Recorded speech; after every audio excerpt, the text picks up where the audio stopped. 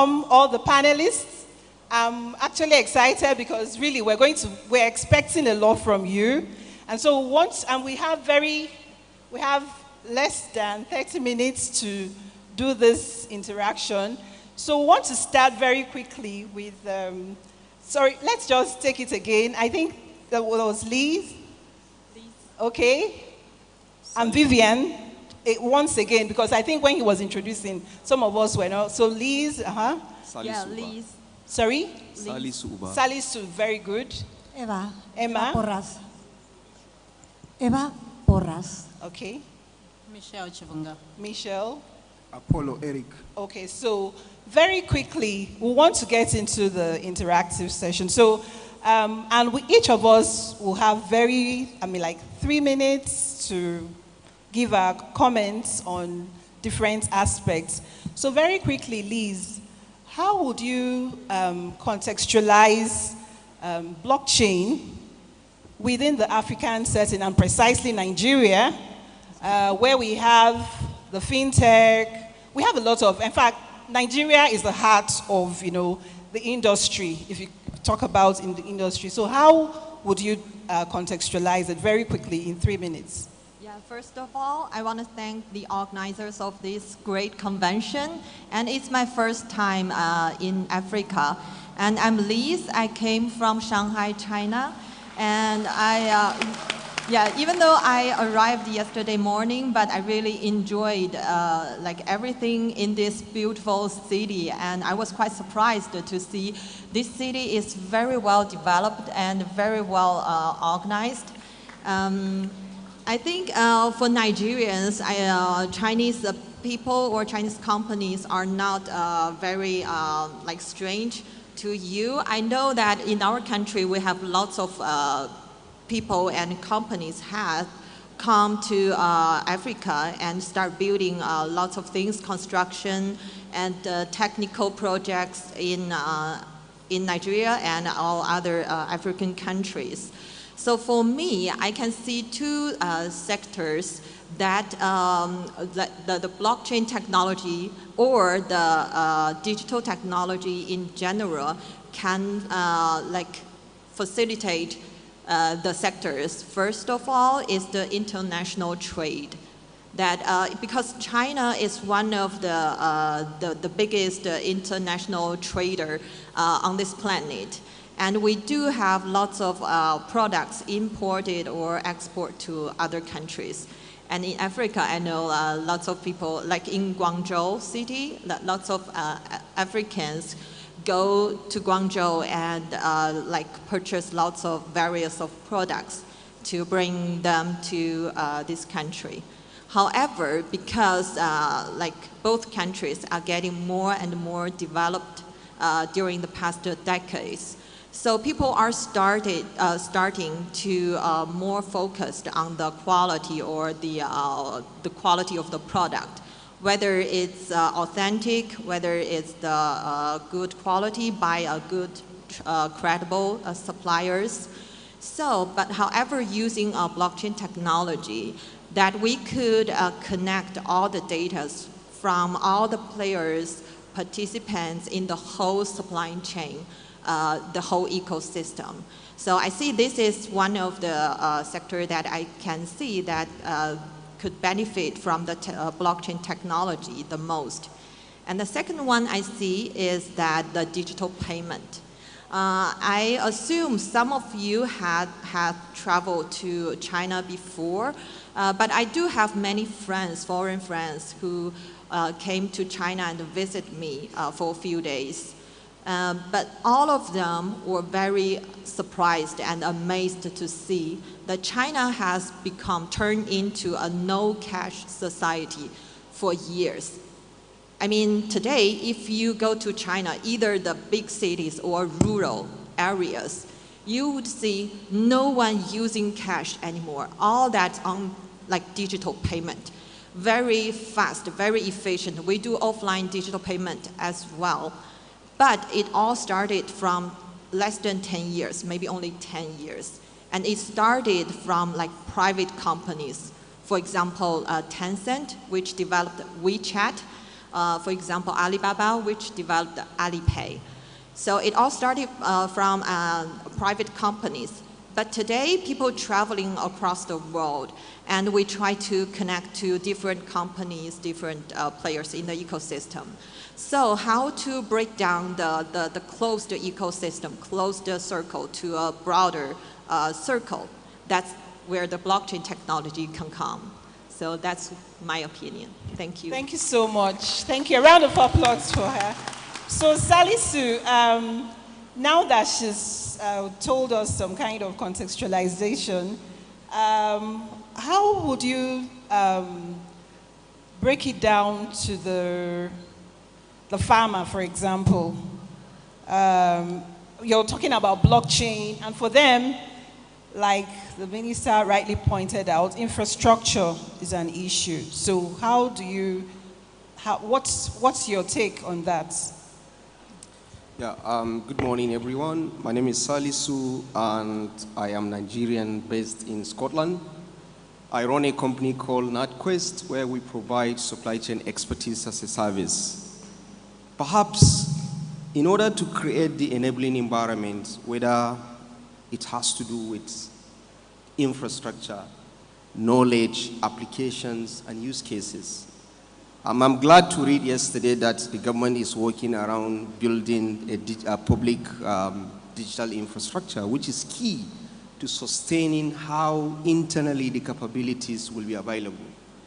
But before then, I think there is a very important key aspect that is fundamental to upscale different solutions within blockchain and digital technology, which is procurement and supply chain. Governments buy products and services through procurement and contract management. It is essential that blockchain has huge area of application in ensuring that the process is transparent, it has the high level of trust building capabilities, but ultimately there is trust within the social contract between the government and the people. So going back to how we are going to break this is that at the end of the day, even if you have the digital infrastructure, different government organizations, ministries and departments are going to buy these products and services through their route to market, which is through procurement and contract management. Yesterday, it was in the news that Nigerian government were able to secure a contract that has really been lagging between a UK firm, PET contract. It shows that the contracting capabilities is flawed. You need a system that will be able to give you high level of visibility. So for me, in terms of application, perhaps we have to look at the low-hanging fruits, where the value is. And as a government, perhaps you have to think about automating your contracts and procurement and supply chain management within the ecosystem. That will give the level playing ground for many businesses to trust on the system and to be able to build and put a lot of investment into the sector. Thank you so much, Salisu. So now, Eva, we are now going to the fintech. Thank you. So, Eva, did you get the question? Okay, so we're talking about the fintechs, and there are issues around fraud, cybercrime. Yes. So how would you advocate for blockchain? So that currently also we're in transit, the cashless nation. So how would you advocate for this in the fintech? So, well, first of all, obviously, thank you for inviting me here. My first time in Nigeria, and absolutely impressed with everything I've seen so far, and particularly the food. It's amazing. So thank you again. And I think this is a very pertinent question, precisely because what does blockchain do? What is this technology basically invented for? And actually is the machine of truth. So basically what blockchain does, and I don't mean any blockchain because there are more than 12,000 blockchain nowadays, and this is what our earlier Logan speaker was talking about, is actually such a complex environment that one has to learn let's say carefully where one is getting himself or herself into, okay? But let's say we are talking about a blockchain like Bitcoin, well recognized and so on. What it does, it establishes one source of truth. It means it is agreed upon people who do not trust each other that something is going on. So for example, in fintech, if I make a payment, it is recognized I am the person who I am supposed to be, I have the right signature, I'm sending it to the right person, this transaction has happened, and everything can be inspected, if necessary, by the right authorities. So it's not really anonymous, it's semi-anonymous in the sense that it's private, but not really anonymous, okay? So actually it's much more easy to do fraud with regular fiat currency than with a blockchain, a proper blockchain, like, let's say BSV Bitcoin. So this is the first point. The second point is that we need to change legacy technology. And I think this is the vision here. The authorities who have spoken before us have mentioned their willingness, but also their capacity and vision to put all of the resources so that this society leapfrogs ahead in this way, you know. And the reason is because legacy technology is inefficient, it eats resources, and like everything, you know, we have progress, we have better technology, and this is blockchain. So blockchain, the right blockchain will give, for minimal cost, it will provide people with many more capacities. So for example, if nowadays shop owner has to pay between 3 and 12% to a credit card for accepting credit card payments, with BSV Bitcoin, well, you may pay 0.05 cents, you know, of a dollar, okay? And this difference in wealth is something that comes back to the country. If you are making donations, for example, you know, like in all of these, I know people here are very, let's say, conscious of the needs of certain sectors of society, and they donate to non-for-profit organizations and so on. You want to know where this money goes from. You know, you don't want it to get lost. And for this is Bitcoin, you know. So it has certain characteristics that make it a safe technology to track and to ensure it cannot be defrauded. So in other words, more transparent, more secure, yeah, and of course, cost-effective. Thank you so much.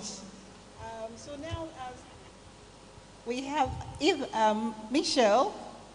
So on the policies, how can blockchain be applied to the one government? Because the government currently also has some one government policies, and how would we apply blockchain to this? No, thank you so much, and good afternoon, good morning, everybody. My name is Michelle Chivunga. I'm the CEO of Global Policy House. At GPH, we focus quite heavily around supporting governments across the world to look at how they can leverage digital applications, including blockchain, artificial intelligence, cyber, data. And for me, really, I'm looking at it from the spectrum of emerging technologies, the importance of emerging technologies and what they can do to actually support growth, you know, in countries as well as governments. So to your question, I think when it comes to policies, you know, it's a number of things. One, you know, we're sitting in Nigeria, which is brilliant because Nigeria, of course, has already got a policy around blockchain and how they want to roll out with blockchain. I think it's really important, especially for the African continent, to start to think about how can we actually leverage these technologies, blockchain, and what policies do we need to put in place so that we can fully adopt the technologies. But in order to do that, I think I'll go back to the point that was made earlier on from the earlier speeches about how we need to actually understand the technology as well first, you know, within the government spheres, right? It's important that we know what we're dealing with and we know how to actually look at regulation and look at policies. Now, I don't think there's any sector where we've heard a lot about, you know, what crypto can do, what Bitcoin can do, what blockchain can do. These are all three different things, right? It's very different on how you treat them and how we bag, you know, things like cryptocurrencies. This is all fall under what we call digital assets. Now, how you treat digital assets, again, is very, very different in terms of policies. So number one, I believe that you must understand what it is that you're dealing with, number one. To come up with regulation and policies, and that is what we're actually looking at for the whole African continent under the African Continental Free Trade Area. So I'm sitting under the FCFT as well and supporting them as one of the digital trade experts, looking at policies and regulations around technologies like blockchain. And what needs to happen really is, one, to fully understand what it is, and then two, to come up with a regulation that do not stop innovation to actually happen, but help to create that environment in order for these technologies or applications or protocols to come in and be fully implemented into the market. So the policy side is actually quite critical as we move forward. And if we don't get the policy side quite right, then we're not going to fully adopt or really use the technologies where it's relevant. You won't believe it, but blockchain is actually really relevant in sectors like agriculture, manufacturing, government services, looking at data and how you actually store and manage data. Again, blockchain can play a big part. Government has a lot of data in Africa which is not digitized. And we need to get that data digitized so that we can use that data to actually come up with some policies and rules. So, interesting conversation. Thank you. So basically, look at Apollo, and we're looking at the entertainment industry. Nigeria precisely is at the top of the entertainment industry.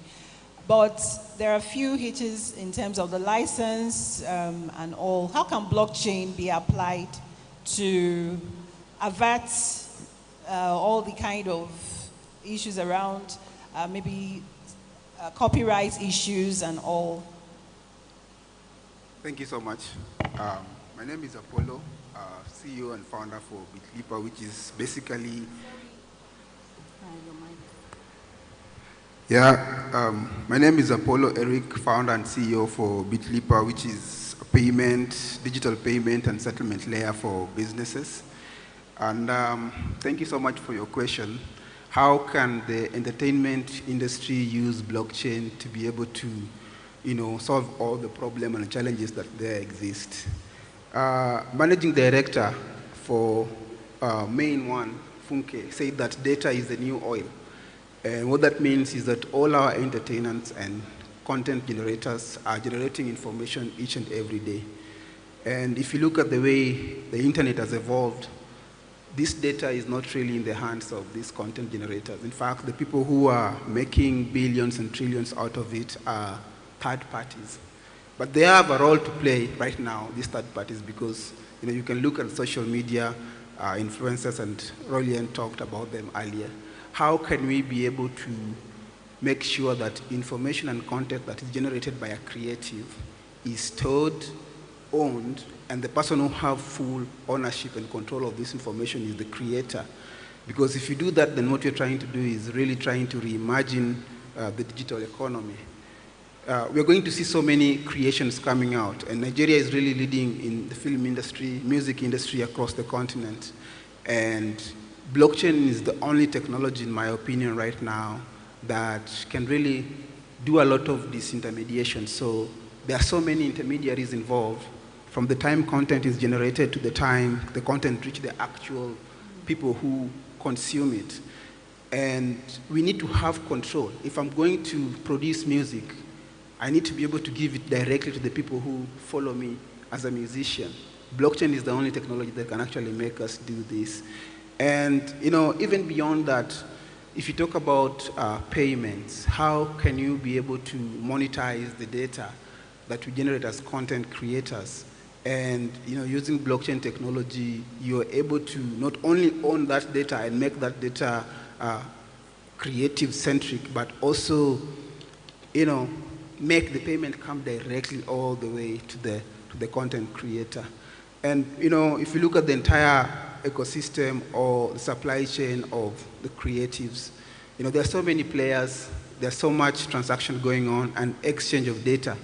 So how do you build trust among all these players?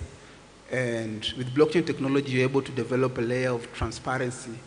You know exactly what each and every player at every level is involved in and their role in the whole ecosystem.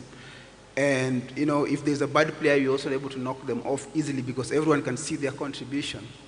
And if there's content that is, say fake, for instance, we're able to maybe detect it early and we make sure it doesn't go into the mainstream, because then people who generate real, genuine content don't get a chance to really enjoy the value of their creation. So I think blockchain really, is the tool, the technological tool that really sets us apart in terms of, taking the creative industry to the next level. Thank you. Thank you so much, Apollo. So now we turn to our panel participants, and we would like to take 5 questions from probably each of the. I would like our ushers to help. At least 5 questions, 1 from each row. Or, hello, is anybody there? So we'll start 1, another one here, and 2 here. That's 3 and 2. So the panelists, so we'll start from the last, from the right. The last row. Or the last. Anybody, any questions? Interesting conversations, you would like to be part of it? Comments, questions, contributions? Like we didn't really cover, because of time, all the aspects. There's job creation also and all. So anybody wants to make some comments? I don't see any hands. Someone should help you. There are some hands there. Okay. Good morning to everybody. I'm Dr. Aminu from Yabatek, Lagos, Agri-Economics Department. I want to thank the organizers of this conference. And my question goes to any of the panelists. Agriculture is the mainstay of Nigerian economy, which employs about 70% of the population. How do we take this technology to the farmers, the real farmers in the rural area, not the white-collar farmers? Thank you. So we'll take all the questions now, or one after the other. Anyone. Yes. One after. Let's take the questions. How do we take blockchain to the farmers? We talked about it, but she wants us to go deeper. Okay. Any other? Yes? Good afternoon. My name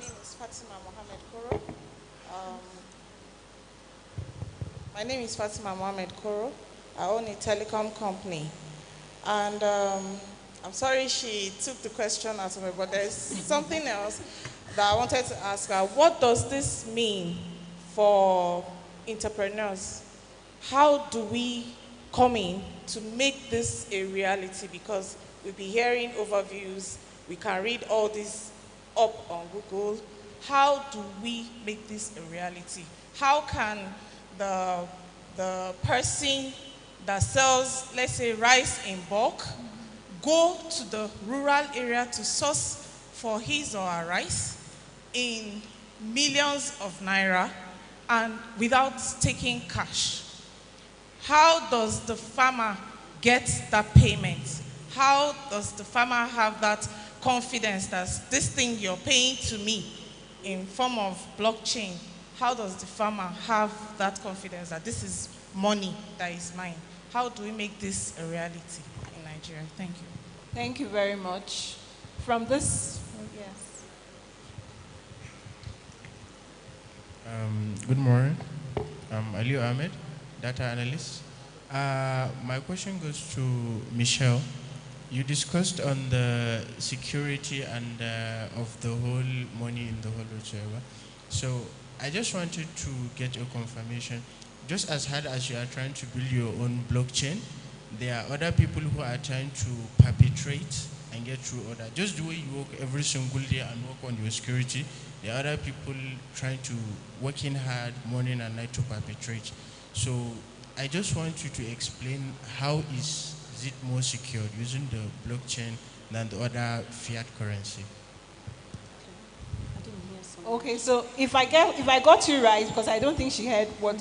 Hello, you're asking how blockchain can be proven to be more secure. Is that what you're saying? No. Than the other, yeah? Fiat currency. Okay. Do you get understand? I can hear a little bit. She's not able to. I'm not here to fully what your question she's not able is. to make out what you were So saying. maybe if you're just a bit louder. Maybe, yeah. Oh, okay. I just want you to make more emphasis. As you have said, blockchain is more secured than using the fiat. So I was just asking, as you work every single day to work on your security on the blockchain, so as other people work so hard every single day and night to perpetrate or hack your own blockchain. So how is it more secured using the blockchain than the fiat? Yeah. Thank you. And the last?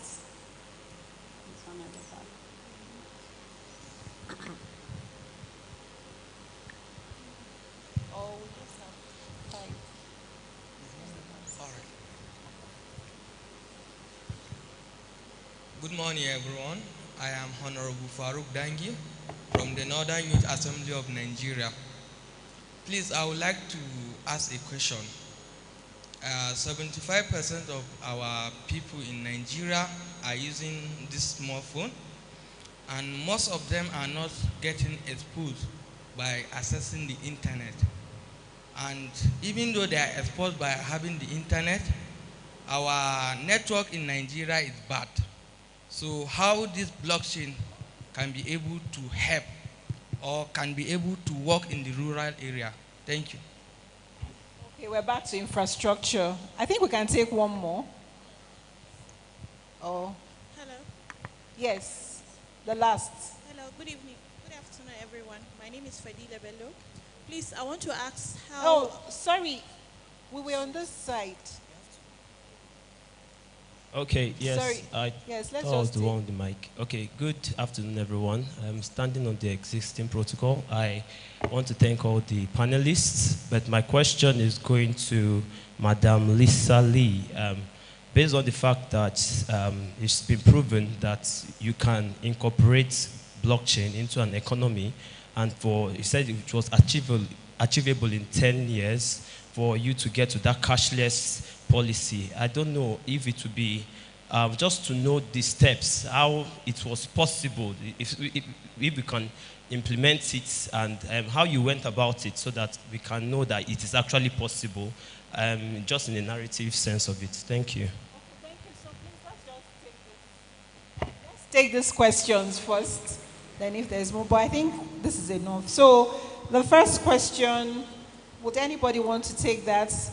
Blockchain, how farmers can, we had touched on it. You would like to take it again?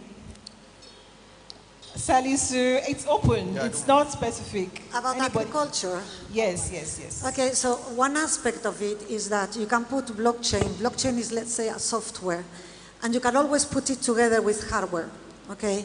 And what you can do, for example, let's say that there are governmental funds to help farmers in case there are droughts or there is floods or whatever. So you can always take, the hardware of a drone together with the blockchain to draw the areas that are in bad condition so that there are no disputes as to what has happened in these lands. And it can ease your asking for funding, for example. So this is just one example in which blockchain can help farmers advance their needs and their interests. Can I add to that? Yes, I think just to give another example, so when I was talking about converged technologies, where you can use different technologies, right? The farmer example is a very excellent one, especially for Africa, because most countries, I'm from Zambia, it's the same in Zambia. Most of our people are farmers, most of our women are farmers, right? So one of the things that you can do is actually take blockchain technology together with a combination of artificial intelligence, where you can do predictive analysis in terms of looking at the soil, looking at predictive weather patterns to see when you can grow your crops, when you can harvest, when you can have, for example, AI irrigation that you can use for your farming. So it's very, very important too. That helps you to almost kind of predict what will happen. And then it will help the farmers understand, when am I planting something, when am I harvesting, when am I not? When is the difficult season for me to do A, B, C, D? But the other also important element for farmers is also, all this is data collection, right? You have huge amounts of data that you're collecting. And that data is also going to be helpful to inform the farmers, what is required. And beyond the farmers, the governments as well, or the support systems that are there, if they have that data also, they can know what support, whether it's financial support, whether it's fertilizer support, or whatever it is that the farmers need. You get better information, you can make better decisions as well. I want to add something on agriculture too. I agree with Michelle. It's not only how blockchain can facilitate the farmers, but it's the technology, the new technology, like combined, integrated with each other. So in China, because I witnessed how agriculture farmers like business changed a lot. Like years ago, that all the fruit, how can like people like us get fruits? It's only like either you bought it from some stores or supermarket. However, because of the internet, high speed 4G, 5G internet covered the whole country, even those very poor rural areas. So right now, like half of the turnovers on fruits are actually like peer-to-peer like transactions. Is that we purchase fruits like in box from e-commerce platforms, but actually the box of the fruits were actually sent by the farmers. So it's not only blockchain, but however, all these internet infrastructures, all these e-commerce platforms, all this digital payment, and a lot of others. However, I still see a great potential by integrating blockchain technology. For example, in our countries, we introduced lots of high-value fruits from different other countries. And by bringing them to China, it took years for for species to be mature. Usually, like for cherries, it takes 7 or 9 years for the first harvest. So it's like doing a clinical trial. You need to prove that it's the species you introduce to China is that it can create very high quality, very sweet fruits. So you could put those data onto blockchain, and in the future, maybe in a few years, you provide to your wholesalers or your ultimate consumers to show that this species of fruit came from which country and how we developed it in this land. So all of that data can be trusted by just putting them onto blockchain and can be used by like various third parties in the future. Can I add one more thing? It's in reference to what she was just explaining. Beyond, the case she's particularly referring to as a farmer and as a cattle owner or anything, blockchain does very well with tracing. So it means if you are from a region that is proud for a certain product, you can use blockchain to prove your crop came from that region, and therefore you can market it and export it at a special price. Why? Because blockchain is going to trace all the process from your land where you took your crop, how you pack it, how it was shipped, until whichever supermarket, wherever in the world, okay? And this could afford you an extra, price. You can sell for an extra price just because it comes from your region where some specific products are famous, So this is another way in which blockchain can help the farmers. Sorry, Eva. Well, hello? Yeah. Hello? One of these.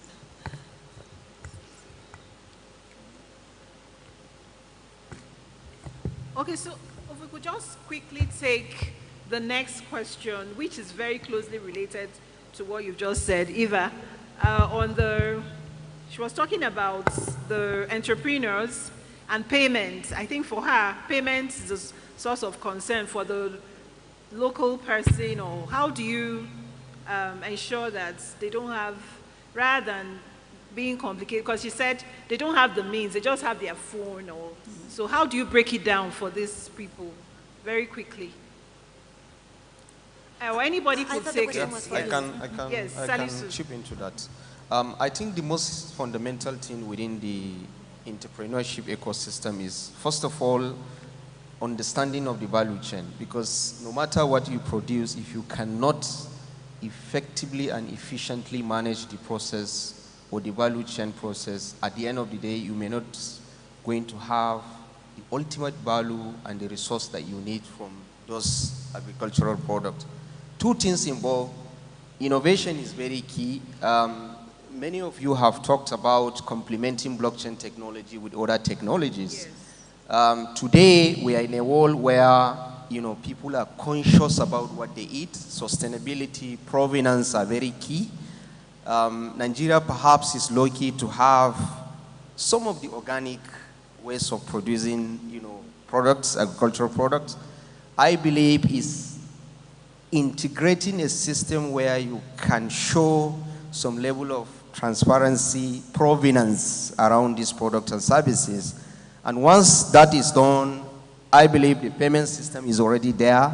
It's about access to the right amount of technology, internet, and different tools and technologies like the AI, IoT, and all of that to bring together an effective ecosystem that at the end of the day, we are not just having ideas, we are having clusters across the different segments of the regions across Nigeria. And you are able to maintain an effective, efficient product, information, and finance across the agricultural value chain. So that's essential. So my message is that for agricultural entrepreneurs, think about the problems and how can blockchain technology and other complementing technologies bring about trust, efficiency, management of value chain, and ultimately the finance. So once you have that, you'll be able to achieve incredible results. Oh, fantastic. So anyway, basically what I understood is that there should be some form of awareness, sensitization, and also some transition, because you can't just go to blockchain. There's need to, kind of help people to transit. Yeah. Thank you. So the next is for Michel. Did you get it? On security. He was saying that, yes, you're building the blockchain, but you know that also there are other guys there also trying to. So what are the things in place? What do you have in place to ensure that, the confidence, that to make people confident that, okay, this will go, will fly in spite of the challenges? No, thank you. I'll answer quickly also on the payments question around entrepreneurs. And then dig into your question on the security, which is a great question, because, when you talk about, in fact, I've just come out with a paper, guys, that I've written for MIT on this. So you can read it later on, which goes in depth around how do we actually benefit small, medium enterprises and entrepreneurs in terms of blockchain and emerging tech, and then how they support governments as well as investors, right? So for entrepreneurs, I think, when you talk about payments is one of the most difficult things when you're transacting, whether you're transacting online or you're transacting offline. So one of the benefits of technologies like blockchain is that it enables payments to be a bit more seamless. So it makes it easier for you and I to exchange value, right? We do peer-to-peer, as you heard earlier on. So you can send me tokens through my phone, or you can send me through my digital wallet, and we can enable payments like that. And what you're seeing, especially in Nigeria, is a lot of the payments guys coming in fintechs. Bringing in a lot of solutions to help with payments. Now, your question, somebody also asked a question around the rural side. How do we ensure that the rural economy is also supported? And one of the important things with that is that we also need to make sure that digital infrastructure and connectivity is also accessible in the rural areas. And where it's not accessible, again, you can actually use blockchain and other technologies to enable access to payments or financial inclusion in the rural areas without necessarily having a smartphone. So there's ways you can actually develop that as well. So the technology can play a part in terms of enabling payments, making it a bit more seamless, at the same time making sure people are a bit more financially included in the system in the rural areas as well. Your question around security is an important one, right? It's not necessarily just a question to say, oh, is the digitized digital assets more secure than fiat? Right? Fiat is a whole different category of, see, what you're seeing now, a lot of, for example, central banks are looking at digital currency, right? And using technology to actually create digital currency. So if digital version of your Naira, digital version of your pound, your sterling, your kwacha, whatever it is, how can we make that much easier? Does it make it easier for people to actually access that digital Naira or not? Now we're saying the technologies, blockchain, is going to enable more security by you designing your digital assets onto these technologies because it's more secure. Why is it more secure? Because actually technologies like blockchain actually are based on what we call cryptography, right? So cryptographically secure. So this is codes and things that are written that make it more secure than the ordinary a database that you might have, right? So there's a whole element around how these protocols are actually designed to make it more secure. Not every blockchain is secure. Like you heard, there are millions and millions of blockchains, lots of blockchains, but not all of them are secure. And as the technology matures, it hasn't fully matured yet. As it matures, the more security, the more secure it will become. So one of the most concerning areas and the problems we've seen, especially in the crypto space with things like, FTX and people like that, and the challenge we had is that also there's a lack of security, there's a lack of understanding of what it actually means when you're dealing with certain protocols as well. So my general thought is that over time, we're going to see more and more secure protocols, right? Which will be developed with better code, with better cryptography, that will make it more secure. We haven't even touched things like quantum computing that is coming. We haven't talked about cyber-proof systems, which will all be embedded. Apart from just blockchain, there's other methods of security that you can embed that are a bit more secure than you just carrying your cash in your wallet, which can be stolen any minute and day. That's it. Thank you. Thank you so much. A round of applause for everyone. Okay, so basically, I think you just answered 2 in 1 questions because did you touch on the aspect of the process? Somebody wanted, but I think our time is up actually. But you can refer them, or you can post your details in terms of your book. You refer to your book where they can get the details of all this. I want to thank all the panelists. You've been so wonderful, amazing, and it's been very dynamic and interactive. Thank you. And to the audience, thank you. Thank you.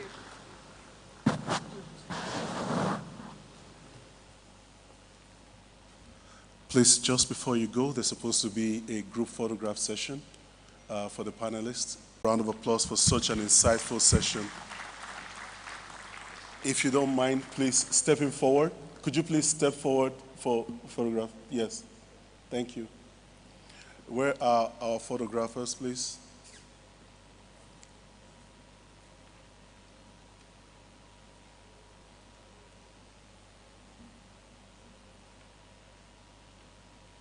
It's going to be a talk, and I believe a very insightful one at that. But before we move on to that, again, I want to make a few announcements so that we'll know. But please, Imra Koko Ketin, if you're around, please just get ready for your talk. Koko Ketin is the head of operations at Born, and he'll be giving a talk about the intersection of spatial computing and artificial intelligence. Just get ready. You'll be called on stage shortly. All right, thank you. But before he comes on, I need to let you know we have a bag of goodies here for a lucky participant at this event this afternoon. You will be winning. We have 2 participants who will be winning 2 Samsung Galaxy phones courtesy of NITDAin. This is going to happen immediately after lunch. We have 2 panel sessions that will be running concurrently after this speech. And immediately after lunch, we're going to get into the games that will afford you the opportunity of winning these lovely phones. How many of you would like to take away a brand new phone from this event today? Not so many people. All right, maybe we'll cancel that session, right?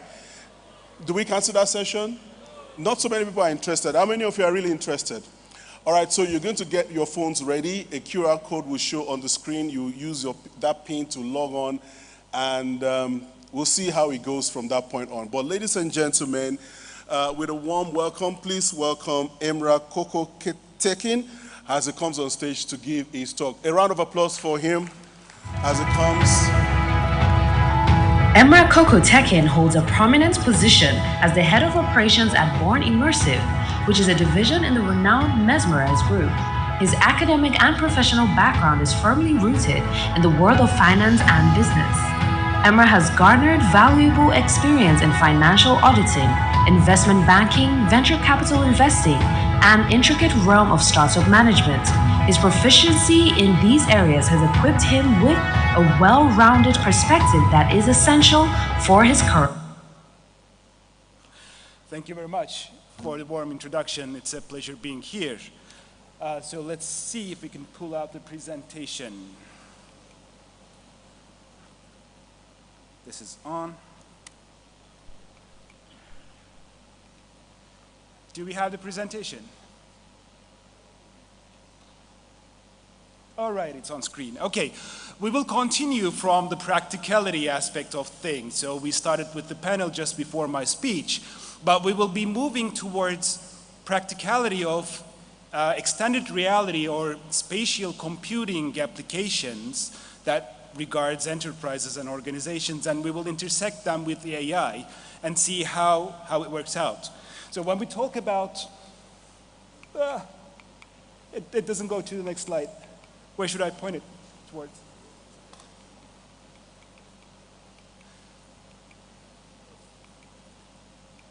Does it go to the next slide?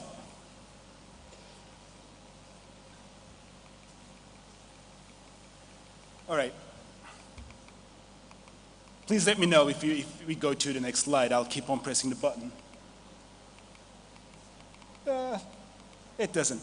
Okay, so when we talk about intersecting spatial computing and AI, I would like to start with setting the scene first and tell what we mean by spatial computing and what we actually mean by AI. So when we say spatial computing, we refer to human interaction with a machine, be it a computer or extended reality devices such as virtual reality headsets or mixed reality headsets, and in which this machine retains and manipulates reference to the real objects and spaces. So the machine understands the space and lets you to interact or superimpose images, 3D assets into the scenery that you're in. All right, never mind. And when we talk about AI, we take a holistic view on AI, and we say that AI, we refer to AI as the combination of all the techniques that enable computers to mimic human-like behavior, human-like intelligence. So it's not only machine learning, it's not only large language models, but it's the combination of all the techniques for a machine, for a computer to mimic human-like behavior. And excellent, thank you. I'm part of Mesmerize Group. I represent Mesmerize Group and proud to be a sponsor of this event, and thank you very much for having us here. At Mesmerize Group, our focus is intersecting spatial computing and AI and help enterprises, organizations solve their problems. We have 6 companies within the Mesmerize Group. I'm part of Born, the immersive transformation company where we build end-to-end products, and I will give a few examples of the products that we build as real-life use cases of how we intersect spatial computing and AI. So let's dig in. So how does XR and AI intersect? I guess I'm not moving forward. You're doing for me. Can you go to the next? Yes, and one more, please. One more? All right, excellent. So AI, as I said, is a combination of techniques that enable computers to mimic human-like behavior. You can think of it like as the brain, right? But it needs an interface so that it can communicate, it can interact with people and with other objects and with the environment. That's where extended reality comes into place. Extended reality, virtual reality and augmented reality and mixed reality is an interface for AI to interact with the outer world. But in return, as XR enables AI, AI also enhances the experience in extended reality. Moving on to some use cases where, one more slide, please, yes. So one of the fields that we found interesting at Born is utilizing extended reality, more specifically virtual reality, in forms of training and more specifically hard skills training applications. Hard skills applications in VR training is, can you move more, a few more? Yes, one more. Yep, all right. So when we talk about virtual reality and hard skills trainings in virtual reality, it makes a lot of sense to use extended reality in trainings to train employees in which the trainings are difficult, dangerous, or really expensive to simulate in real life. So let me give you an example. In a manufacturing facility, you might need to stop the operation, stop the factory from producing the goods in order to train your employees, and that translates into revenue loss, right? Or for instance, I will come to the example of aviation. When we're training aviation engineers who maintain and repair large aircraft. So part of their training is for on-the-ground maintenance people is de-icing a plane. But when you want to train a person, a Nigerian aviation engineer in Nigeria, in Abuja, to de-ice a train, it is impossible to simulate a frozen airplane in real life. Whew, it's hot, yeah.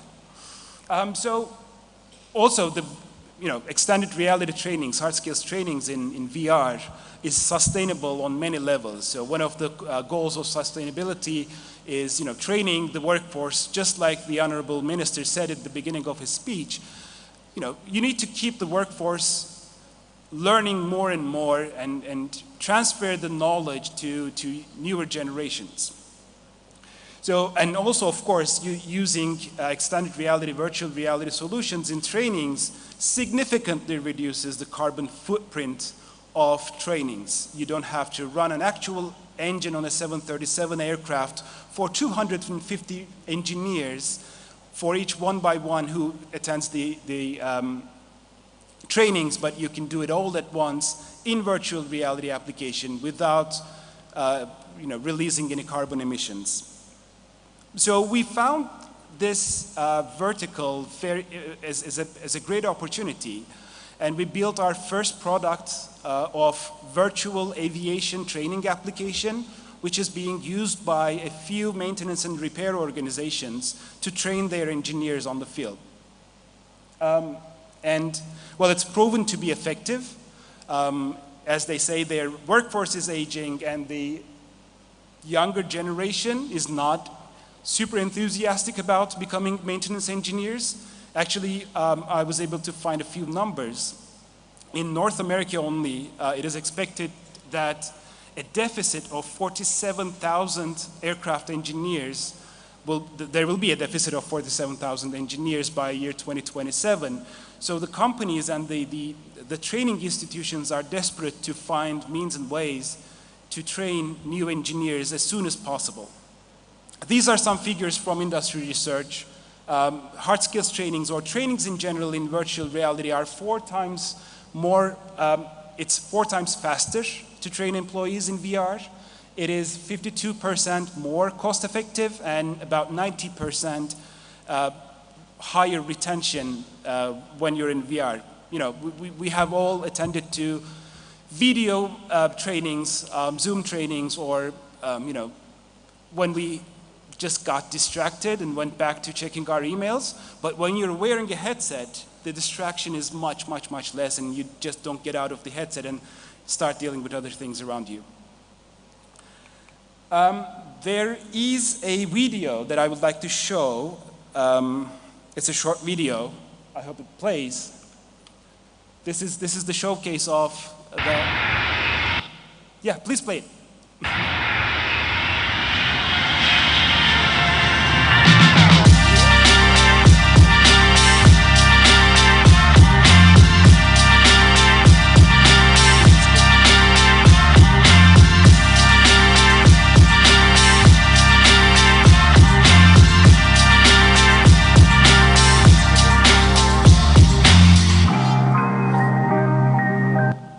Yeah, let's skip it. That's fine. It was a beautiful video. I wish you'd seen it, but that's all right.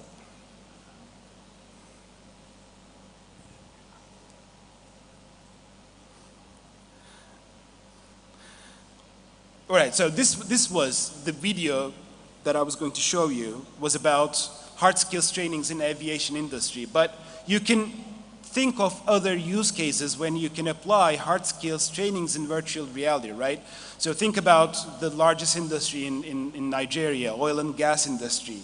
There are huge opportunities to create training applications there, and also in aerospace, in manufacturing, in drilling, in shipping, where you can build the digital twins of the assets you have, the factories you have, and make the virtual reality assistant, the virtual reality environment interact with the trainees, with the workforce, with the employees, so that they can infinitely practice their trainings. So let's intersect VR with AI. So currently, we use a lot of AI tools to assist the instructors in virtual trainings. This means, the instructor can communicate with the AI chatbot. Can we move on a few more clicks, please? Yes, perfect. So we created this chatbot with AI capabilities and taught a general familiarization training of a Boeing 737 to the machine, to the AI assistant. And both the instructor and the students, the trainees, can interact with the bot, ask questions, get the relevant answers. So the AI currently assists the instructor, but eventually the goal is to eventually replace the instructor so that there are no more bottlenecks of instructors. Even though, you do trainings in virtual reality, currently you need the assistance of an instructor to teach you everything and show you everything in VR. But eventually eventually AI will replace the instructor. So, the trainees, the workforce, the employees are not bound to the times of the instructor. They can get trained whenever they want, wherever they want. Right, and also, so, this is one of the important things that came out of research. So during these training sessions, the younger generation is mostly afraid of asking questions to the instructor, given that this is their profession and they are, afraid of asking stupid questions and, be marked as, this guy has asked a lot of nonsense questions in the training, but they can actually interact with the AI, and there's no more fear of asking, stupid questions. All right, let's move on. The next phase is I'm clicking. All right, one more time. Yes. Okay, we train the employees, we train the workforce by VR. So the next phase is utilizing mixed reality to assist them with their on-the-job tasks. And what I mean by mixed reality is utilizing mixed reality glasses such as Magic Leap or the previous HoloLens or the ones that are coming about. The mixed reality on-the-job assistance processes or applications help the workers to do more efficient work on their job, and they can get remote assistance from other engineers from that live on the other parts of the world without having them to wait for them to fly all the way from, say, Japan to fix an excavator. They can put on the mixed reality headsets. Both of them can put on the mixed reality headsets. The engineer in Japan can see what actually the engineer in Nigeria, in Abuja, sees and can guide how to fix an issue in case there's an issue. And also, well, this is a big country and it takes quite a lot of time to travel from one place to another. So, reducing the time required to travel will result in substantial cost savings and substantial efficiency increases. Again, let's intersect mixed reality with artificial intelligence. Next slide, please. And one more. One more. One more. Anyway, yes, remember, AI, as I said, enhances extended reality or spatial computing in general. So when you combine an AI assistant with mixed reality, as you can see on the photo, on the image on the right-hand side, the AI can integrate or communicate with the enterprise resource systems with the inventory of the enterprise, see if the required piece material is in stock. If it's not, it can place an order. And also, since the AI will have the understanding of the real space around you, will have the understanding of what you have done with the engine so far, when you need assistance and call the AI assistant through your mixed reality glass, it will give you exactly right directions for you to keep on working on your task. Let's move on. All right, so we talked about a lot about how to intersect AI with spatial computing. So I'm going to focus just a little tiny bit on the dangers of applying AI very shortly. I'm going to start with saying not all artificial intelligence solutions are fit for enterprises. Can we move on? I'll show a quick example. So this was a question that was asked to ChatGPT, which is a phenomenal product. It's mind-blowing. It's amazing. So if it takes 5 machines 5 minutes to make 5 devices, how long would it take 100 machines to make 100 devices? So the answer is not 100. It's 5 again. But ChatGPT thinks it's 100. So this is an honest mistake. This is a mistake that each one of us can make.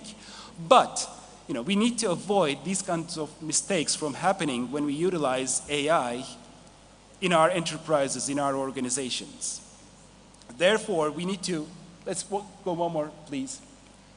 That's why we need to apply some filters for the AI to be perfectly fit for purpose in organizations. One more, please. Yes. And these filters specifically need to check for correctness, completeness, conciseness, and relevance of the data that is being fed to the consumers of AI. So we need to absolutely make sure that the AI machine doesn't hallucinate, doesn't give you wrong answers, and we need to check, just one more please, we need to confirm every answer with the golden data set, that's what we call it, the golden data set, which is the absolute source of truth for the organization, so that AI can reply to your inquiries in a concise, correct, complete, and relevant manner. My final slide is the key takeaways. So I started by saying AI needs an interface. Can we have 3 clicks, please? AI is the interface.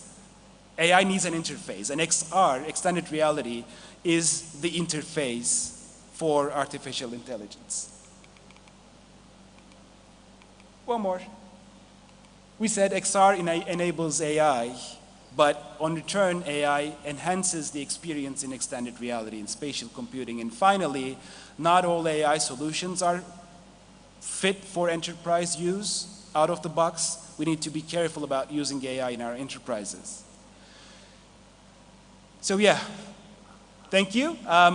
Again, my name is Emrah Koktekin. I'm part of Mesmerize Group. I represent Born Studios. We have a booth out there. If you'd like to learn more about our solutions, we'd be happy to meet you and tell you more about it. Thank you very much.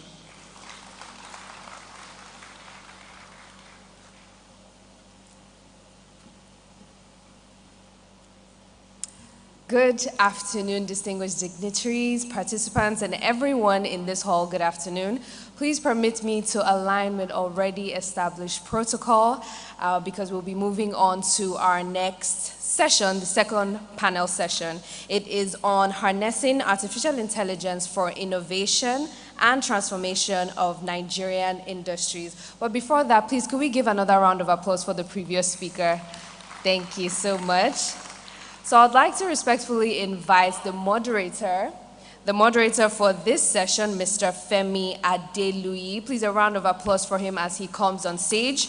He is the National Coordinator for the National Talents of Export Program. Please, another round of applause for him as he comes on stage. Okay, yeah. So I'd also like to invite the speakers for this session. We have Mr. David Edoja, CEO Analytics Intelligence. Yes. All right, that's him. We also have Mr. Daniel Dahl Steenberg, the co-founder, Eden Base. A round of applause for them as they come on stage, please. We also have Mr. Michael Collins, founder, CEO, Periculum. And the last, we have Ayanda Luthuli, CTO, Paycode. All right. So before we start, I'd like to announce that there was a lost purse that was left at the eating point. So if you lost your purse, you can meet a stage manager and get it back. So yes, so thank you so much. I would like to hand over to the moderator as they start this session. Please, a round of applause for them. I'm very sure you'd enjoy this session. Thank you once again.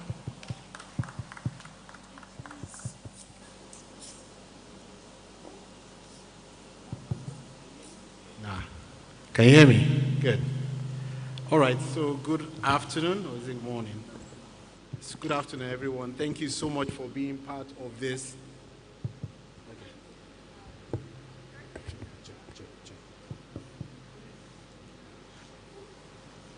Oh, so sorry. Sorry to interrupt. So there will be a concurrent session happening at the Executive Hall. That's the breakout workshop session on emerging technologies in action, real-world applications, success stories, fintech, creative economy, healthcare, and agriculture. So for those who will be stepping into the Executive Hall, that will begin now. So you can make your way to the Executive Halls for those people that will be involved. Thank you so much. All right. You can carry on, sir. Thank you so much. So thank you, everyone, for joining this session. I'm happy to be here to moderate this panel. I'm excited about what we're going to discuss. I would like us to just start by self-introducing for 1 minute. Just tell us a little about yourself, and then we'll take it from there. I'll start from the extreme left with David. Fantastic, thank you. Hello, everybody, and thanks for having us on this panel. So my name is David Edoja. I'm the CEO and founder of Analytics Intelligence. We are a data analytics and artificial intelligence software development company, headquarters in the UK, but we've got offices in Nigeria here, and we're expanding. A lot of what we're doing primarily is kind of helping everyday users access data and insights a whole lot more intelligently. And the applications we built are kind of focused around that. We provide training. We have a library of data sets to kind of help developers access machine learning solutions. Thank you, David. Over to you, Daniel.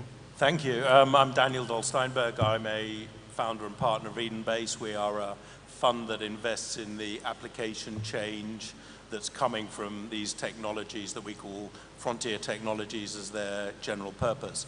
My background is I've been in disruptive technologies, either building them or founding companies in them for 30 years.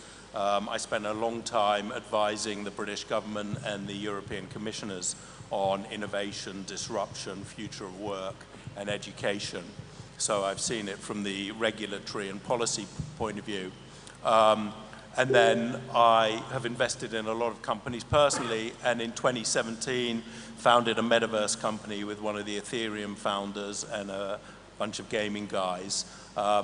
I now run this fund, and as I say, it's all about investing in the applications of these technologies. And during the lockdown period, I wrote a book called Unsupervised, which is talking about what the world is going to be like by 2030 with a combination of technologies which came out last month.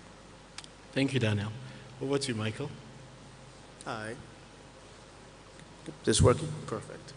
Hi, my name is Michael Collins. I'm the founder and CEO of Periculum, and we are an AI ML company, and we build data analytic software solutions for organizations to help them to make better decisions. The head office of our company is based in Canada, but we operate in 4 African countries. We have worked with all different types of organizations, from financial institutions to fintechs to government agencies, etc. And it's a pleasure to be here. Thank you very much. Over to you, Ayanda. Hi, my name is Ayanda Lutuli. I represent an organization called Paycode. I'm the technology officer. We focus on rural payments. We solve the question of identity for one who does not have identity. We solve cost by providing an offline wallet for the payer. And we solve connectivity by ensuring that an individual in the rural area can do all payments such as bill payments, sales, cash withdrawals completely offline. Thank you. All right. Thank you so much. Let me first crack a joke. You know, his name is also a name in Nigeria. So I was not sure how to pronounce it. There's Ayonda. So I was wondering. All right, so let me say a little about myself before I start the questions. I'm Dr. Femi Adelui. As you heard, I'm the national coordinator of the new government's program called National Talent Export Program. And it's focusing on, you know, making sure that we take advantage of the talents we have in Nigeria, just like the keynote speaker talked about, to make sure we can create jobs for them. I also have a professional certificate in AI and machine learning from MIT and do some research on AI for healthcare with MIT faculty. All right, so welcome panel. There's a lot of hype about AI, right? So our panel is talking about how we can harness AI for the sectors and industries in Nigeria. But like I said, there's a lot of hype about AI. Can it do this? Can it not do that? I mean, what can it really do? Some skeptics say that AI is neither artificial nor intelligent. You know, some other people feel that, you know, AI is not ethical. I mean, sometimes it's biased. And so, you know, I know that there are some challenges and perils, but we all know as practitioners in the field that there are many opportunities, there are many benefits with things like generative AI, with large language models. Most people now, when you tell them to do things, right, they start out with ChatGPT and refine their thoughts from this. So there are a lot of advantages. I would like you to, let me start from Ayanda, from the extreme here. What do you think is a key sector that Nigeria, I mean, obviously you can mention different sectors or even the same sector. So mention a sector and tell us what area you think AI should be used to focus on in that sector. Sure, thank you. Yeah. I'll focus in my comfort zone, which is payments in rural areas. In rural payments where identity may not be known of that individual, we use biometric for authentication. And one of the things that is great in Nigeria, the NIN, I think has reached 100 million issuance, and the BVN, I think, is above 60 million. I may be off on that. Is that you need large machines to prove that people are unique. You need to deduplicate people. We need to get these people from the rural areas into the system, but the same person may present 5 times.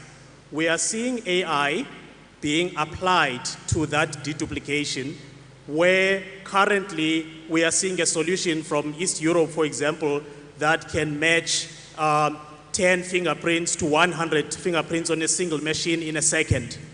And that's not because of mathematics, that's because of AI. In our sector, where we distribute funds in rural areas, our users today queue in order to load an offline token onto a smart card or onto a phone. But I see a day in which I simply need to be near field. It can be a crowd as this one, and as long as I'm close to my token, and my token can be loaded to my device and I can walk away. So I see AI scaling payments. I see AI allowing people to do things faster, especially in rural areas. Online systems for urban areas are well developed. The number of fintechs in urban areas are vast. So I see really the impact of AI more in the rural sector. Thank you so much. Michael, what do you think? What's your take? So I'll start by going back to what Ms. Funke, our keynote speaker, mentioned. She talked about, you know, leapfrogging current processes. And when you look at AI, I believe AI has the opportunity to help us to leapfrog current processes.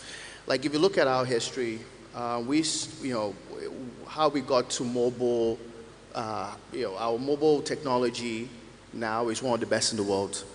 And we literally went from mainframe computers, and we skipped, in Africa anyways, we skipped desktops, we skipped laptops, went from mainframes to mobile computers, mobile devices. And what that has done is that it enabled us to be able to advance a lot of technologies that actually puts us ahead in many other countries in the world. For example, when you look at our financial technology platforms, we have the ability to send money instantly from one mobile wallet to another.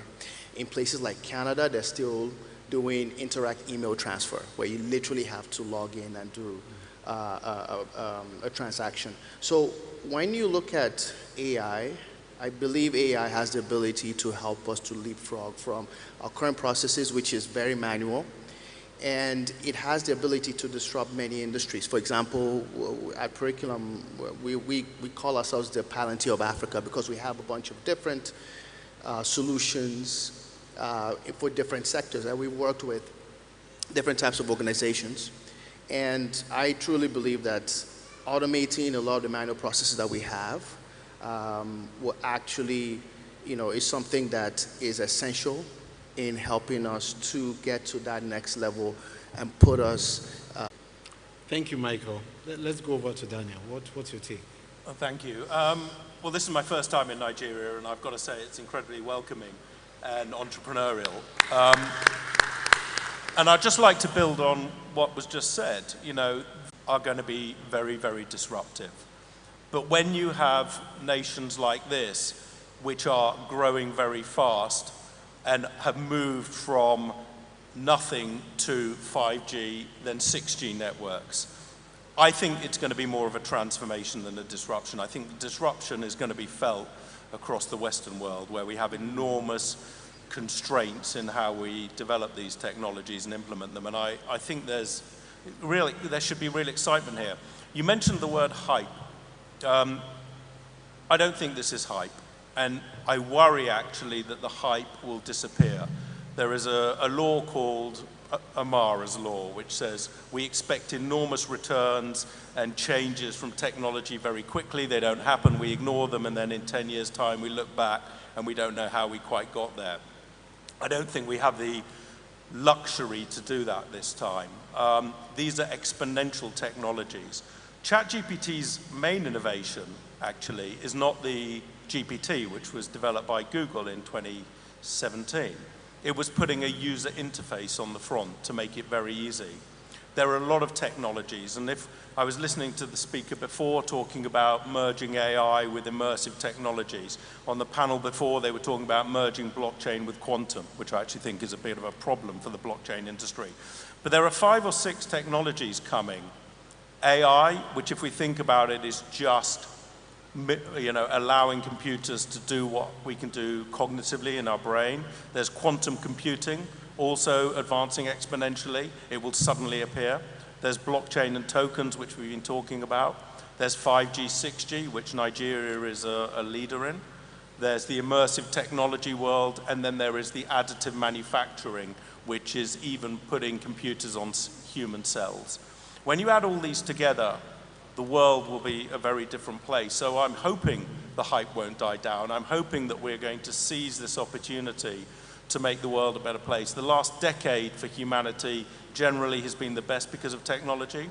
There is nothing to assume that these technologies aren't going to do the same, but they need to be adopted and we need to adapt to them. And I just think this is from what I've seen already, it's going to be a great place for it. Thank you, Daniel. Over to you, David. I couldn't have put it any better. I think exactly what Daniel said. I think I'll just follow up on that exactly.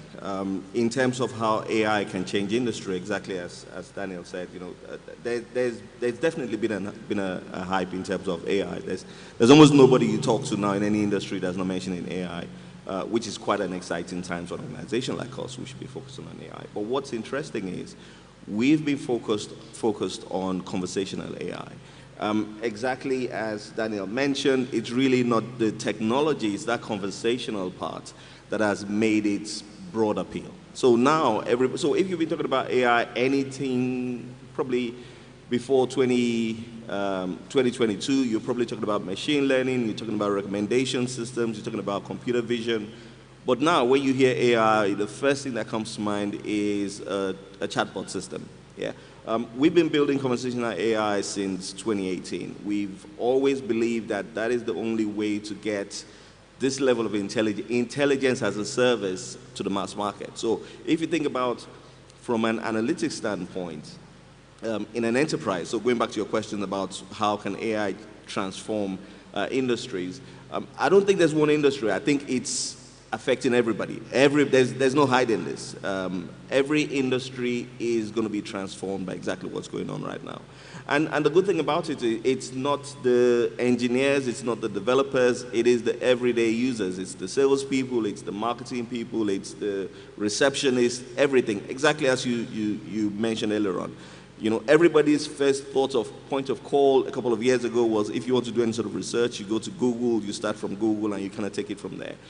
Google's gradually losing that position because now people are going to ChatGPT, they're going to Claude, they're going to Bird. Because it's not just a case of giving them search results, it's that reasoning part. It kind of kickstarts you in the right direction of what you need to be thinking about. So from an industry standpoint, it's really fundamental that governments and even, you know, CEOs and C-level chiefs understand the impact that this transformational change is going to have. And I'm really excited for a lot of things happening in Nigeria. You know, we have offices here. It's interesting to hear what the minister said about the 7 pillars. It's interesting to hear that they put education at the forefront of how a lot of these sort of things are changing. Because there needs to be a mindset change. It can't be, you know, as the other speaker said, the new normal. There's a new normal happening now where the mindset has to change in terms of how you approach a lot of problems. And exciting times. Thank you so much, everyone. You know, when we started using computers in the 80s and the 90s, there was a term called WYSIWYG. It meant what you see is what you get. With AI, I would like to change it a bit. It's what you learn is what you get. So that tells us that data is very important. I would like us to talk about that aspect of data because our AI solutions and platforms are only as good as the data that we will learn from. So I'll start from you, David. Tell us what you think we should focus on as we harness AI in Nigeria in terms of data. Absolutely, and you know, that's the foundation. You can't do anything without the data. Interestingly enough, our product is called, well, it's called Data Assistant, but its original name was called My Data. Okay. And the idea of it is really based on the value that data brings. You can't, it's like saying you want to drive a car, you don't have gas in it. You can't do anything. Yeah? Data is such a key, fundamental, well, collecting the data is a key thing. That's a completely separate conversation. So we've been in Nigeria since 2019. We've worked with different organizations, from government organizations to banks to telcos.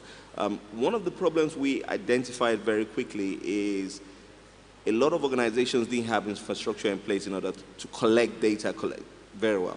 Yeah? So when you think about data, you're either thinking about structured or unstructured data. You know, most systems already would easily work with structured data, but you know, in the world we're going into now, in a place like Nigeria, a lot of it is unstructured data. You go to a bank, they'll give you written files. It's not, you don't get anything digital. You know, one of the projects we had, we literally spent close to a year just taking written data and translating it to be digital.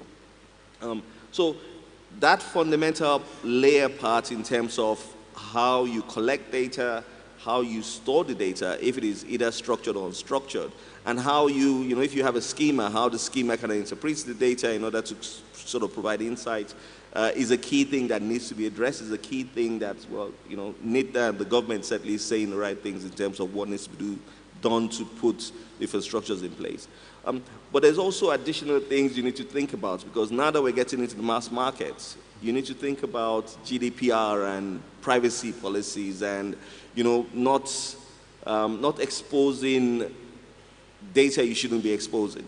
Yeah? Again, like I said, we worked with different organizations, and we were really shocked one of the early stages where we were running a machine learning project, and they said, okay, yeah, we'll give you some training data sets, try to see if you can do this. And they gave us data that we're like, we can't even take this. This is, as in everything, names, phone numbers. It was just, but there's an educational part that needs to go in. It's exactly what I was saying earlier on. People will learn, or they have to start learning, because those changes are happening now, in terms of knowing how to protect the data, knowing how long you keep the data for. So if you go to, like some of the projects we have in the UK, we have clauses in the agreement that we can only store data for 3 years. You can't store it any more than that. If the client wants it to be stored much longer, they have to come back and say, yep, store it much longer than that. So these are the sort of things that need to go into policy. These are the sort of things that need to go into within the government to say, okay, they're talking about the 3G, 5G. We're in 5G now. The sort of infrastructure in order to collect the data correctly, and I think we're on a good start in Nigeria, but I think as more thought is put into it, we'll get a number of things right. Thank you very much, David. Over to you. Thank you. Well, as I mentioned earlier, I wrote a book during lockdown. It took me 2.5 years to write, and I never wanted to be an author. And I don't envisage writing another book, but if I did, it would be about data. Data is the most important thing. We covered it in the book a bit, but it's a subject on its own. I would elaborate on what's just been said. The rules around data at the moment are not suitable for what we're going to see. We work with a bank that we want to apply some quantum proof of concepts with them. One of the parts of our business is to help companies see how these technologies are going to impact them. But the computers they need to use are not in the country can't export the data. These are going to be enormous things. One of the things I found out when I wrote the book is actually only 0.04% of our data that's stored digitally is accessible. So that means sort of 99.96% is not.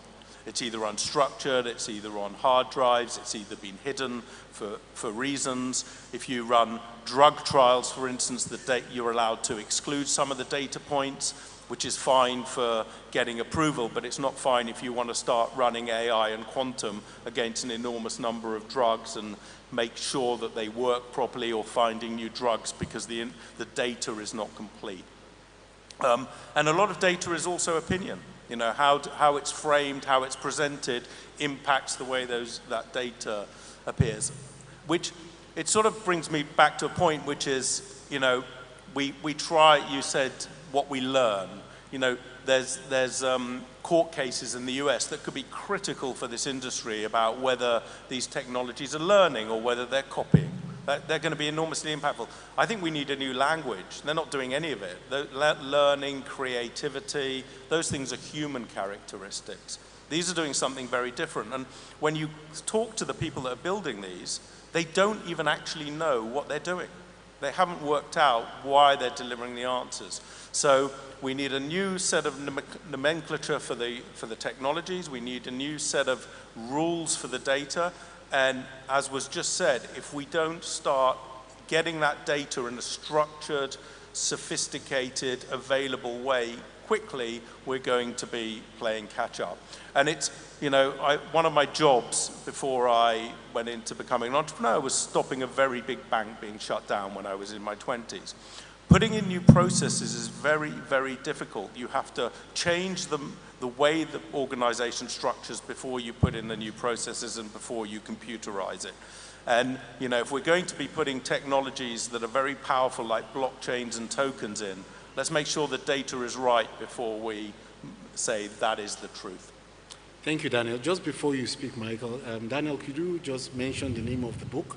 I'm sure some people will be interested in downloading it, buying it after this. Thank you. Yes, it's called Unsupervised. It's available by Wiley on Amazon.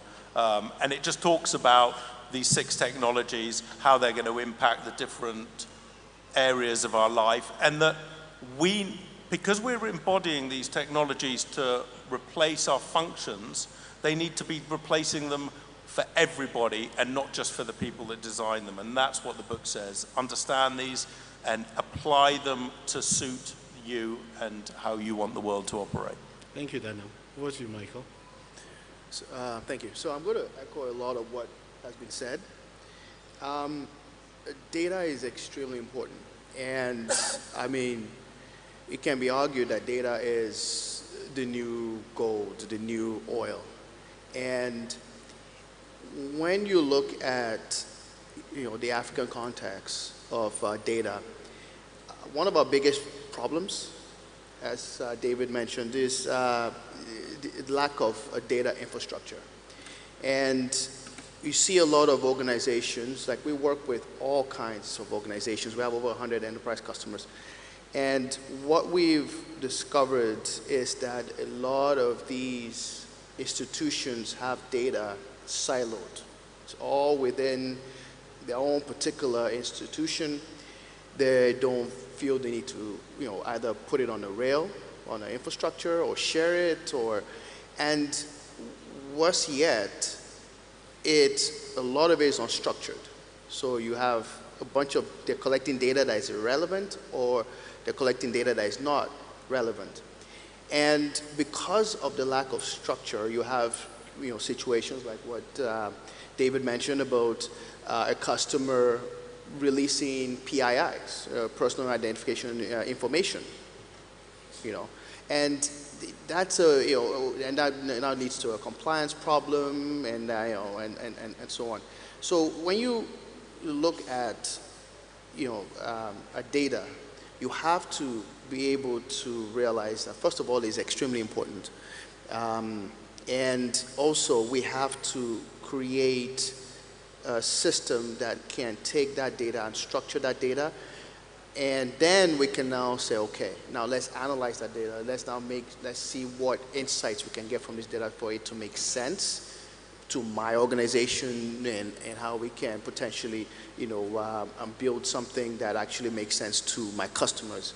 I'll end with an example. So for us, when I founded the company back in 2019, and we launched in 2022, so just last year.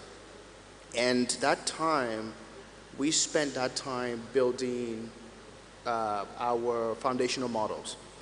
Without data, you can't build an ML model, AI model, you need data.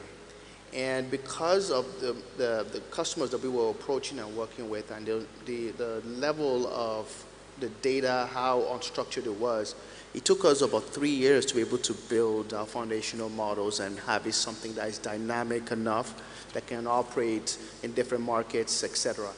And that needs to change. We need to be able to enable companies that are trying to solve big problems, and we have a lot of big problems in Nigeria and in Africa, to be able to get the information that they require to build solutions to solve these problems faster and more effectively. So a compliance framework is important, as well as a framework where we have the ability to either take the data that an organization has and make it usable for themselves and as well for the public as well. Thank you so much. So I'll go to you, Ayanda. Can you tell us what you feel is the most important area to focus on with respect to data? Yeah, without focusing on the best practice, I think the speakers have touched on best practice. In the industry I'm in, I see fear and motivation. Those are the two drivers, really, that stop data being shared, and they stop organizations in organizing their data in the first place to be shareable, to be consumed, to be analyzed. On motivation, if I structure my data in a certain way and embark on this investment, what's in it for me? What's in it for the organization? And on fear, we work a lot, for example, with biometrics. We find that we go into an area where biometrics have already been collected, and we collect biometrics again, which is really an invasion of the personal space of the citizen, whereas the technology is already ripe for us to share those biometrics without seeing them. I can verify you without knowing those biometrics, essentially. So for me, if we can focus on, remove the fear in sharing data, show the motivation, especially the data guys here, if they can actually communicate correctly the motivation for structuring data correctly. And policy is quite important for each industry. Thank you so much. I'll start from you again. You talked about how your company focuses on the rural area. Now, when we're talking about AI, one of the important areas we must focus on, regardless of the industry, is this issue of inclusivity. How do we make sure, we can get the women, the girls, the people living with disability being part of the process? I mean, inclusivity also talks about, on the global stage, how you can ensure that, different races are part of the models you build. I'm sure many of us have read about the research paper that said, a driverless car was likely to hit a colored person more than it was likely to hit a non-colored person. And the reason is simple. The data that was used to train it, did not include the colored people as much. Yeah. So I want us in a minute each to talk about this issue of inclusivity and how we can make sure that as we harness AI, we make sure we include people as much as possible. I'll start from you, Ayanda. Sure, thank you. I think the first thing about AI is that the large companies, the thinkers, the well-funded companies have already built the rails of AI, if you like. If we talk about inclusivity, I love your example of, it's likely to hit a colored person than a Caucasian person because of the data that was fed into it. I think for me, the key is now that the tools of AI are available, democratize AI, be it through education. For example, because I'm an enthusiast, I work with 4 data analysts who are in South Africa. We call them townships. It's your sort of your urban area that, these guys are not funded, but they are enthusiasts. They are working on biometrics. They are working on tracking commodities, but they are focused on the day-to-day lives in their township lives. They're not tracking code. They are tracking what they need in their daily lives in order to survive. So if we have small groups, I think one of the speakers spoke about the funding model within Nigeria. If we focus more in those tech startups, if focus more on the youth, focus more on the guys that are thinking behind AI and not rely on the large organizations because they are not necessarily in touch with day-to-day reality. Okay. Thank you so much. Michael, inclusivity, what would you say? No, that's a very great point. And I've even heard stories of individuals with thicker accents, like, Nigerian. I have a neutral accent, but, trying to talk to one of those voice prompt, whether it's a Siri or one of those things, and not understanding what they're trying to say. So you have bias in pretty much a lot of things. And I honestly, and this is one of the reasons why when I founded Curriculum and we built Curriculum, we built it to be the Palantir of Africa, to be Africa-based and focused, because we need to be able to build technologies for us by us. And when you do that, you now build that inclusivity. It's already ingrained in it.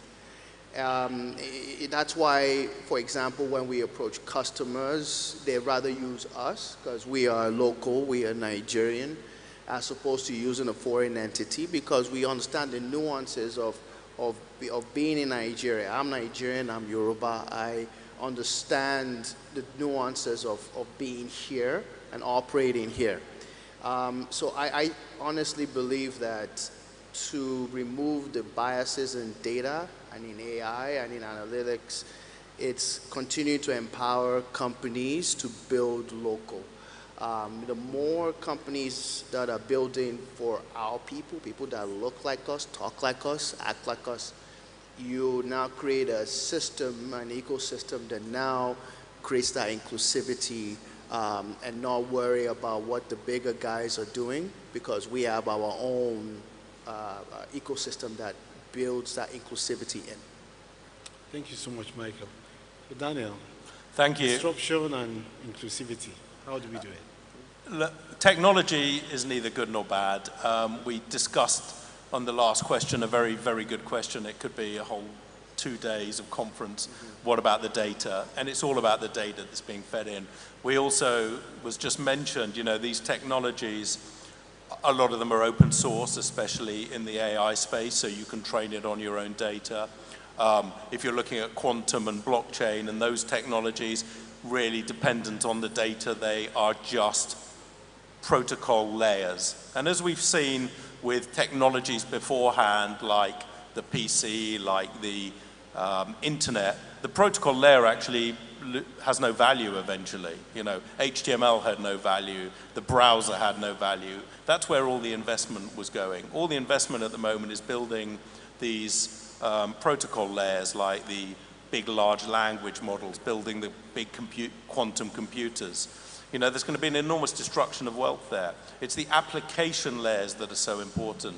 One of the things that's so amazing about these technologies, especially the AI side of it, is it's allowing people to do things they couldn't do. I used to code when I was in my first job, and I learned it at university.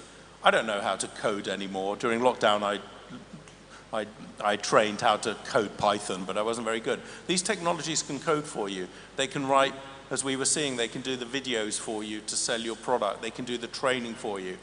This is the most exciting time to be alive. You know, anybody, anywhere can start building these technologies. Anyone can start deploying them. They can be building them for small numbers of people. They can grow. If we've seen the adoption of these technologies, the internet took, I think, 7 years to reach 100 million people. Threads did it in 3 days, and ChatGPT in a week. You know, if you get the right technology, everybody's connected. I just think the focus here needs to be on what is the application layer. We're a fund. We have LPs from different countries. We would love LPs from Africa and Nigeria too, because that's part of how we develop things successfully. We run programs for big companies. Those are application layer programs. We don't build quantum computers. We don't build large language models. We help them understand how they can apply them for what they need. That gives us enormous feedback into how we enable our companies to successfully meet these challenges. A couple of years ago, I spent a lot of time in the longevity space with companies that were looking to increase our lifespan to 120, and I asked them, what are you doing if you actually succeed? What are you doing about marriage? What are you doing about pensions? What are you doing about kids? And they don't think about it. They just say, our only goal is to achieve this. You know, we get data into our organization, and when our companies that we've invested in or we're working with have an impact that we can see, we ask them what they're mitigating it, how they're mitigating it, and how they're making it more suitable for people. So I think these stories that you've mentioned, it's good they're mentioned. It means the companies that are building the core tech take advantage of it, but it's up to everybody to take advantage of this now and build the application layer. It's 1997 in the internet. We can build that. That's one thing, but there's, you know, we've got a booth outside, so probably come check us out. And you want to find out more about what's happening in the AI space, we're providing content, we're providing information on a regular basis so people can be included in these changes happening at the same time. And lastly, we're looking to start an initiative for funding AI entrepreneurs. So we want to actually build an AI lab, so if you're developing an AI product, we have tremendous relationship with AWS, so we can provide, as long as you're building on our platform, you can gain access to training data sets, you can gain access to AWS credit as an example, and we want to provide that sort of support to people who want to get into this space in order to grow a whole lot more. Thank you so much. It's a wonder how 40 minutes pass by so quickly. I thought we'll have time for questions, but unfortunately we won't. The speakers, the panelists will be available after this session, so please, you can meet them offline. Just in conclusion, I would like you to, if you had all the money available to solve one problem in one industry using AI in Nigeria, I would like you to mention it. Just mention the problem and the industry, and then we'll close. I'll start from you, Ayanda. From myself? Oh, no, okay. from him. You have all the money. I mean, Jeff Bezos and Bill Gates, you know, they're just beside you. They say, we're giving you all the money. What problem and what industry? I would focus on education. I would focus on getting, I don't know if practical is the word, the right type of education starting from that ECD or early development education. I would start there and really overhaul it and make sure that our children have the right type of education for their circumstances, because part of education is not necessarily universal. All right, thank you so much. Michael? I think for me, all the money in the world, it would be building that infrastructure I mentioned earlier. I think that is super important, because once we have a pure data infrastructure where data is easily flowable from different industries, different organizations, different industries, and entrepreneurs, businesses, foreign entities, local entities can tap into that infrastructure to pull information, like whether it's a credit profile of to verify if this person's documents are authentic, or whether it's for bank statements, etc. Like just a way to tap into this core system that can give me the information I need in real time, so that I can make that decision. I mean, if I had all the money, that's what I'll throw all my money in. All right, so Daniel, where will you throw your money? Well, obviously, education is a great answer. If you don't mind, I'd mention two. If you combine AI, quantum, and blockchain and data, I think the two areas that I think will be totally transformative are, one, credit scoring and financial inclusion, and being able to move small amounts of money around effectively to people that need it, because I think that will make the entrepreneurial and creativity of the world enormous. The second is the pharma industry, being able to use AI, again, quantum and tokens and blockchain, to ensure that the data is accurately represented and brought back into the system. For instance, data doesn't go in properly into the pharma industry, that it hits the label of a bottle, so they're giving it, and the doctor doesn't know it shouldn't be giving it to these sort of people. So those would be the two. Thank you so much. And David? Well, again, my mindset is very much industry agnostic, so I can't say for any specific industry, but the interesting thing about it applies to almost every industry. And it's the same sort of thing we're doing now. I'll go on exactly what Michael and what Ayunda said. Education is a key thing, and which is why we provide education and training in data analysis and artificial intelligence. Infrastructure is equally as important, because you can't do anything without the infrastructure and the data. But one of the things we're doing, just to carry a follow-up on that, is actually taking a step further. So even though we're providing training, we're very, very focused on internship. So it's not just a case of training. We train and kind of help you say, okay, what is the next stage in terms of your career path? Do you want to go down the entrepreneurial route, or do you want to go down you want to get a job? Yeah. If you want to get a job, come in. We're an AI company. You intern with us. We can actually farm you out as well to other companies, so you get life skills. If you want to go down the entrepreneurial path, absolutely, come. We have a platform already. You can build on top of that and build and kind of get a whole lot better with what you're doing. And I think that's the approach that makes a difference in terms of now. It'd be fantastic to get all the money in the world, but yeah, we don't have all the money in the world right now, but we're certainly doing the best we can with what we have. Thank you, thank you. Thank you so much, David. Thank you, Daniel. Thank you, Michael and Ayanda. Thank you for the time. And thank you, audience, for your positive feedback. We enjoyed it. Thank you for your time. Thank you. Thank you.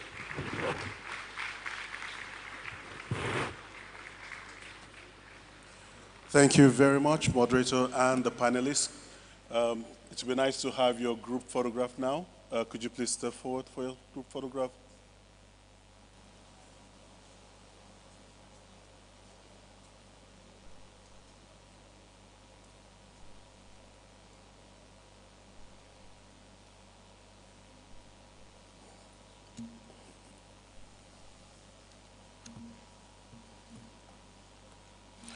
Thank you very much.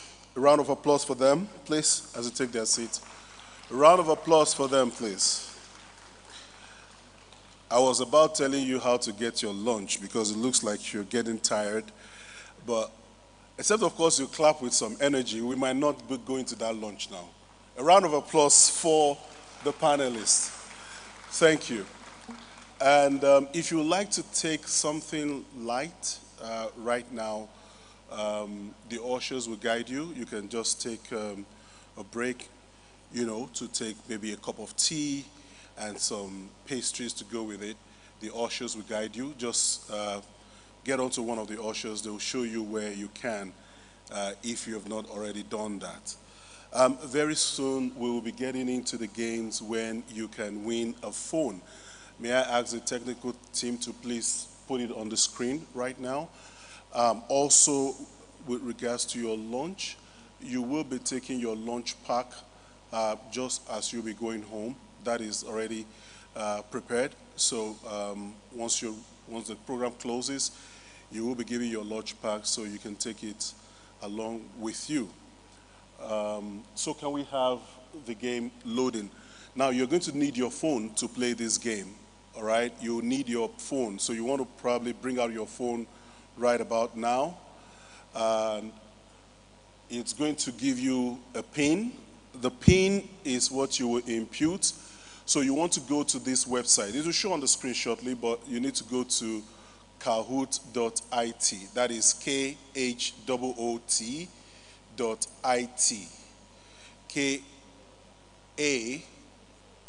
KAHOOT. Yeah, there you have it. The PIN is going to load up on the screen shortly. When you get to that website, it will ask you to put the PIN for the game. Now we have just 100 people who will be able to get onto this game. The first 100, fastest fingers, will be able to join this game. So you need to be very fast in imputing that. Your username, a name that we can easily use to identify you, something on your tag. Your name will show up as soon as you're registered on that game, and the game will commence once we have 100 people. To take us through this game will be my friend here. Is going to read out the questions to you. You have 30 seconds to answer each of those questions. They are very simple questions. If you've been following the program, you will be able to answer them conveniently.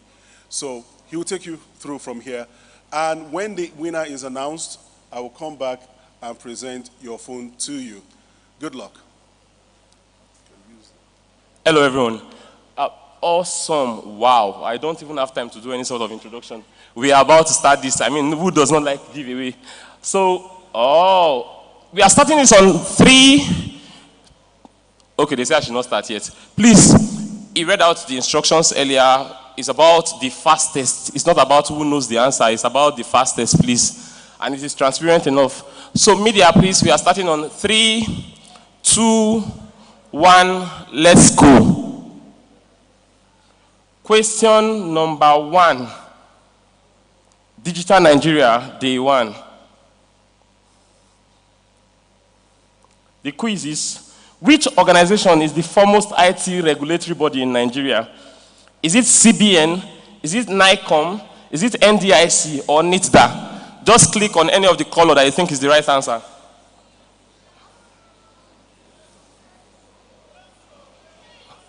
You know, see.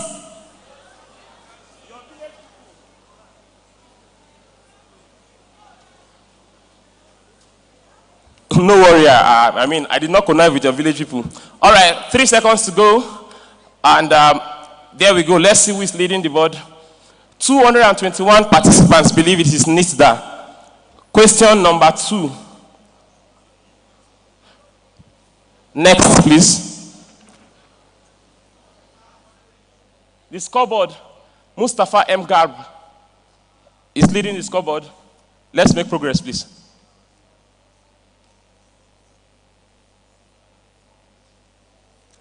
Question number 2.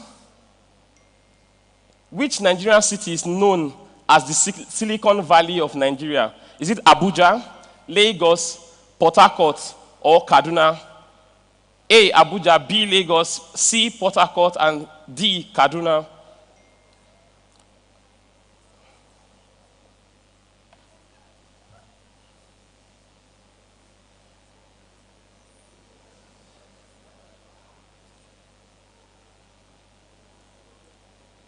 3, 2, 1.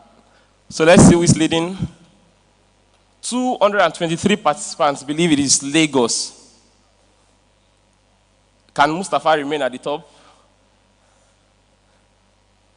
Whoa. And Yo is topping the leaderboard. Let's make progress. Next, please.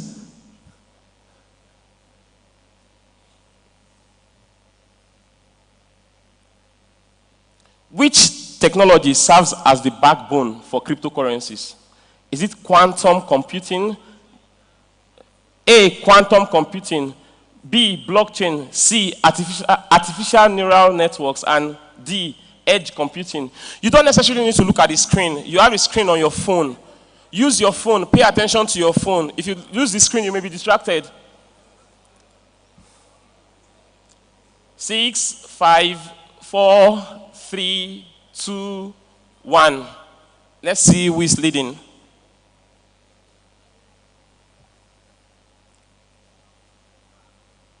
(288) participants believe it is blockchain technology.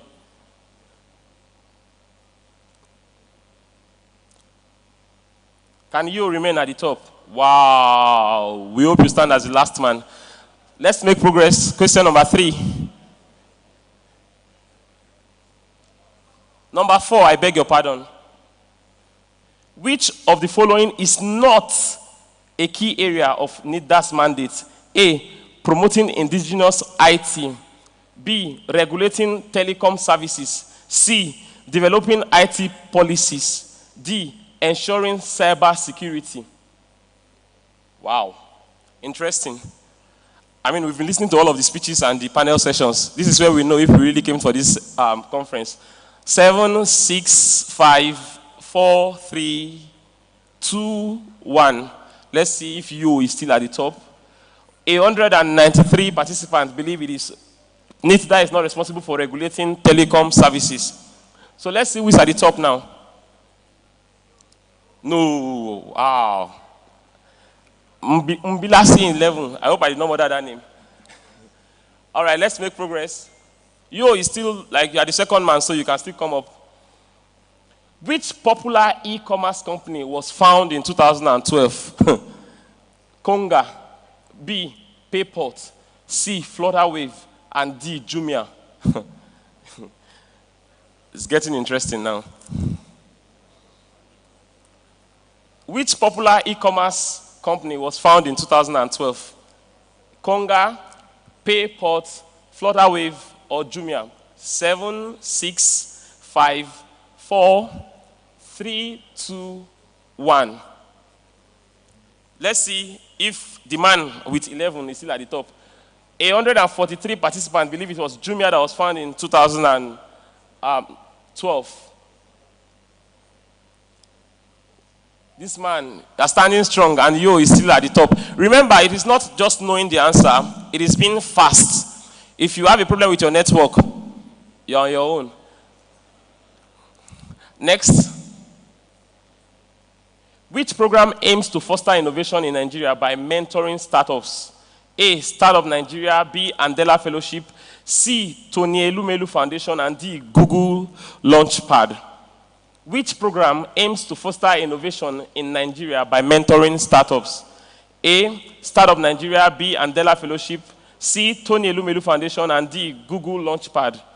9, 8, 7, 6, 5, 4, 3, 2, 1. I mean, it's Startup Nigeria, and we have 152 participants getting that right. Can this man stay at the top? Wow. Wow. Apparently, he paid for our transport to this place. Next. Which sector has attracted the highest startup funding in Nigeria? A, fintech. B, e-commerce. C, health tech. D, agri-tech. Which sector has attracted the highest startup funding in Nigeria? 8, 6, 5, 4, 3, 2, 1. Let's see if we still have him at the top. 230 participants got the answer correct, which is fintech. So let's see who's at the top of the leaderboard now. And can you hold on? Let's try to get the pronunciation of his name, please. It is Imbilias, right? Okay, Imbilias, 11. Awesome, but we can see Yo is nowhere to be found anymore. Yo, you can still come back to the top. Next. Which is the primary role of the Nigerian Investment Promotion Commission, NIPC? Issue banking licenses. B, regulate internet usage. C, promote, coordinate, and monitor investment. And D, monitor tax compliance by startups. All of those that want to use ChatGPT, you can try your luck. 9, 8, 7, 6, 5, 4, 3, 2, 1. 221 participants got the answer correct, which is promote, coordinate, and monitor investment. Let's see who is at the top. Oh, Rama. Let's see. Rama is now leading the leaderboard. It's at the top of the leaderboard. I beg your pardon. Next, please. So this is the very last. Which of these is not a common challenge faced by Nigerian startup? A, limited funding opportunities. B, high operational costs. C, too many investment options. And D, infrastructure issues. Remember, which of it is not a common challenge for Nigerian startup? 12, 11, 10, 9, 8, 7, 6, 5, 4, 3, 2, 1. So let's see what the answer is. 176 participants got the answer correctly, which is too many investment options. I mean, Nigeria is just too good a place for startups. So let's see who's at the top. And ladies and gentlemen, oh, we have one more to go. I beg your pardon. Let's go next, please. There's one more. Which city hosted the first Digital Nigerian Conference, Nigerian Conference? Is it Edo, Kano, Lagos, or Abuja? A, Edo. B, Kano. C, Lagos. D, Abuja.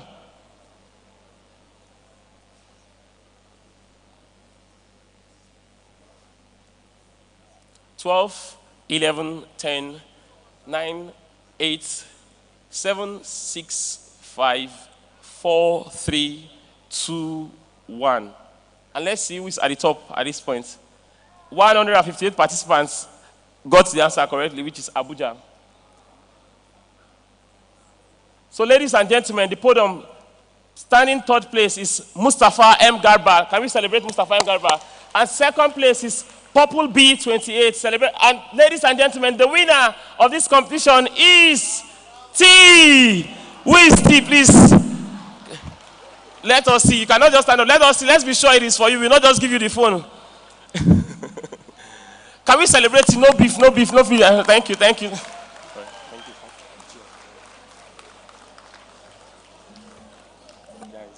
Is it the one? Yeah, it is. Are you sure you're the one? Face the camera. I hope we can play Stand Up for the Champion for him. Please, a round of applause for the champion. He really did very well. Congratulations. On behalf of NITDA, we congratulate you. It's your brand new phone. You want to bring it out and show everyone what you've won? Brand new phone. Congratulations. Congratulations. Thank you. There you go. Congratulations. Yeah. Thank you very much. You may be seated. If you're happy for him, please clap for him. How many of you are willing to win one more before you go today? Now, you know the good news is this. We're going to repeat exactly the same question, but we're going to change it a little bit. But it's the same question and the same correct answers.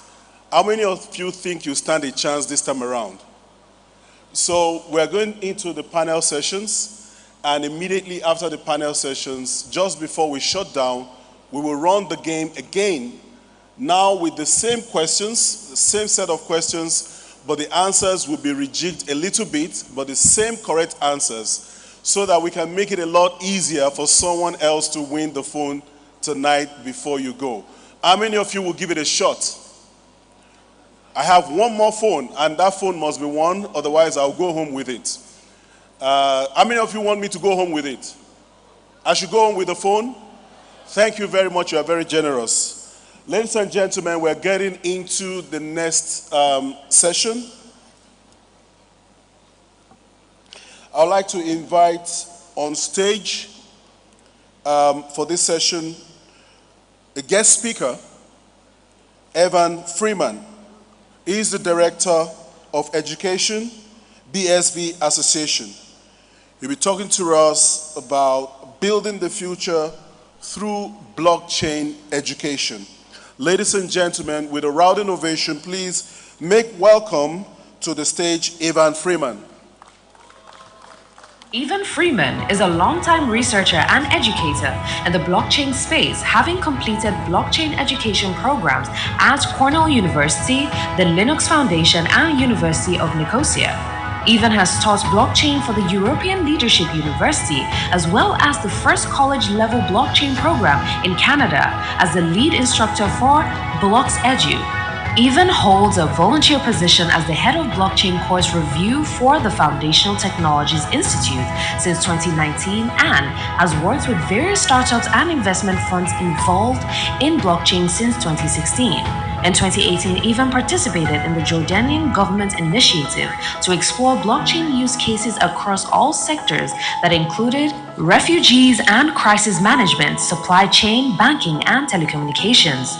Evan is a founding member of the Hawaii State Senate Digital Currency Working Group and has been working with the BSV Blockchain Association's education team since 2019 and participated in the creation of BSV Academy.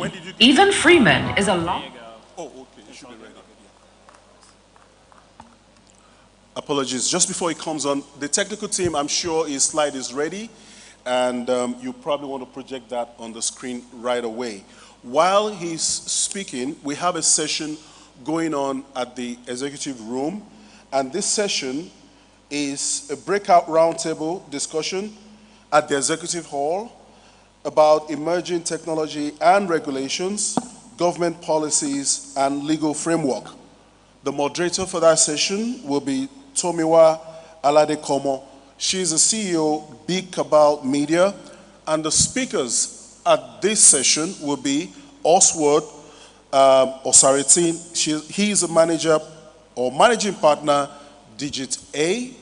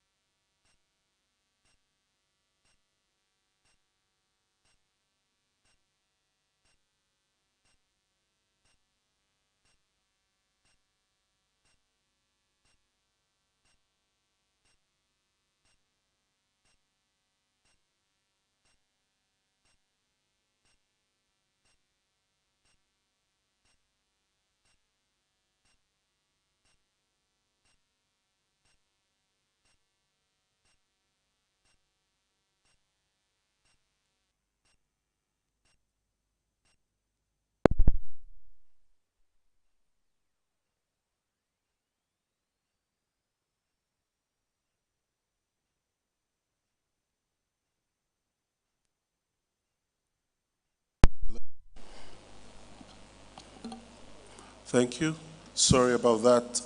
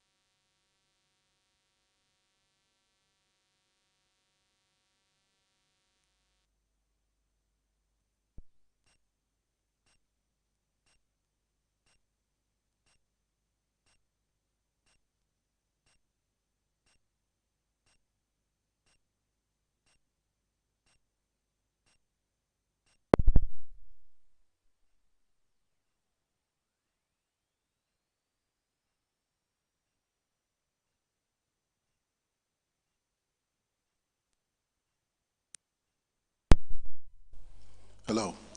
Once again, apologies for the break there, but thankfully we are back.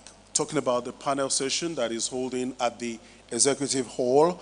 The speakers are Oswald Osaritin, Managing Partner at DigitA, Saadatu Fali Hamun, Managing Partner at Hamun Legal, and Smith Osemeke, Co-Founder, MD, and CEO at UniTellers. Once again, we apologize for the break.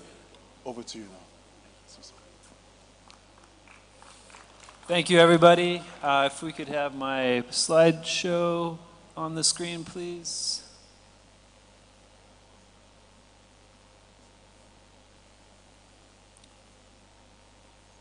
Well, until that comes up, I'll just start.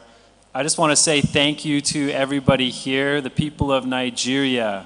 It's amazing to be here and to see for myself just how focused and determined the Nigerian people are on building a new future for their country. And not just for their country, but for the whole of Africa and for the world even. And I think it's really exciting getting to hear what the honorable ministers said and other members of your government and your entrepreneurs to see just how focused they are on creating a better world. I'm still waiting on the PowerPoint.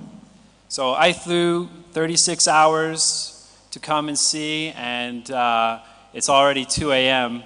back home in Hawaii. So if I'm not as perky as I hoped, I apologize. Any luck on the PowerPoint? No? Okay. Okay, well, let me just talk a little bit about what we see Nigeria becoming. And ultimately, when you have such a large population of young, intelligent, tech-savvy people, it's undeniable that the opportunities to advance the digital economy are quite great. And where we come in is we're providing the education so that the entrepreneurs know what they can build with to build the next generation of businesses. Still? Sorry, I was really hoping there'd be a PowerPoint up here. No? Not going to happen? If not, I'll just pull out my slides just so I can stick with them. So the future of business is the future of Nigeria. Because here, with the local challenges that entrepreneurs face, they can develop solutions that can be taken across Africa and across the world to other developing economies. And with those solutions, they can even go into developed economies. And from that, they can build a technological revolution. They're uninhibited and unencumbered by the traditional financial systems that what the West has. And by being free of those, you can be free to build new types of businesses that serve those who have been left out of the traditional market. BSV provides what the attributes needed for these entrepreneurs to build these businesses. And the key aspects of that are stability. You need a network that does not fail. It does not stop. All day long, it's working for you, and it's secure in that. There is no ability for anybody to disrupt the BSV network. And that's really important when it comes to being able to deal with payments or information, whether you're building artificial intelligence. You need to make sure that the data that's being fed to these programs has the provenance necessary to assure a correct result. Safe, instant transactions. It's fundamental that your ability to transact with each other is done in a secure manner and is quick, very quick. So much so that you can't even really differentiate between when something was sent and when it was received, because that instantaneousness is money. That's business. That's opportunity. and being able to do so with a very low fee, right? A fraction of a penny, so that everybody can use these systems and not be having to spend money that they otherwise could use to support themselves or their business. But altogether, these form a backbone to a new generation of businesses that allow everybody to participate in the market. And that's where micro and nano transactions come in, because this allows for truly innovative payments, enabling Nigerians to build businesses serving those that have been left out from the traditional market, bringing more value to utilities, entertainment, and more. On-chain data storage. Utilizing BSV as a backbone for data verification ensures greater accuracy and accessibility. Access to accurate and verifiable data and records can drastically reduce risk overall. For Nigerians, this means access to new and larger capital to build and grow businesses. This allows small businesses to be insured against loss from natural disasters, such as we heard in one of the panels with agriculture. Because having that data allows these businesses to get these kinds of financial means that otherwise they would have no proof in order to actually secure it. But also for these businesses to be confident in the government processes that allow for stable enterprise.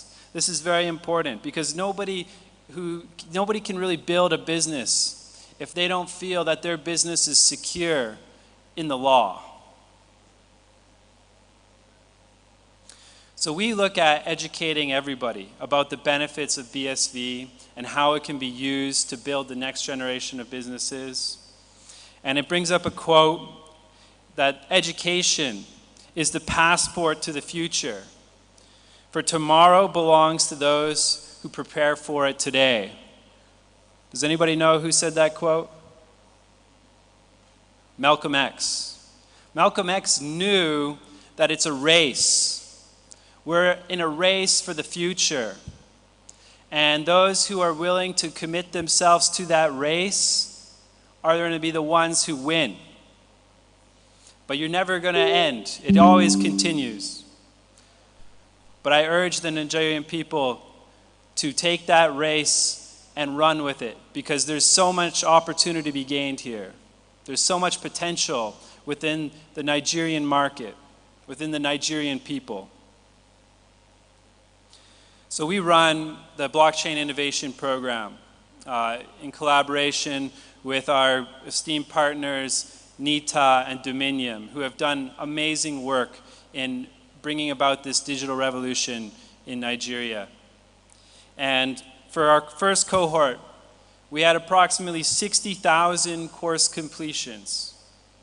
These are Nigerians who have learned that there is hope when it comes to accessing digital payments and other sorts of digital services that weren't possible before. We had 12,000 graduates from that program. And we're in the midst of preparing a second cohort. 30,000 Nigerians. We're looking for the best, those who really want to grow, that want to build the future, that want to be leaders, not just here in Nigeria, not just in Africa, but in the whole world, to show how it can be done. So if you're interested, be ready, because you'll hear about it soon, very soon, hopefully. I just want to end today's session with a call to action from all of us, including us at the BSVA and the BSV ecosystem, that we be cohesive, working together to build the future and being successful together. We have to do so. Competition is good, but competing together as one is where we'll do the most good. Initiative, starting now, starting small and growing to meet the needs of Nigerians and those across Africa and the world. We always have excuses for why we don't just do something. Maybe we need capital, maybe we need something, but you can start. You can start learning on your own. You can find mentors in our space and start building. And I ask everybody to strive. No challenge is too great.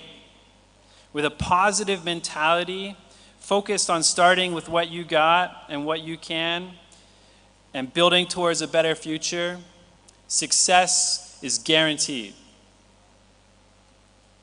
So I just wanted to thank you all, and apologies, my slides didn't show up. I spent a good amount of time working on them, so I was hoping they'd be there. But thank you for bearing with me. I appreciate all of you. If you do have any questions, feel free to find me, ask me. Let's interact, let's talk, let's make things happen. Thank you very much. Oh, yeah, we have a question. Oh, what's that? Email, oh, my email address. Yeah, evan.freeman@bsvblockchain.org.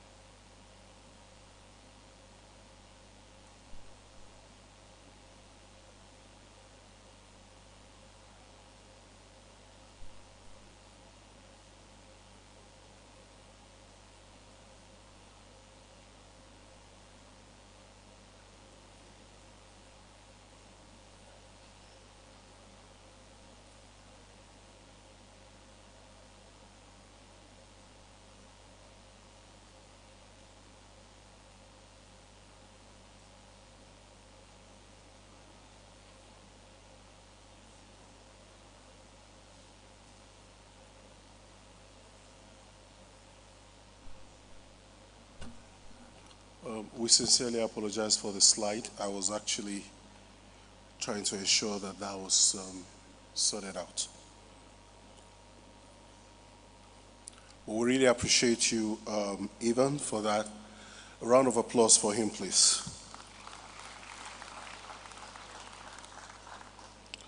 We're going to move up straight to the panel session here.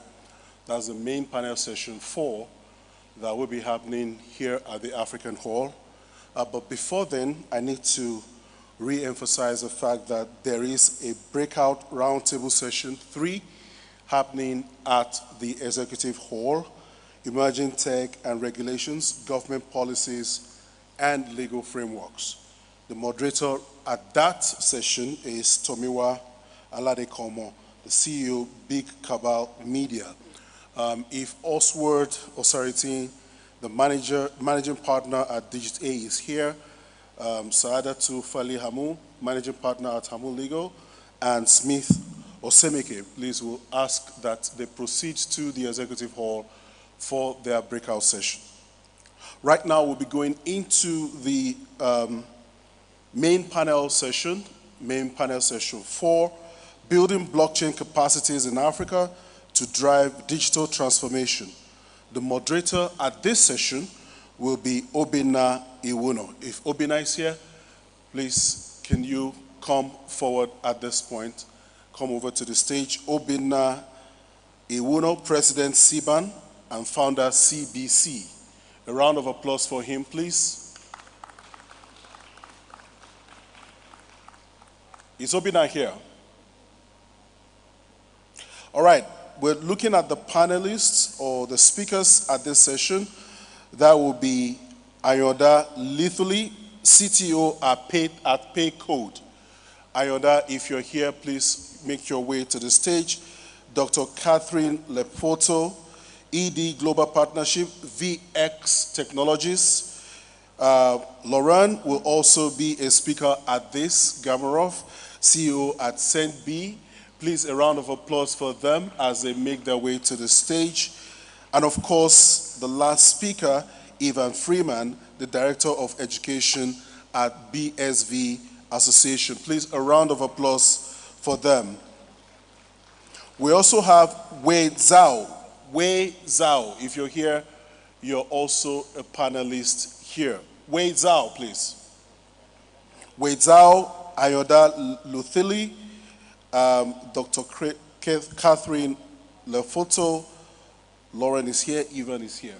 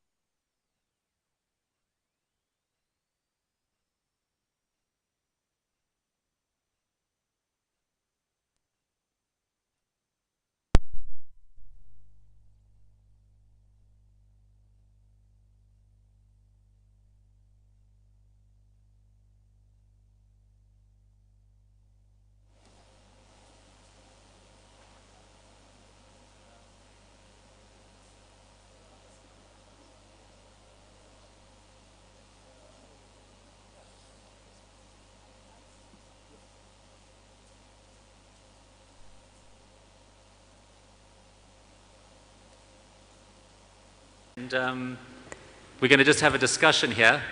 I must say the topic is very appropriate for SendB because for the last 6 years, SendB has been growing.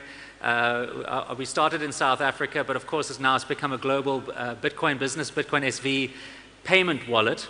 And we've been scaling across the world. Our biggest country right now, in fact, is Nigeria. About 2 months ago, I guess it's because I've had the opportunity to come to Nigeria now a few times, speak at conferences like this one. There was a very interesting conference at Bayes University about 1.5 years ago. Welcome. And so what's been happening is that we've been trying to build out blockchain capacity. So what does that mean? We've had to scale our business now with the massive influx of users. And so this obviously brings a lot of challenges. And when it comes to building a business, especially one that's a consumer-facing business, when users start downloading your app and it goes viral, then you have scalability issues. You have infrastructure that you've dedicated to the system. And when a large number of users come onto the system, suddenly now those systems are put under pressure because, of course, when you provision your services, when you provision your infrastructure, you don't want to over-provision anything because obviously tech and infrastructure is very expensive. So you always try and provision enough infrastructure for the growth that you expect. But when things get into that place where things start getting exciting and start growing rapidly, which is what we all dream of as entrepreneurs, then suddenly it turns into a nightmare because everything starts failing, the systems fall down, and you suddenly look terrible. We've had that often.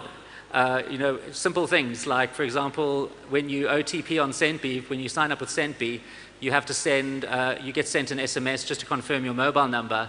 That's an important thing because we call that a first level KYC. KYC means know your customer. And to please the regulators, one of the things you have to do is know your customer, and your mobile number is kind of your first step. But obviously those SMSs cost a lot of money, and what you do is you'll provision a certain number of SMSs, And if you have a large number of users, then those SMSs get depleted and and then users can't sign up. So I guess what I'm just talking about now is some general things you have to think about when scaling any sort of business, and also maybe secretly making an excuse if anybody starts feeling that SendBee doesn't perform as well as it should. That's because of the scaling issue. But now, of course, we're talking about blockchain scaling.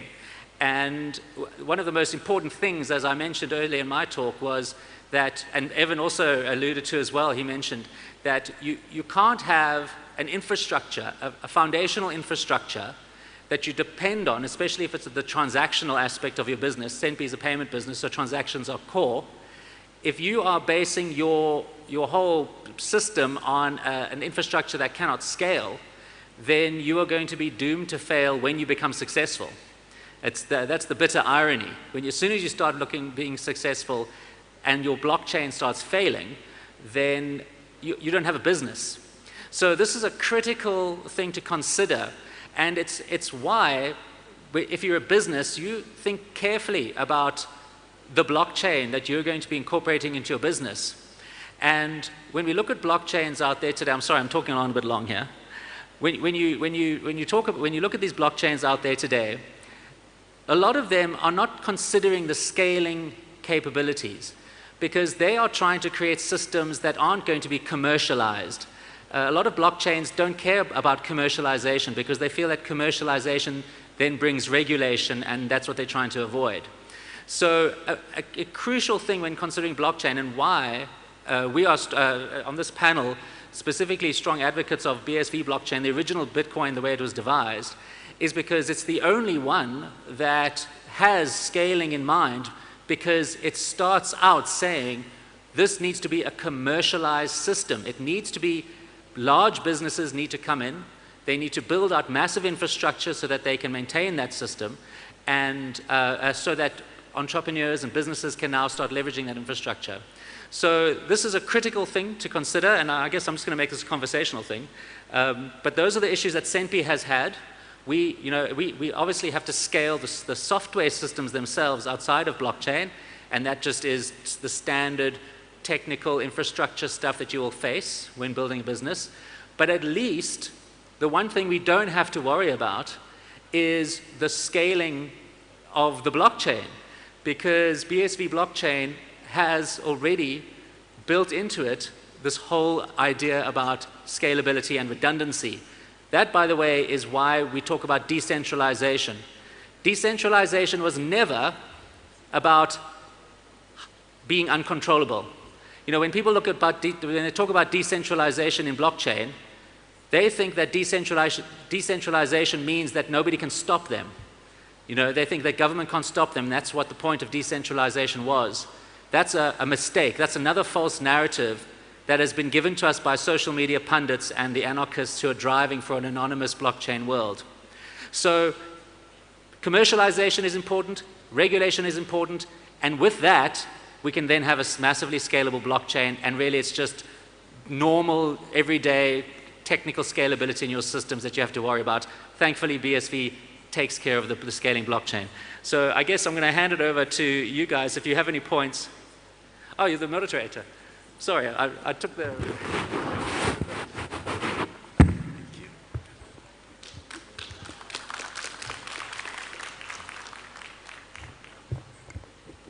Hello, everyone. Good afternoon, and welcome to this panel session, where we'll be talking about building blockchain capacities Africa in to drive digital transformation. Now, it has been said that blockchain technology has the greatest use case in Africa, and I also agree with that. And personally, I have seen blockchain technology as one of the greatest opportunities that Africa has had in centuries. And this opportunity that has been given to us is to leapfrog and level up with the rest of the world on all that we have missed in the past.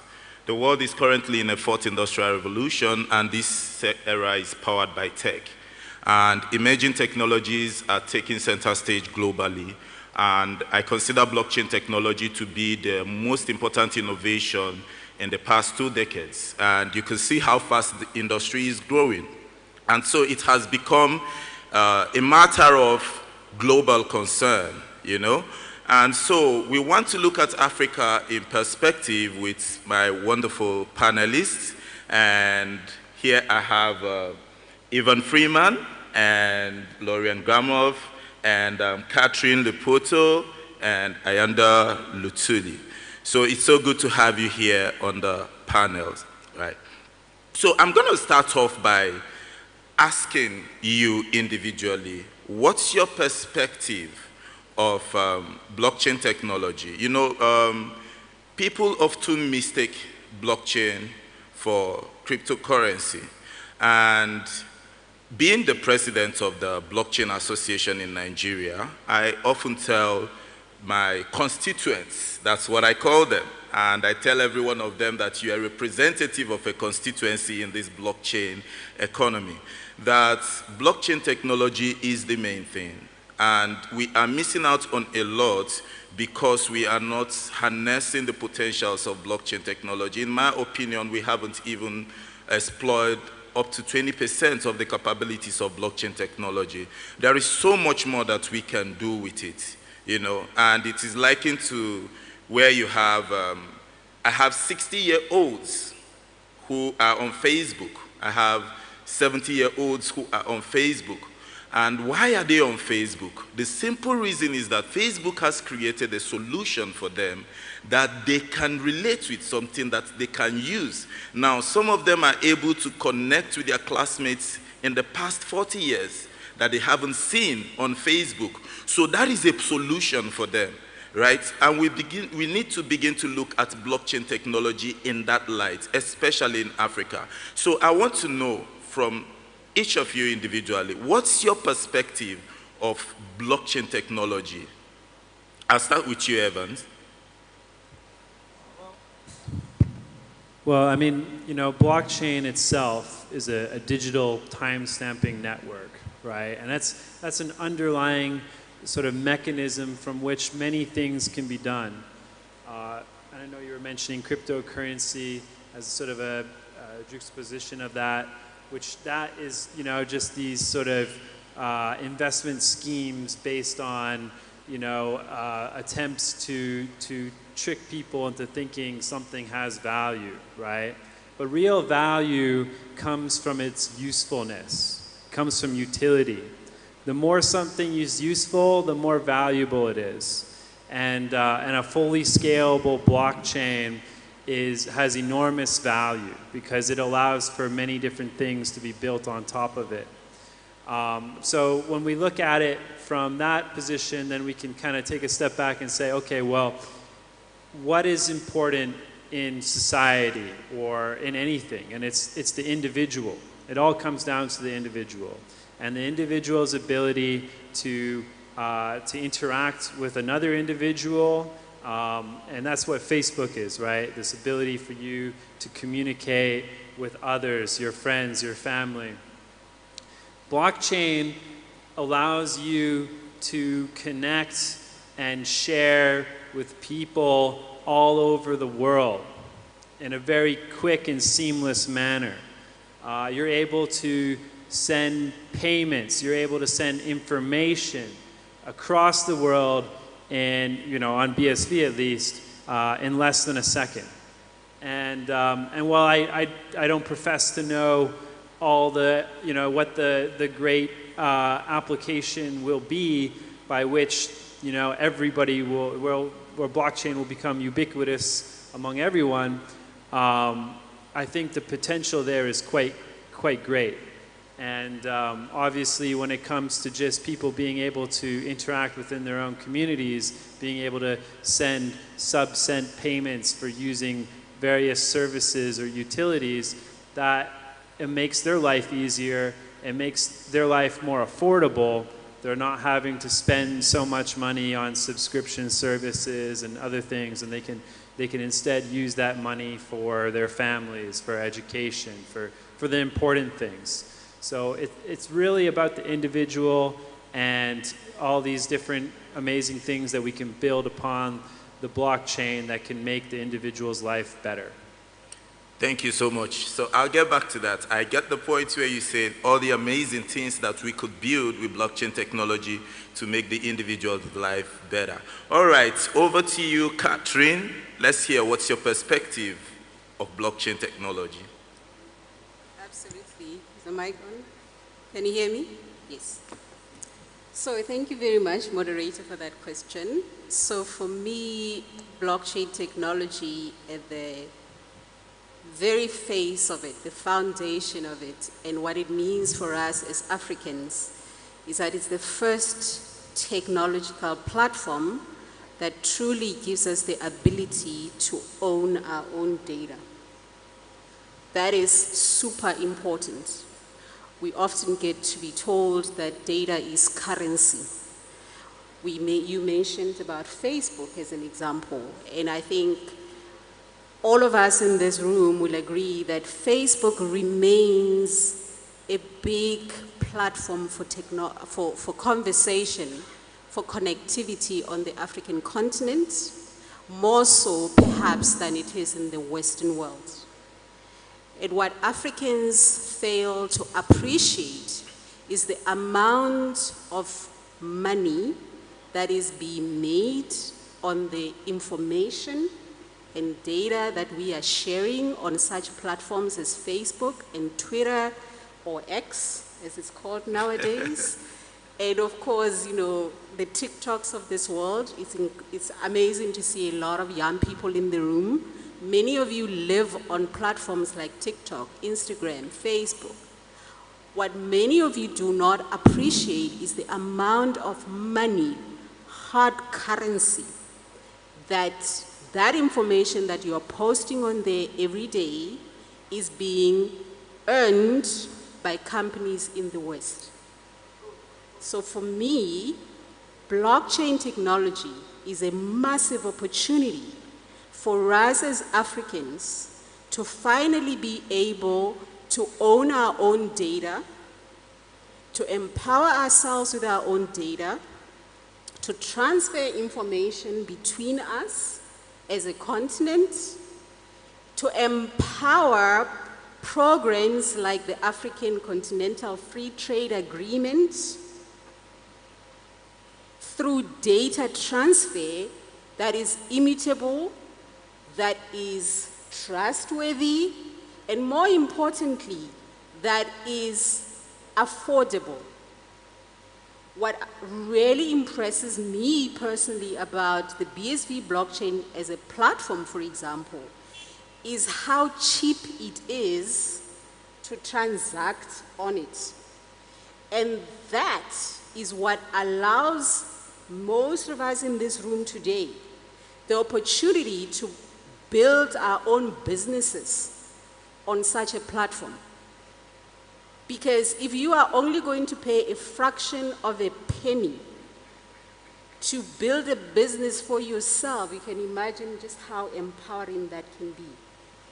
So to earlier speakers today, they did mention the fact that many of us as Africans, we understand blockchain as if it is interchangeable with cryptocurrencies.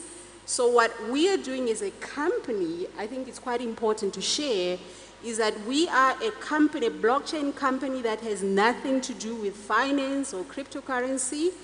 We are strictly using the technology for record keeping and verification. And this is crucial if you think about our application of that technology, for instance, in certifications of academic qualifications. If you think about, cast your mind back a few months when the Ukraine war broke out.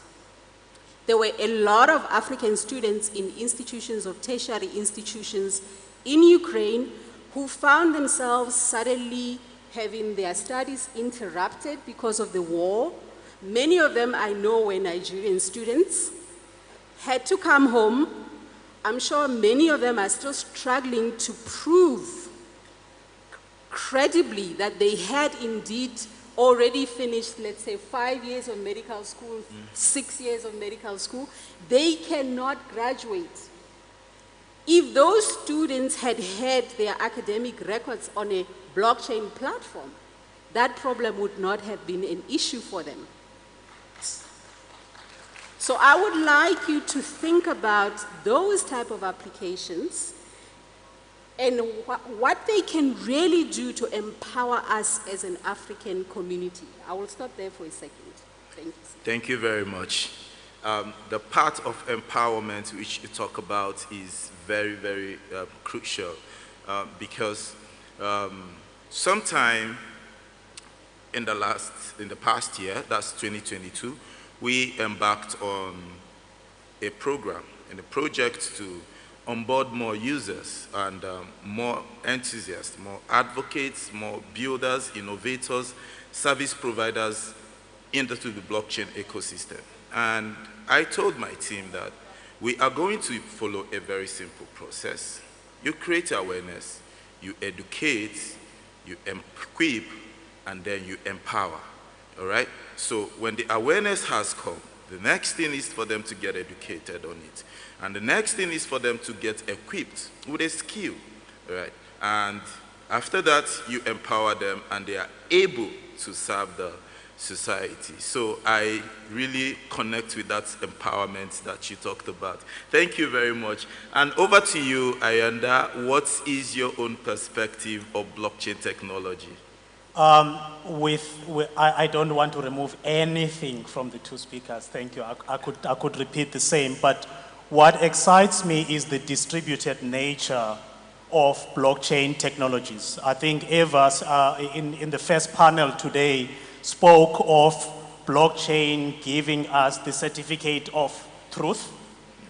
Of course, in future, it may be the certificate of lies, but it's the certificate of truth, which is very important in our space, which is payments, because when we deal with payments, as an example, we deal with identity. That's the first thing we deal with. You can't pay me if I do not know who you are. And in a distributed world, I see us moving into a world in which, as an individual, I own my identification, I own my wallet, let's call it self-custody, and I give you the right to administer my wallet. I give you the right, and we're going there. I think someone spoke of a team that's building a blockchain technology to track creative rights in music. That's someone saying, I want to own my creative rights and I want to give you permission to use it. And we can only do that if we build a distributed system. We cannot do it with centralized systems because whose centralized system are we going to use in the first place? And that's the focus of our organizations. Thank you very much. So we hear your perspective on blockchain technology is the power of ownership, that you can monetize the value that you create and you have rights over the value that you create. Yes, and over to you, Lorian. Yes, you have been doing amazing stuff with BSV. So what's your perspective of blockchain technology as it relates to Africa? So obviously I don't have a crystal ball and I can't tell the future, but what I do have is something reliable, which is history. And to reiterate what I said earlier, I don't believe that we're looking at a multi-blockchain world. All these multi-purpose blockchains that have been built specifically to solve a problem, those problems can all be solved on that original Bitcoin protocol. It's just that because of all the misinformation, people haven't learned this yet. Luckily, Nigerians can learn this because you are being exposed to this information. So my perspective generally on blockchain technology is that we're going to be entering into eventually, when people realize this and all their projects on other blockchains have eventually failed, which I think will happen, that what makes most sense is a single, scalable, stable blockchain. And in my mind, that'll be BSV blockchain. But going beyond that, my perspective on some of these things that people are trying to create with blockchain, given that they believe that the value in blockchain is because of its decentralization, and in decentralization, I take it what they mean, which is the ability to be able to create systems that cannot be controlled or regulated or stopped. I'm talking specifically about things like DeFi, so decentralized finance, things like that.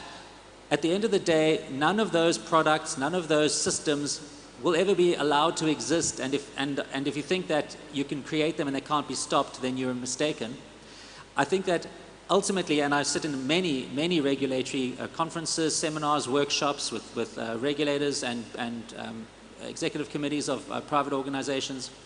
At the end of the day, what's most critical to the success of your business is accountability. And if you are not an accountable institution, if you don't have key individuals, and if you are not complying with whatever rules and regulations are obligated upon you as a business, you will never succeed.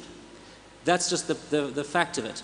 And a lot of people who have been cultured in this idea that blockchain was meant to be a system that could finally do something that could resist the man or resist the law enforcement officer, those businesses are the ones that are going to be failing first. Because at the end of the day, a very important thing about business is partnership. Now, CENTB has the same problem as every other company that doesn't have a license or is unregulated. How do we grow our business without partners? It's impossible. And so what we have to do, whether we like it or not, is we have to seek licensing and we have to seek a regulatory framework. And thankfully now countries are starting to produce these regulatory frameworks. So in my mind, generally speaking, I don't believe that blockchains will exist out there like Ethereum and all that. I think that ultimately all those smart contracting and whatever it is that people are creating will migrate to the BSV blockchain. I think that DeFi is a dead end. I think that cryptocurrency is a dead end, especially, and I think it was Evan who mentioned it, or Catherine, I think Evan, this idea that you can have digital gold where you have something that's valuable with no substance. It intuitively makes sense, but we all think it's because we're not smart enough that we can't see how a cryptocurrency can have value. No, you're all correct. We all intuitively know that something that's digital, that has no utility, I think that's what Evan was saying, utility. Something can be scarce, but if it's not useful, it's not valuable. So for us to be able to have value in this whole system, we have to have utility. We have to have usefulness. And that is what BSV blockchain gives us. It gives us a transactional network that is low cost, massively scalable, immutable, and has the ability to create all these opportunities around creating low-cost payments for all sorts of things. Or, as Catherine mentioned, certification, or information verification, or security. Those are all useful things. And if BSV can provide those useful things, and it has a token that is scarce, well, now you've got the two things that make something valuable, scarcity and utility. And right now, there is no other blockchain that provides that utility. So that is my perspective. The future, and it's probably going to be the near future, not the long future, that all these blockchains will fail, and businesses involved with blockchain will be accountable, will be regulated, there will be licensing regimes, and that's when we are going to finally start seeing progress, because we've been stunted for the last decade because of the false narratives that everybody believes in about permissionless, uncontrollable, unconfiscatable. I mean, I'm sure you've heard all these words from these social media influencers. They think that this only can be valuable if it's decentralized. The biggest fake word you've ever heard.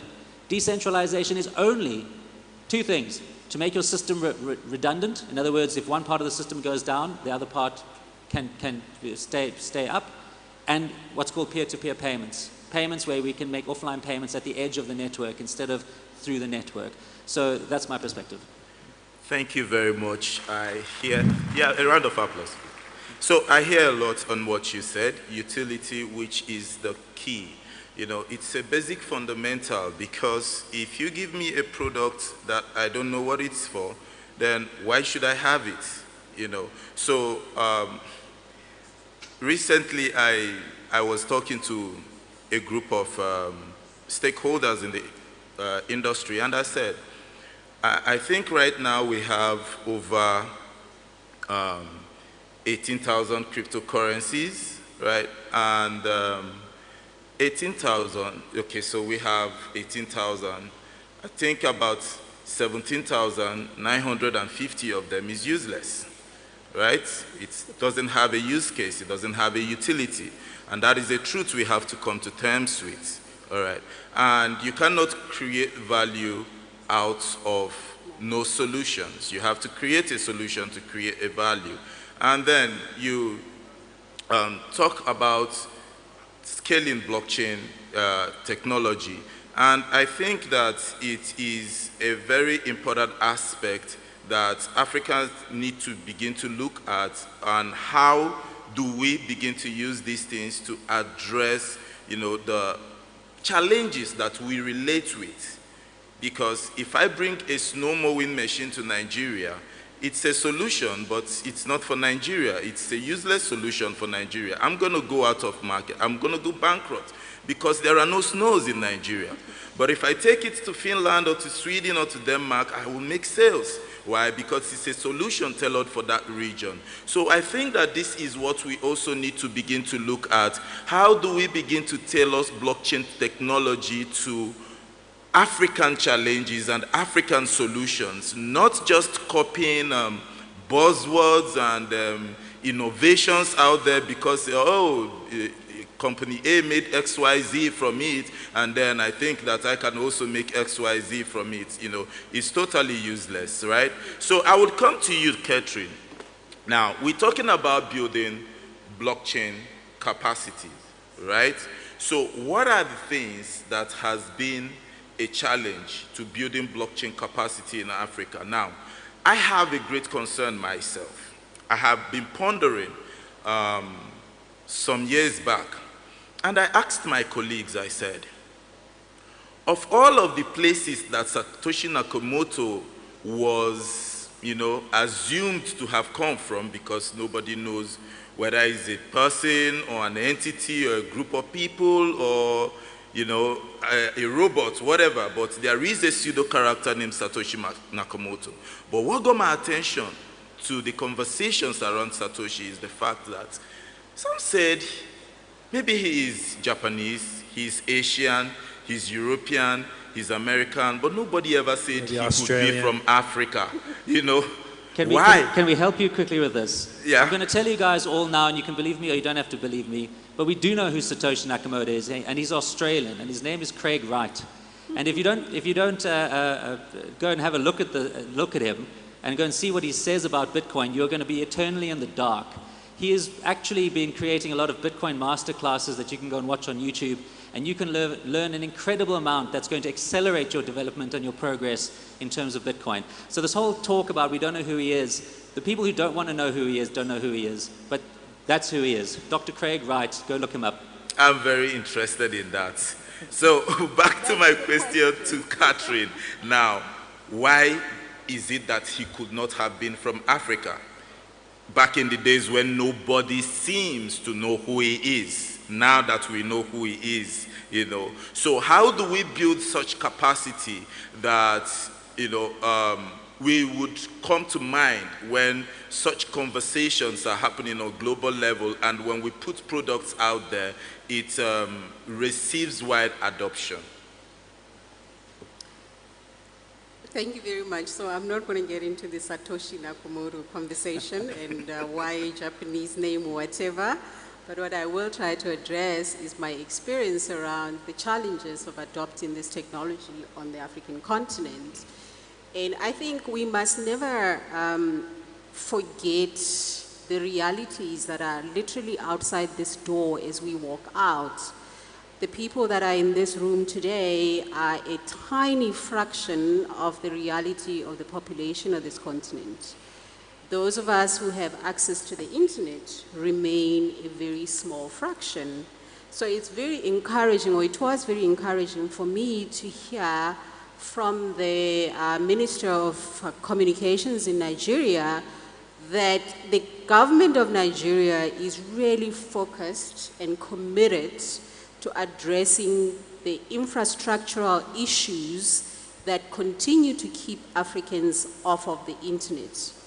Connectivity is extremely important. So if you're going to talk to a typical African government about, hey, here's this amazing new technology that runs on the internet, the first thing that that person is going to start thinking about is the reality of their constituency. And that is the fact that people are still dying from waterborne diseases on this continent. So it seems as if internet connectivity and all of those good things that come with it are just luxuries, right? Because we still have serious problems that we need to address. However, what you then need to do as an entrepreneur, a promoter, a consultant in this space is to help our policymakers. So policy is extremely important from our government leadership to allow us as a continent to start getting more and more of our people onto these platforms. Because if our leadership doesn't understand the importance of that policy and adaptation, we will continue to be left behind. But what I also encourage us to do as Africans, entrepreneurs, those of us who are lucky to be in this room today, is to start considering the importance of collaboration in this space. So I, for example, my company is a US-based company. All of my colleagues are in the US. I do have a couple of colleagues in Ghana. But what is crucial is I bring the perspective of African social challenges to my colleagues.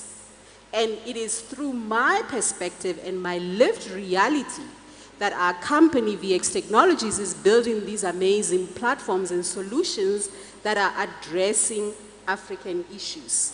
So I do believe that collaboration is going to get us there far quicker than if we think we can build. No African is going to build another Facebook. That's a fallacy. There is no reason for that, right? Because the platform already exists.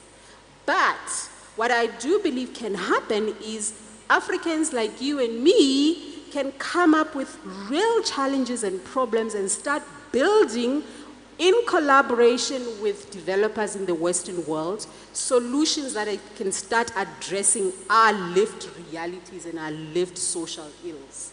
That's where I think we need to be going with this thing. Thank you so much. I hear that word on collaboration, which is key. And it is something that we haven't largely done, but I think that in this generation, we are getting it better.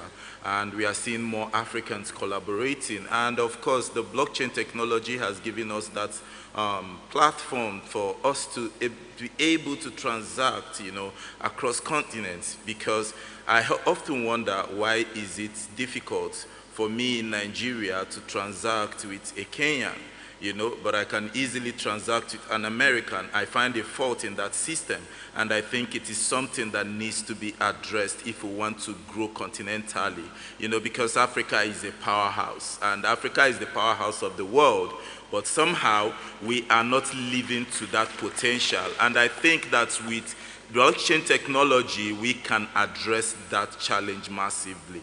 All right, to you, Ayanda, what are the areas that you think that we need to focus on as Africans to build capacity in blockchain technology? Sure. You've just touched on one, the ease of trading amongst us in Africa. It's important to focus. Be it not only trade at government level or organization to organization, but as Catherine stated, as we walk out of here and you walk to the next rural community, the ability of that community to transact amongst each other in a compliant manner to what my colleague has said.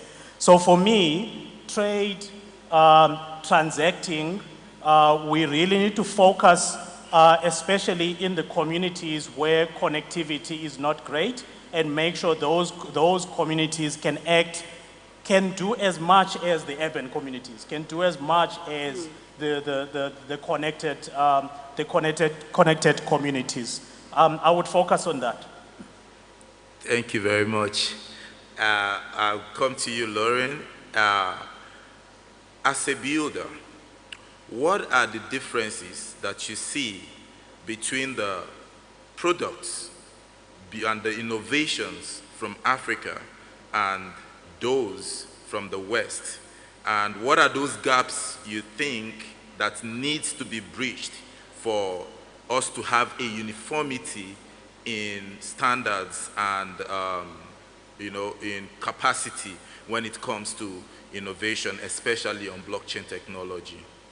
Yes, you mentioned the word standards. That is a very important thing that needs to happen. And of course, blockchain being a new technology does need standards because I mentioned earlier about partnerships. You often want to do integrations with businesses. You want to cooperate. And so standards is very important. And luckily, there is a technical standards committee for the BSV blockchain, and they're trying to do just that. But also, of course, a very important topic that I did touch on, and that's slowly happening, is just the regulatory frameworks. Because at the moment, blockchain companies are unregulated. Now, what that means, it's on one hand, it's good because then there are no rules per se about what they should do. There's no permit or there's no license that you need. But then on the other hand, there is no license. And so that means if you do want to have that partnership, then and you don't have a license, then conventional partners in the traditional sectors don't want to partner with you. So absolutely, that is something that needs to be developed, and that is being actively worked on. But that also becomes a community-driven thing. As you use blockchain technology more and more as a business, you can become part of those forums where those standards are discussed, and in fact, you can then define those standards. So one of the standards that have been defined on the BSV blockchain is a standard called Paymail. And Paymail is really just an email address, well, it looks like an email address, and it allows you to then send BSV to somebody's wallet, no matter which wallet they use, whether it's SendBee or another wallet, by using somebody's Paymail. So there's an example of a standard that has been defined on the blockchain that helps other companies interoperate or cooperate. And this is an organic process. You know, if we look at the traditional web, there have been internet standards groups for a long time, and sometimes those standards they define how products are developed. Sometimes just private companies can create a solution that eventually becomes a standard. So this is something that needs to grow and evolve, and as we see more commercialization in the space, we're going to see businesses starting to come up with these innovations, these solutions, and then start trying to standardize them. All right. Thank you, moderator, for allowing me. So on the topic of standards as well as trade, I want to just take it further from what my colleagues have just said and speak about quality standards as being one of the major impediments of trade within the continent, right? So when you look at what the African Continental Free Trade Agreement is seeking to do, is to allow the 1.4 billion people on this continent to start trading effectively amongst themselves, and also as a grouping with the rest of the world. Now, why are many people and many countries reluctant to do that? That is simply because if you look at a country like South Africa, where I come from, it is surrounded by tiny economies. So going back to the topic of agriculture and how one can use blockchain technology in that space, imagine a scenario where we suddenly have clear quality standards that are defined and signed off by all these countries. Now suddenly, a farmer in South Africa, a large economy, will not feel as awkward and threatened by input from a farmer from Lesotho, for example, because he would know, he or she would know that the agricultural produce coming from Lesotho is coming at the very same quality standard as what he is producing in South Africa, and therefore the price is going to be the same. Further to that, if we are now having a platform, a blockchain-based record-keeping platform for agricultural produce, suddenly as a continent we are able to unlock European markets, US markets, Eastern markets, because we will suddenly have produce that can be verified to meet those quality standards. I just wanted to get into that. Thank you very much for adding that to the discourse. So I'm going to round up with you, Evans. Before we go, I have a concern, and that is the concern of empowering capacity. all right? So I founded the largest blockchain training platform and community in Africa that is present in 8 African countries. And we train young Africans mostly because you find that young people are the ones who are more interested in innovation, tech, you know, they are curious, you know, they want to explore, they are adventurous, they can take risks and all that. And then we train both on soft skills and on hard skills, the technical sides and the service sector. And then my concern is when these guys finish and they have these amazing ideas and solutions, there is no liquidity to fund them. And that is a very big problem in Africa, you know, because it is not that we are not building capacity. We want to increase the capacity that we have, but we have capacity on ground. But those primary things that are needed to scale these capacities has been a challenge. How do we deal with the issue of liquidity and investments into the blockchain sector? Because it's a massive sector. I can tell you of Nigeria, where I lead the ecosystem, and we have over 20 million people who have been onboarded into the blockchain ecosystem. And that is what makes the African market interesting and the largest, the Nigerian market interesting and the largest in Africa. Nigeria accounts for over 66% of the adoption in Africa alone. One country, 66%. So in my opinion, all of the global blockchain companies should have their African headquarters in Nigeria and not elsewhere. But I am not seeing that happening. I want to see where blockchain companies, digital asset companies begin to invest. I do not see any form of corporate social responsibility on their part. And they could argue that they are not licensed to operate, but they have presence here and they make money from this economy. And that money that is made from this economy needs to be put back into the economy for the economy to continue to serve you and to even grow to give you more, right? So I want us to focus on this issue of liquidity and investment into African blockchain projects. How do we solve this challenge? Because if we want to see the potential of Africa in blockchain technology, we need to hit the nail on the head here. Yeah, I mean, that's a big challenge. I don't think there's any one solution, but I think there's many potential solutions, and some of those solutions may come from government-sponsored incubators and accelerators to, again, you know, working to establish more foreign blockchain firms here in Nigeria. But fundamentally, one of the nice things about building on a fully scalable blockchain is, in many cases, you can actually start to earn. And if you build cheap enough, you don't necessarily need the investment. You can build something that can start to create revenue, and you can form a business that doesn't really depend on that traditional financing that, you know, has become the norm since Silicon Valley. Yeah, obviously there's a lot of challenges here. Where to bring capital in, or to take capital from, you know, taxpayers, or to make it so businesses based here in Nigeria, whether it's in the oil and gas industry, in the agriculture industry, or wherever, begin to actually utilize the startups that are being created here in Nigeria, right? So by creating that cooperation between the startups and established businesses with the government, all these kinds of things are, I think, quite necessary to foster that early stage growth that will then attract more investors into the space. But yeah, I mean, it's a challenge.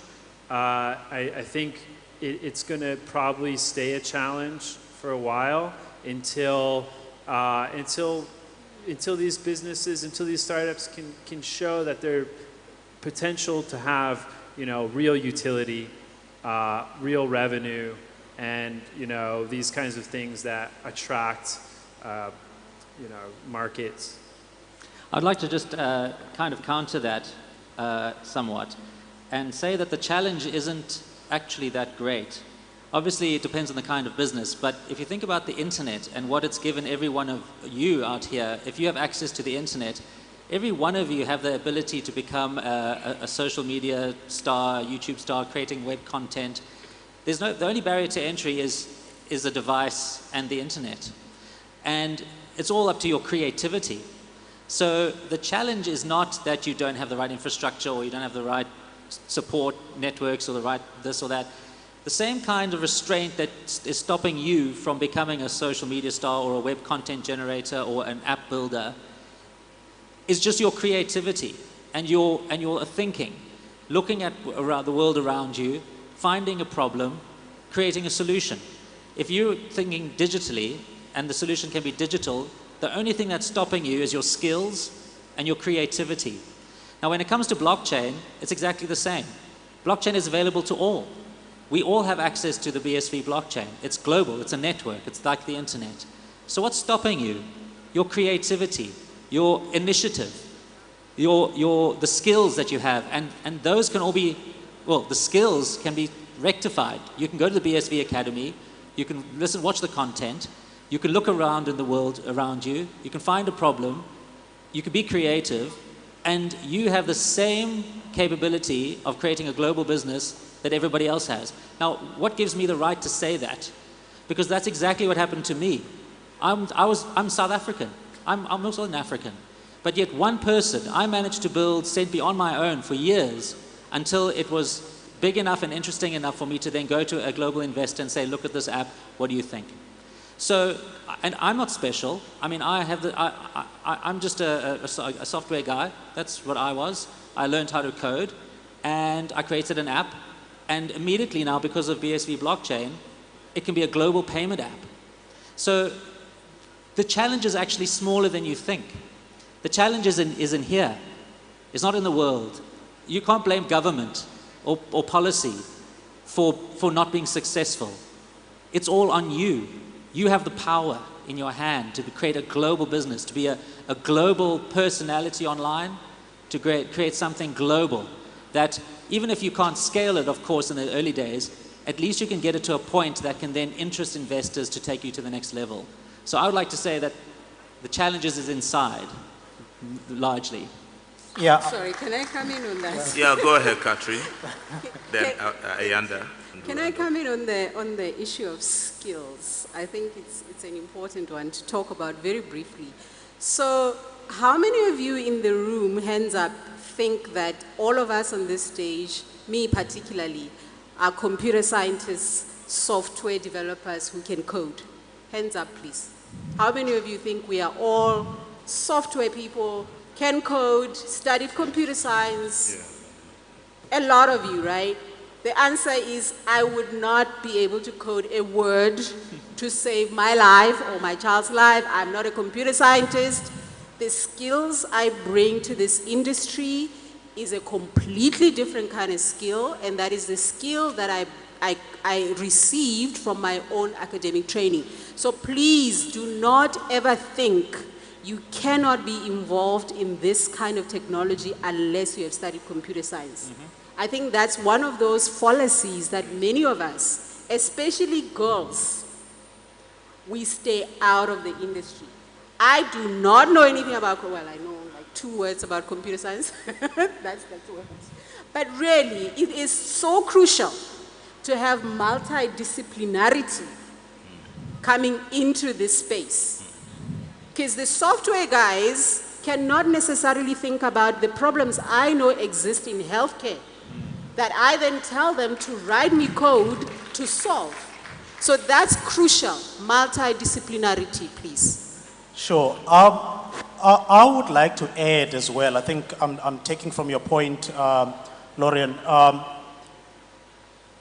It's important to have policies that are designed for Nigeria to grow.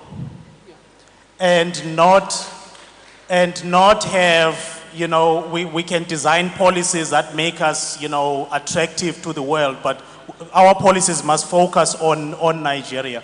I'm going to state an example that is not in blockchain because we are in payments at PayCode. We are under pressure from other entities worldwide to distribute funds, for example, into Nigeria in what is called stable coin. And if I say stable coin, the first word that comes up is USDC or USDT. Where's the Nigeria stable coin? As an example. So for policy makers, suddenly they have to make a decision. Does the person on the ground transact in a US stable coin? Do we allow companies like Paycode to distribute funds in rural areas in another currency, and we have currency conversion tables and transact in Nigeria? Now that's policy. Policy that is designed for Nigeria to grow, including the education of the people, to Catherine's point, that anyone can participate. It's been democratized. It's not going to be delivered in a plate, of course, but blockchain has really been democratized. Now we have to take and work within it. All right. Thank you all so much. I would round off with what Catherine said and touch a bit on others, which is, I don't code, and I'm the president of the Blockchain Association. And my goal is to drive blockchain adoption and growth in Nigeria, and which I have been doing, all right? So, why do I say this? Blockchain is that ecosystem that is able to absorb any other ecosystem. And that is what I call inclusive participation. By the time we drive adoption to the mainstream, what does adoption to the mainstream mean to me? It means when the market woman is able to understand what blockchain technology means and is able to use a blockchain solution in her business, can we start to reimagine blockchain solutions beyond internet access, beyond smartphone access, because even the cheapest smartphone is still above minimum wage in Nigeria. So it is designed in such a way that a lot of people do not have access to a basic smartphone, but they have access to a mobile phone. Can they use their mobile phone to perform blockchain transactions? These are the things that we begin to think about. What is their understanding of blockchain technology? Until adoption goes into those sectors, we cannot boast to have achieved adoption. 20 million seems to be a big number, but remember, Nigeria is a country of over 200 million people, so it's a tiny fraction of our population, right? So that is on one aspect. Then we come to inclusive participation. Blockchain is not for techies. Like you mentioned, those in the health sector can use blockchain. Those in the education sector can use blockchain. We can use it in public administration. We can use it in transport. We can use it in supply line. We can use it in manufacturing. We can use blockchain technology practically everywhere. So we have to achieve mainstream adoption and inclusive participation. And like you mentioned, standards, policies and regulations, right? Collaborations, education, investments and funding, all of these things go hand in hand. There are so much things we can say on this panel, but we have to come to the end of this panel. And thank you all so much for listening and having us. And thank you to my amazing panelists. It was wonderful having you on set with me.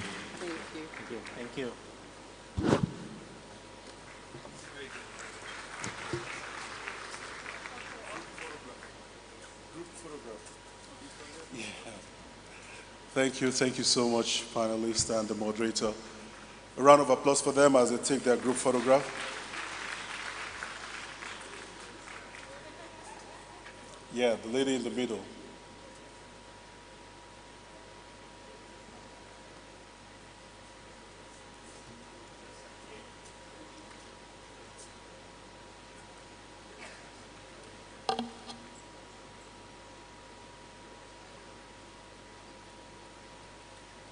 Thank you very much. Thank you. Thank you, Obina. Thank you. All right, before we go on, I'd like to announce that there is an experience center at the Executive Hall. If you've not been there, then you are missing something. If you've never been to Kano before, I can assure you that this afternoon you can be transported to Kano via virtual reality. you'll be able to see the cultural heritage of Kofa Mata at, well, over there in Kano. It's so immersive, you actually feel and see Kano right there in that hall. So if you've not been there, I will encourage you to please go check it out before you leave. It's going to be an interesting one for you. Also, we have some other gaming session there. If you like to just sit around and, you know, game with someone or, you know, with a stranger, why not? You can always walk in there and do that as well. All right, so like I mentioned, we're going to be giving out one more phone before we leave today. But before then, I want to bring on the next speaker. And this is supposed to be a main stage fireside chat, session 5. And this is going to be about investing in the future of emerging technologies. The moderator will be Adeleke David, and then we're going to have Kola Aino and Nella Duke Epeyong in the house with him. And I believe they are both ready for us, so I would like to bring on David Adeleke on the stage. A round of applause for David as he comes on the stage. A round of applause for David as he comes on, please.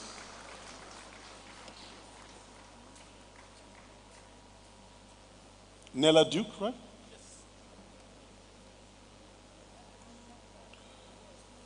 She's not here. Oh, but they will have to put you. All right. It's going to be just the two of you for now. Enjoy.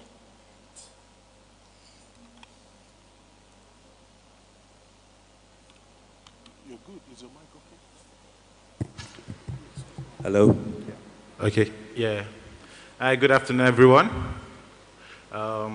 Once again, my name is David Adeleke, and I'll be a distinguished special speaker, person of Kola Aino, who is the managing director and CEO of Venture Platform. Did I get that right? Thank you very much. It's an honor to be here with you. Could you please tell us a little bit about yourself, if you don't mind? Sure. Thanks, David. Good afternoon, everyone, His Excellencies, my colleagues in the room, the investors, entrepreneurs, and captains of industry. I'm delighted to be here to have this chat with David. Hopefully, David doesn't ask me questions that throw me off, but I'm sure you guys will be a forgiving audience. My name is Kola, as he said already, and I'm general partner of Ventures Platform Fund. We are a Pan-African seed fund investing from pre-seed all the way to Series A in a host of different types of technology companies. We're early investors in some of the category-leading companies across the continent, including the likes of PiggyVest and Paystack and Number and you know, Plumter, and you can sort of name a couple more there. And really just keen to continue to partner with folks in the industry as we look to drive the growth of our digital economy. So delighted to be here. Thank you very much. All right, thank you very much. So going down into our question, we'll be talking about investing in the future of emerging technologies.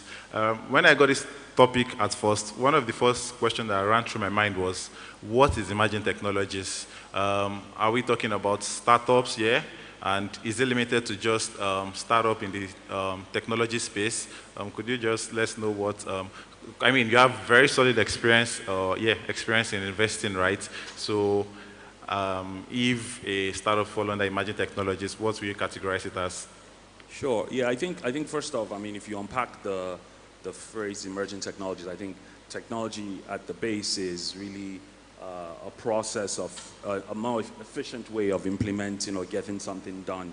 And I think people often mistake technology to mean software, but I think most in this room would agree that technology far exceeds software or code, as the case may be. And then when you strap on emerging, I think we're talking about technologies that are not necessarily mainstream, technologies that are not necessarily at full adoption, and that can be considered cutting edge. So I guess the discussion here is about technologies that are cutting edge, that are still sort of emerging, or I use the word emerging, that are still sort of becoming mainstream and are yet to attain sort of full-scale adoption.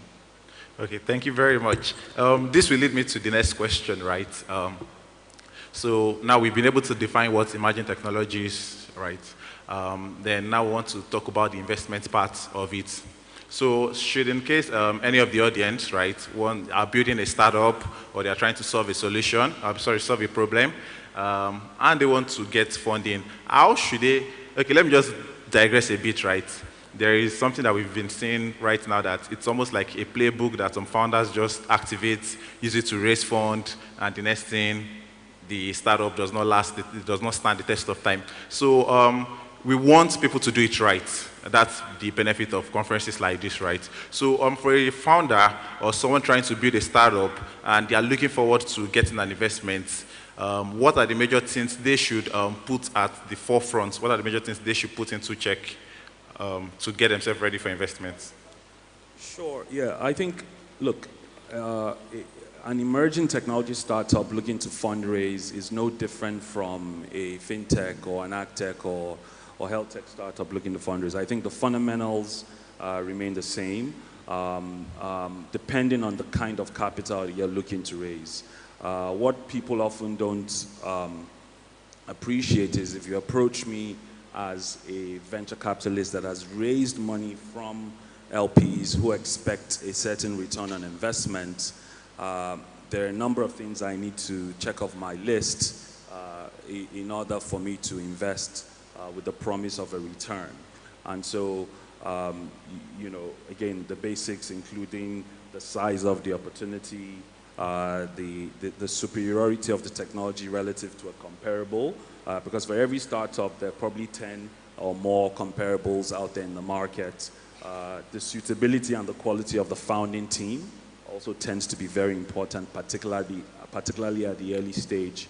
But I think if I bring it home to some of the more emerging technology startups that we've looked at, one of the challenges that we see is there tends to be you find a lot of startups that would take on an emerging technology angle just as a buzzword or just as a way to make their startup look exciting.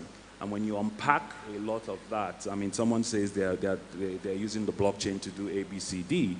When you unpack a lot of that, there's really no blockchain in what the startup's doing. And so I think a lot of the pitches that we've seen tend to apply the emerging technology from a very cosmetic standpoint. And then there's the other extreme that we often see where the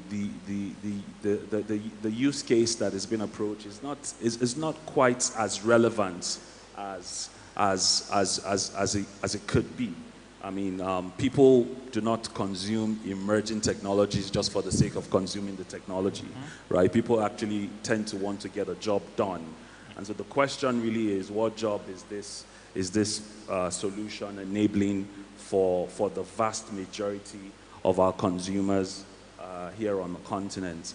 A couple of really great examples that we've seen and that we have in our portfolio are companies using stablecoins and blockchain technologies to facilitate remittances, whether it be for individuals or for businesses. And now that becomes a very practical use case. We've also looked at folks doing stuff in improving the sanctity of real estate transactions using the blockchain. That also tends to become quite relevant.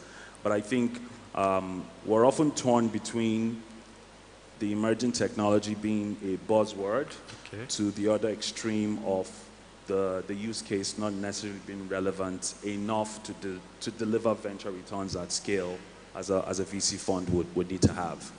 All right, thank you very much for that. The next question I'm going to dive into, it's kind of an interesting question, right? So it's a known fact that investment has actually reduced, starting with Nigeria and maybe globally also. And now we are still seeing scenarios where investors are losing faith, quote and unquote, right, in startups, peculiar to Africa, as the case were. So, and one of the, I would not mention names, but then we, when I was on the news, I think a week back or 2 weeks back, was seeing some founders saying them paying themselves $50,000 per month, some paying $15,000 per month, and everybody in the ecosystem is shouting like, wow, what's going on? And whether I like it or not, this in return, I mean, and the company are looking at shutting down, right? And whether we like it or not, this in returns affects the faith investors are having in startup. So this leads me to the next question. What's the ideal salary a founder should pay himself at different rounds of raising? Well, look, so first off, let me address the precursor to your question. Okay. I think that I completely reject the notion that there is a heightened case of bad behavior or fraud in the Nigerian or the African ecosystem. Okay. I think there are many founders who are building sustainable companies and doing things right. There are many companies, we take board seats in some of our investments. There are many companies that are well governed.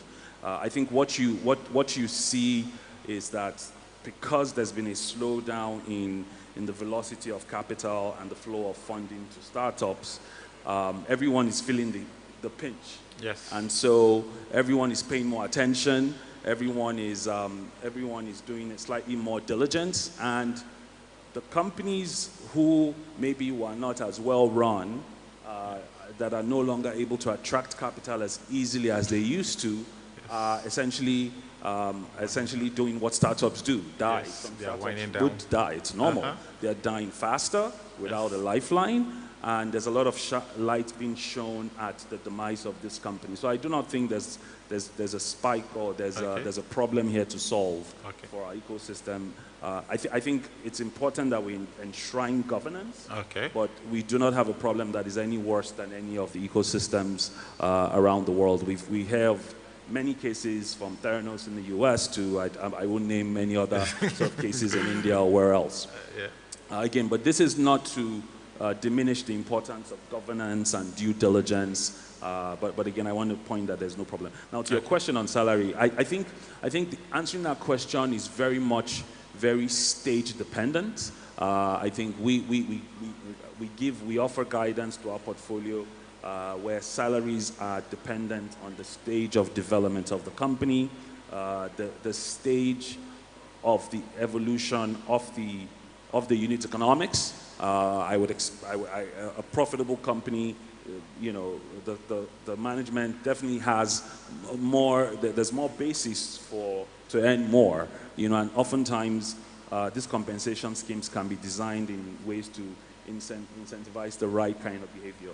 So I don't think there's a salary for a founder that is right or wrong. I think it's purely a function of stage, purely a function of the business model, as well as a few other factors. In a well-governed company or startup, and by the way, a startup is no different from a company. In a well-governed company, the salaries of the executives or management are actually set and reviewed by the board, right? Obviously, it can be a collaborative process, but that's how companies should be run. So I'm sorry I won't answer your question directly because I don't want on the cover of Tech About Tomorrow to say Paula said founders should pay themselves 20K or 50K a month. I won't do that to you, but these are some ways that I think about executive compensation. Okay, thank you very much. Our time is fast spent and our distinguished speaker needs to be somewhere else. So we'll just open the floor for just 2 questions from any of the audience for our speaker. Okay, we have one hand there. We have 2. Okay, so yeah, we're picking one. Is there a roving mic, please? Okay, can we get a roving mic, please? Or, you can just come forward, right? And just, let's maybe be a little bit audible. So we have one from the right, and then we have one from my left. So.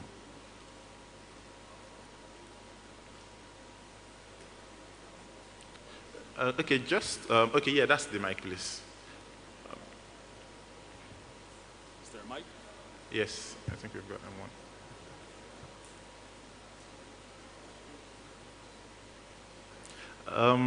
Just to put it clear, let the question be revolved around our subject topic, please. Let's have something about what we're not talking about. Thank you. Thank you.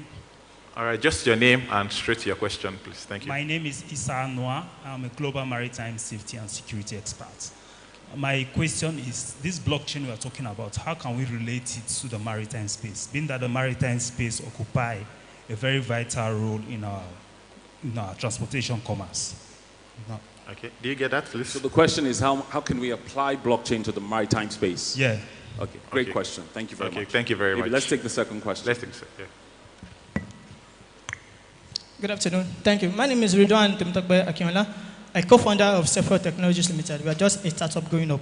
So what I want to ask is concerning, in the case of which we are a startup, and do you have the financial strength to actually pay your staffs and like other people that are the team in general? So I believe that there is something they call like the convertible notes and surface that they use in US and other developing country. But in Nigeria as a whole. Sorry, could you please come again? I did not get that. Okay. What I'm saying is that concerning you are building a startup and you have the financial strength like to pay your team like that. So what are the pros and cons of actually use like a compatible notes agreement or a service agreement with them? So I need your like a general aspect advice on that. Okay. So your question is, you're building a company, but you can't afford to pay your staff.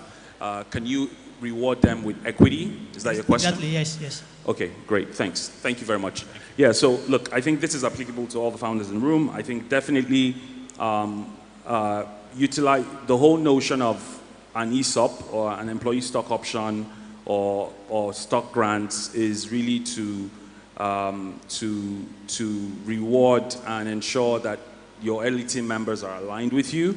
And so there's absolutely nothing wrong with using equity to compensate, particularly in a scenario where you cannot completely pay cash salaries that are commensurate with market.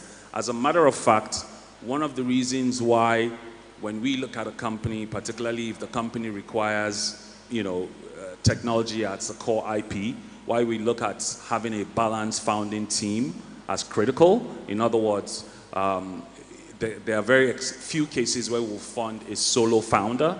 It's because of the very reason you've pointed to, which is the fact that in a case where a company maybe is not able to attract further financing or runs out of money, if the founders themselves you have an incentive by way of equity, that company can survive a lot more longer than a company that has to pay for the core pillars of the company.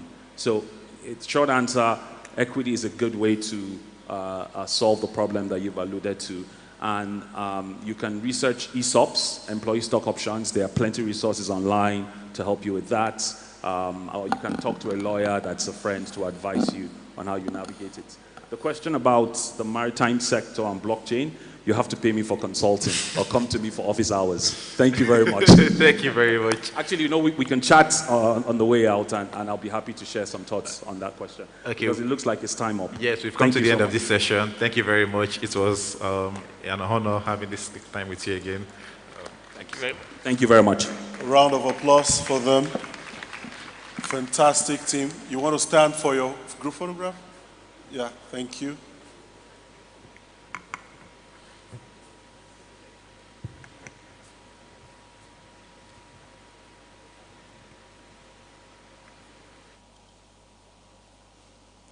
Thank you very much. Great session, guys. Thank you. Thanks. All right, so I have to give this away today, compulsorily. So someone is about to be a proud owner of a Samsung Galaxy phone. The media team, could you please project to the screen once again? We're taking those questions that we took earlier on today all over again. So you want to flip your phone now, bring out your phones. You know the drill. We're going to get this stuff on the screen, and all you need to do is put in the PIN or scan the QR code to be part. The first 100 people to put in their codes will be the one to participate in the game. How many of you are ready? The media team, please. So I'll hand you over to my colleagues here. He will be the one to take you through the questions, and I will be here to present the phone to the lucky winner. Good luck. All right. Yes, let's take it a step back. Good evening, ladies and gentlemen. How are we all doing today? We are sounding very dull. How are we all doing today? You guys don't look like people that want to win Samsung Galaxy. How are we all doing today? You all know the drill. You have to sign in. I can see everybody's already there. First 100. What do we have the number? I think we're more than 100 already. So media team, 3, are you set? The questions are already there. You already know them. You already know the answer. Just go straight to the caller. Do not waste time. 3, 2, 1. Start, media. Let's go. Let's go. Let's go. Time to put your brains to work. Day 1. If you know you're using Glow, don't even bother. Don't worry. Which popular Nigerian e-commerce company was founded in 2012? You already know the answer. The answer is, look at them standing up. 200 answers already. Wow. Close to 300. Nice. I know some of us already think it's Iya. We're getting there. 10, 9, 8, 7, 6. This is just question 1. Don't worry, if you take last in this one, you make it. Thank you. Good. 202 people got the answers right. You know you already know the question before, and some people are still failing it. Next. Let's know who's leading. Please. T is on this side, ba. He's out. T is out. T, collect his phone. So he will not partake. Next. Let's have the next question. This one is multi-select. You have to select 2 answers. Which Nigerian city is known as the Silicon Valley of Nigeria? There's Abuja in the red, Lagos in the blue, Port Harcourt in the orange, Kaduna in the green. The answer is Kano. It's in black. If you're looking for black, sorry. You people should not be failing any of these questions anymore. Okay. Answers are coming in. Close to 3. How are we having 300 answers when we only have 100 people that registered? 259 people got it correct. Some people still failed it. Media team, what's next? The answer is Port Harcourt and Lagos. Who is currently leading now? Yo is back to redeem himself after falling off like Arsenal did last season. Next. Question 3. Another multi-select question. Which of the following is not a key area of NITDA's mandate? You should already know the answer. Promoting indigenous IT in red, regulating telecom services in blue, developing IT policies in orange, ensuring cybersecurity in green. I think the answers are coming in faster this time, since people know. But people are still failing it. I hope you are there. Chairman is just smiling. Where's your phone? Oh, you're the one using the Techno. Yeah, your chance to win Samsung. Now 194 people won. Correct answers. Media team next. Let's know what's up. The media team is not with us. Why? Papi. Sorry, Papi, can you wave your hand? Let me see. Where are you? 2 people are Papi. It's your phone that will determine. Media team, let's go. Let's go. Question 4. No time. Which organization is the foremost IT regulatory body in Nigeria? CBN, NICOM, NDIC, NITDA. Foremost regulatory body in Nigeria. The answer is BBN. Are we good?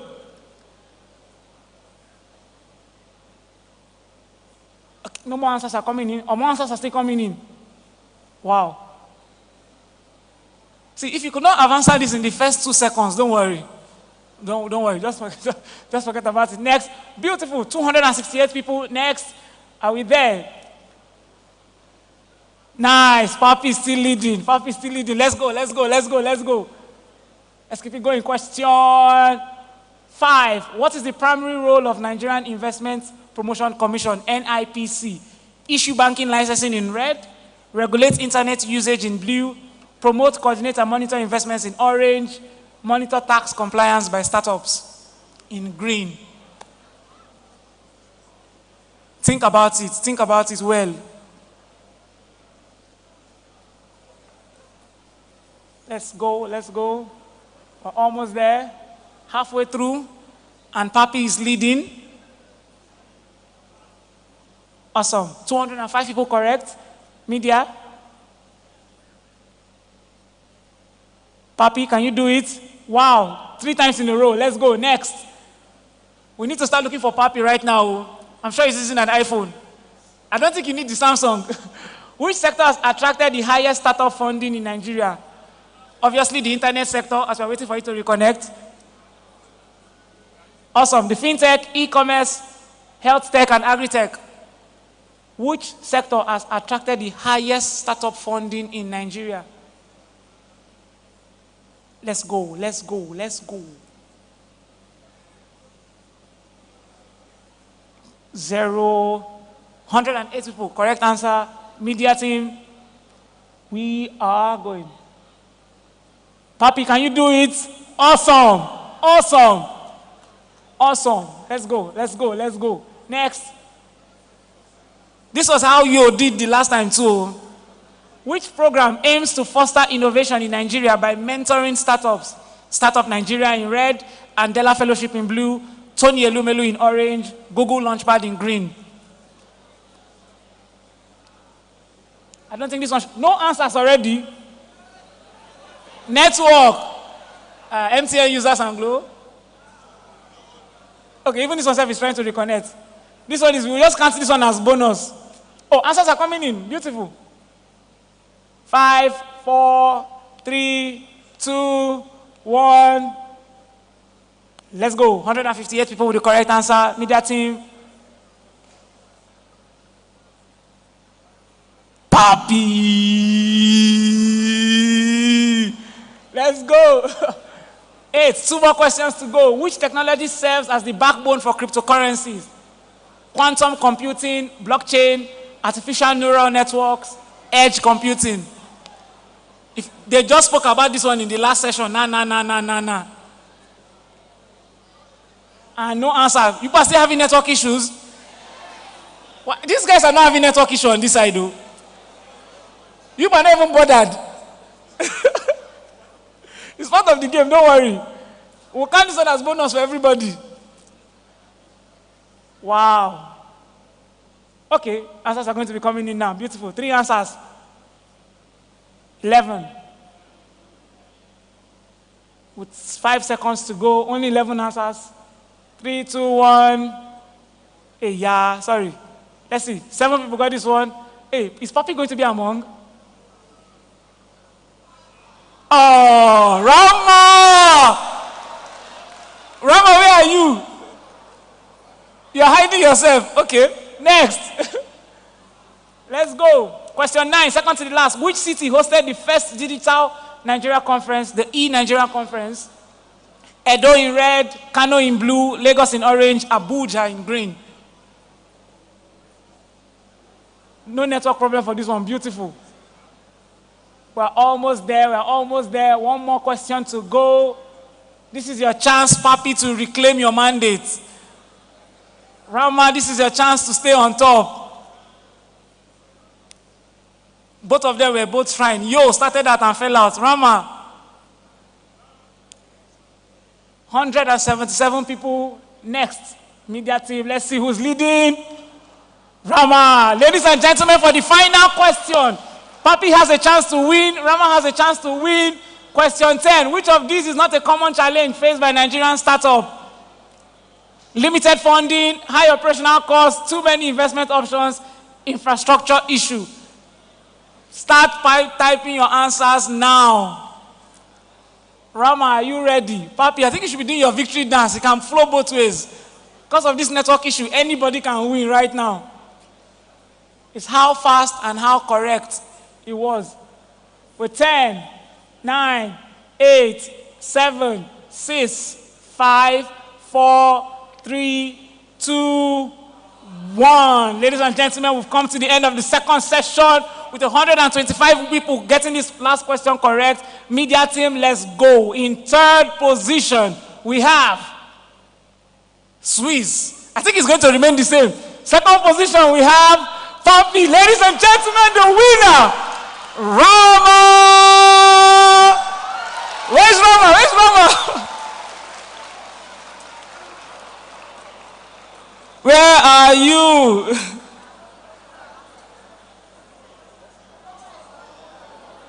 Is she shy? Come outside, come outside, come outside, come outside. If you clap louder, Rama will run faster. If you clap louder, Rama will run faster. Rama, Rama, Rama, Rama, Rama, Rama, Rama. Where are you?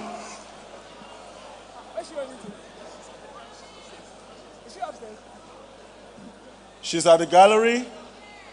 Oh yeah, come. Okay, she's on her way.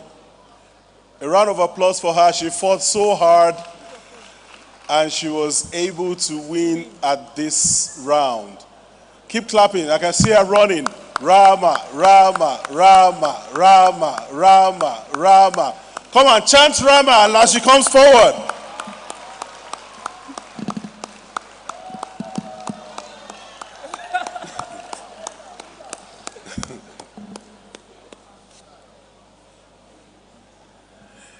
Is it okay to shake you? Congratulations. Sorry. Please come forward. So sorry. Congratulations. Thank you. So how did you do it this time around? I had good teammates. That, Okay, they yes, were supporting you. They were very and supportive. shouting. Where Shout are your out team? to Let them Mukhtar shout.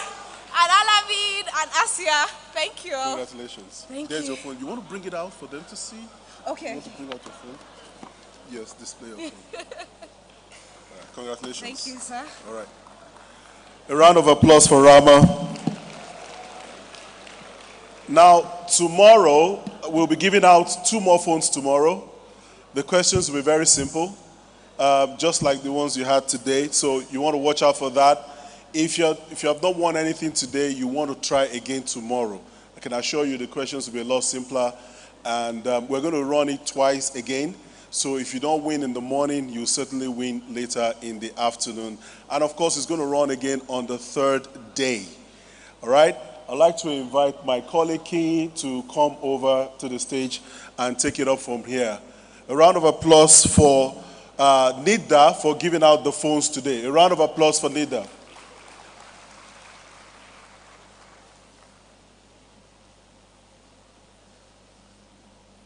Good afternoon once again, everyone. I'm sure it was very exciting. I couldn't play the game. I couldn't get a phone. That's sad. Sad for me, not you. So we're going to move on to our next panel session. But before that, I want to announce that there will be a breakout workshop at the Executive Hall that's on blockchain development session. And the speaker is Aminu Bin, the CEO Start Bench Hub. So if you're going for that session, you can start making your way there, and I hope the speaker is already there. So for this session, the topic is the future of work, adapting to AI, automation, and remotes. And the moderator I'd like to invite him is Mr. Prince Isaac, the co-founder of ZDAS. Please, a round of applause for him. Where is he? I think. Is he here? So that is Mr. Prince Isaac. I hope he can hear me. Let me invite the speakers while we wait for Mr. Isaac. So we have Mr. Musa Mohammed. He is a board member of the startup. Oh, okay. You can join us on the stage as well. The next speaker is Emra Tekin, Director of EMEA Mesmerize. A round of applause for him. I hope I pronounced your name right. Yeah? Okay. We also have Ashley Emmanuel, the co-founder of Semicolon. Okay, a round of applause for her. Please, a round of applause for her. I think she's the only girl, so you have to clap for her. I'm not biased or anything, but I'm just telling you. So we also have the last speaker, that is Mr. Demilade Jemilugba, from Fast Forward Ventures. Please, a round of applause for him. So we're waiting for the moderator, Mr. Isaac. Mr. Prince Isaac. Oh, okay, you're there. Okay, all right. So I'd like to hand over to the moderator so you can begin. Yeah. Yes, you can. Okay, It's Daniel Goldstein. Okay, so he'll be joined in this panel. He was in the previous panel. He's Mr. Daniel. So yes, I'll be handing over to the moderator. So yes, you can begin. You can use the mic over there. I can use that mic? Yeah. All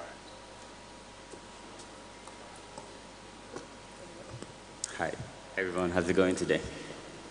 Hello. Very well, thank you. Do you guys want to, let's start with you. Sure. Do you want to tell us about yourself, your name? Oh, of course. Well, I already did a speech earlier today. My name's Emra. I'm part of Mesmerize Group. We're located in London, and we build, well, we're at the intersection of spatial computing and AI, and by intersecting those two, we build solutions for organizations and enterprises. And I gave an example of one of the works that we built, which is a virtual aviation training application. And we train aviation engineers so that they can maintain and repair large aircraft. Okay. Interesting. So this is all in virtual reality, and we use AI tools to assist and eventually replace the instructors in the trainings. Basically like a co-pilot. Sorry? Like a co-pilot. Well, during the trainings, yes. Not in the actual flight, no. But during the trainings. Got it. Ashley? Sure. Hi. Good afternoon. Pleasure to be here. Thanks very much to the organizers. So my name is Ashley Emmanuel. If you want, you can also call me Oluwakemi. I'm co-founder, chief operating officer of a company called Semicolon Africa. We're headquartered in Lagos, and we build tech-focused talent and businesses to really drive Africa's digital transformation. So we train software engineers, we provide other tech-focused training, we help link employers to talent, we provide advisory and project implementation, tech-focused, and we do venture building as well through our Semicolon Ventures program. Interesting. Hello. Hi everyone, my name is Demilade Jemilugba. I head finance and investment at Fast Forward.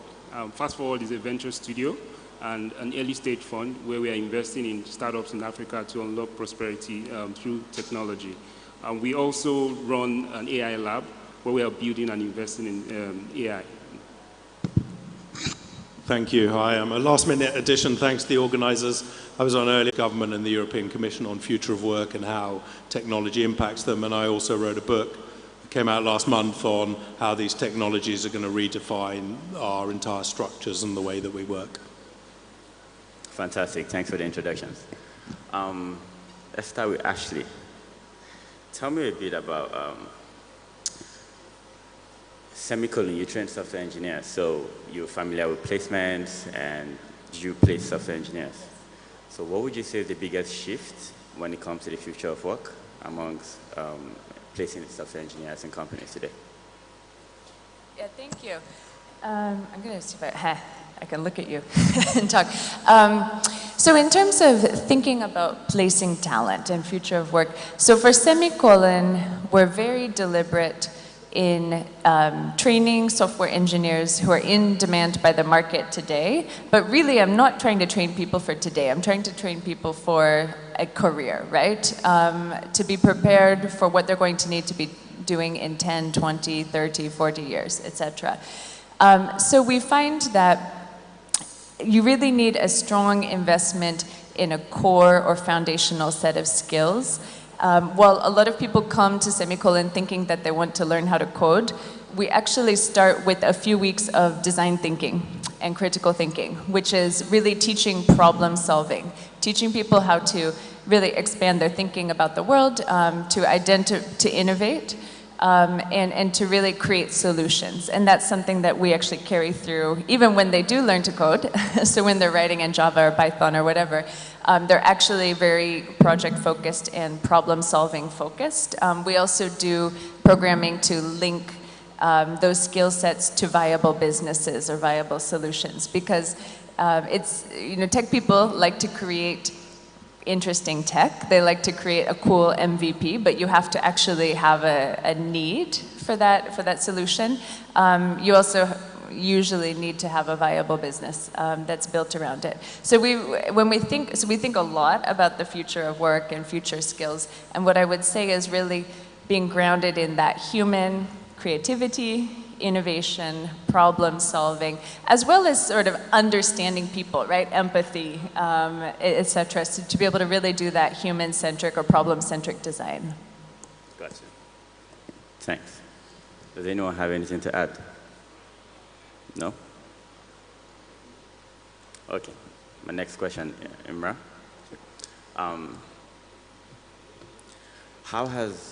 I know you work a lot with AI, so how would you say AI has really helped your organization in training and building the capacity that you built in the past few years? Of course. Well, let me tell you about how we integrated AI into our workflows. So there are two aspects of how we're working with AI. We're working with AI internally, because we create content for enterprises. We create trainings. We create tons of 3D assets. We create narrative flows. We create voiceovers. And we utilize a lot of AI during our own internal processes. We use, still the 3D assets generative AI capabilities are not to the extent that we expect them to be, we want them to be, but they provide enough guidance for our designers and 3D artists. They provide with the base so that they can keep building on them. So we use generative AI features for design development and most of the time voiceover in our applications. But this is, as I said, for our internal use.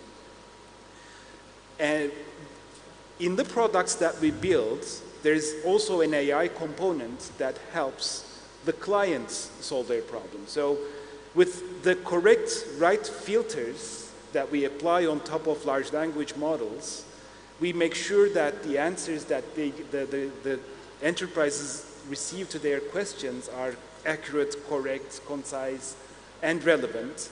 And we try as much as we can to prevent the AI from hallucinating and giving wrong answers. Got it. Got it. Yeah, that's, you can carry on. Okay. Yeah, that's pretty much it. Okay, fantastic. One question. Yes.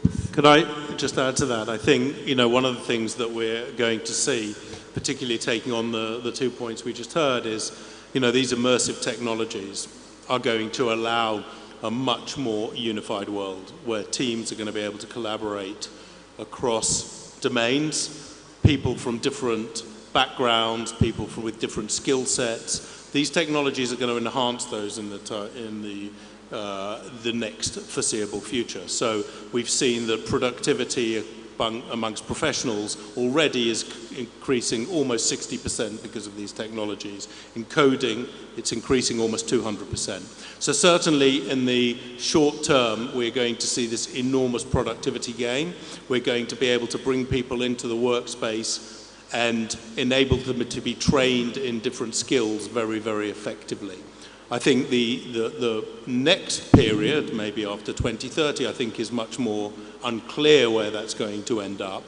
But as was discussed earlier, it's what are the skills that we have, like empathetic, what are the tactile skills? Those are the things that we're going to have to look at. If we looked at the Industrial Revolution moving from the field to the office, people didn't foresee what that future could look like. I think we will be in a position where we will be looking at that as we move forward.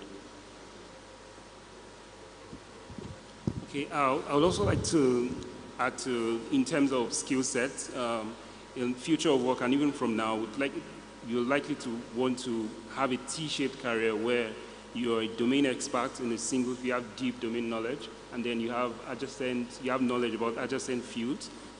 In terms of as a professional, similarly as an organization, you want to have that that diversity in terms of the composition of your team. So to be a successful professional into the future, think of your career as a T-shaped career where you are deep, you're a knowledge expert in a particular domain, and then you have adjacent, either in soft skills or adjacent fields to your current role.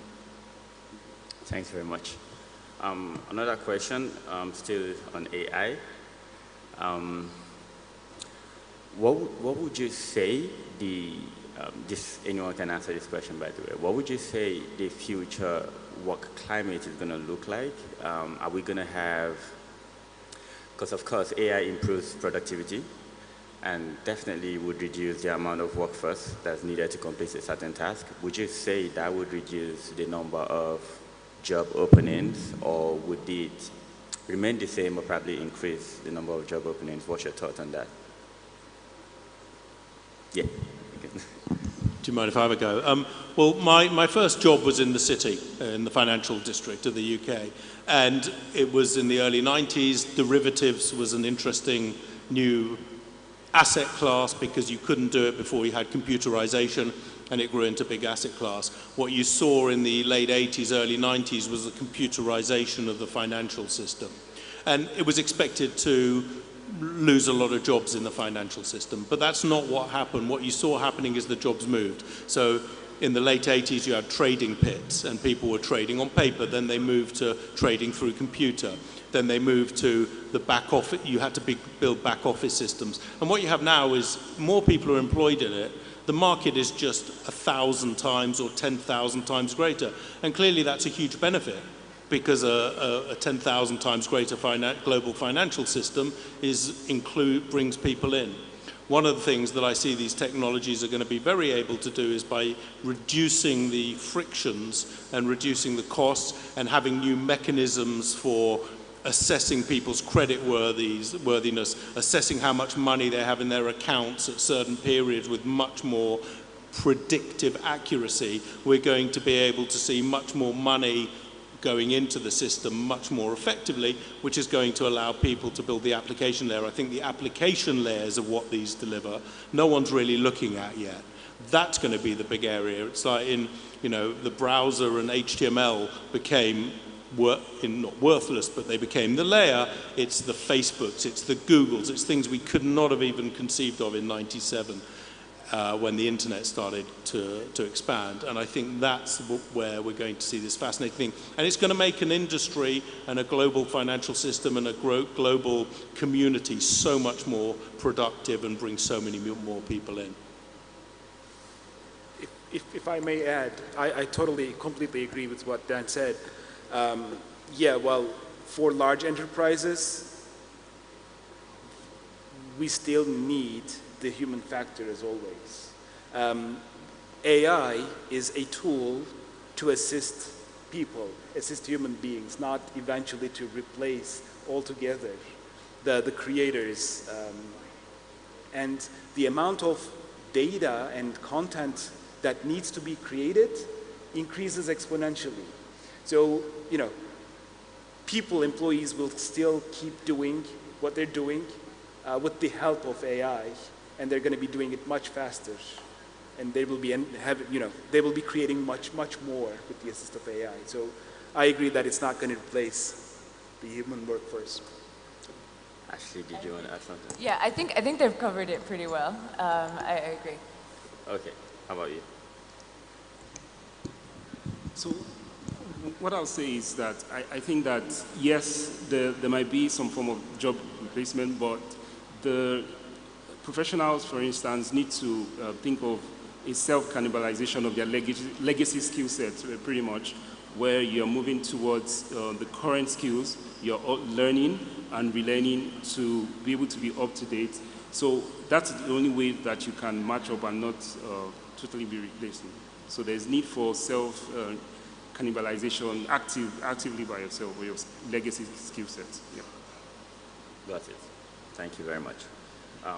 Another question. What would you say is the biggest, or right now, what would you say is the biggest change in how people work? Or rather, would you say it's where people work or how people work, if you get my question correctly? So we have AI, the future of work, we have AI, remote work, all of that in place, yeah?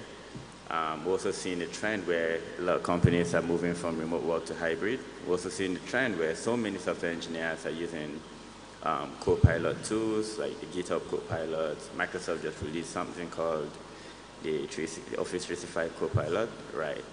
So what would you say the biggest and the most significant changes? A few years ago, we thought it was remote work, but now what would you say that one single most significant change is? Is it how we work or where we work? For me, I think we're already seeing it, and I think it's going to be, it is hybrid, hybrid mode of work. That's what I would say. Okay. And we can work from anywhere, really. I mean, I guess it really depends on the industry and the type of company you are. You know, we invest in startups. Startups thrive from working together. One of my partners created an ecosystem in London called Level 39, where there are actually a few people here that were there.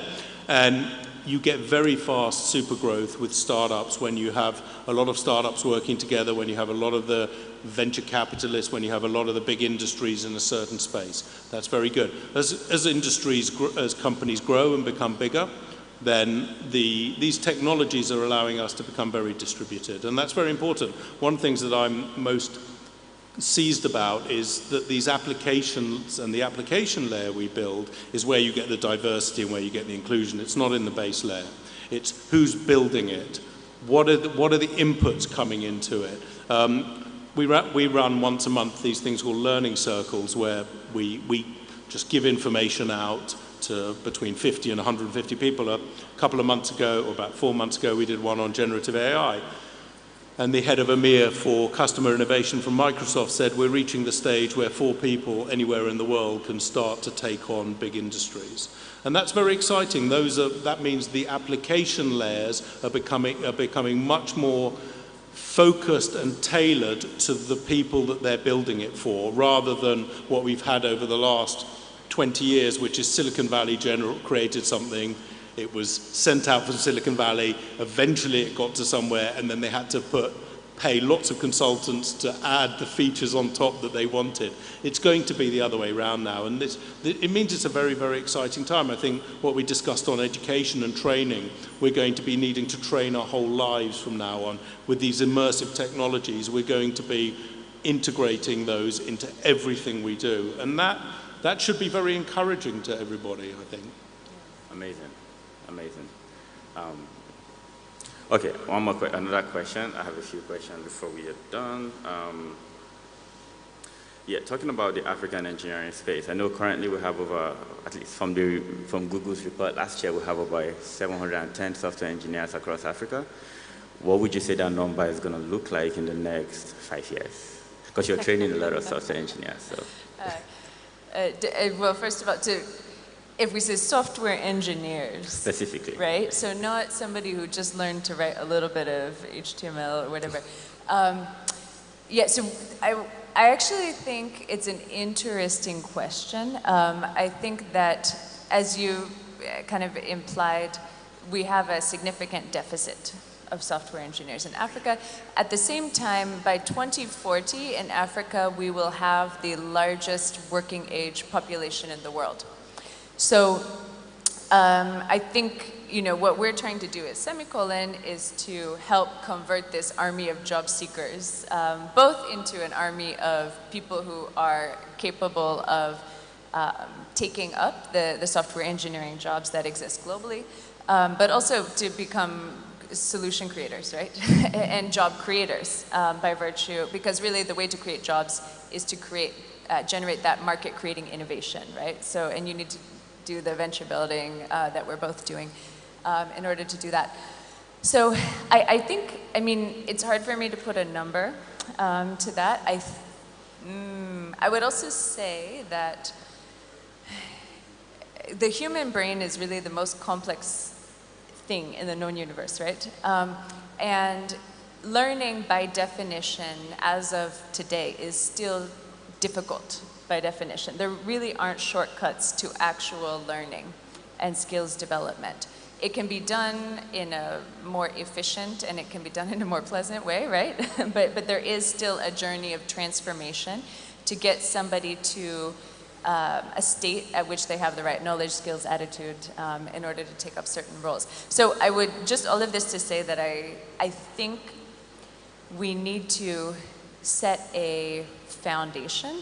We're still kind of in the planting stage, I would say, in terms of building very robust tech talent in Africa.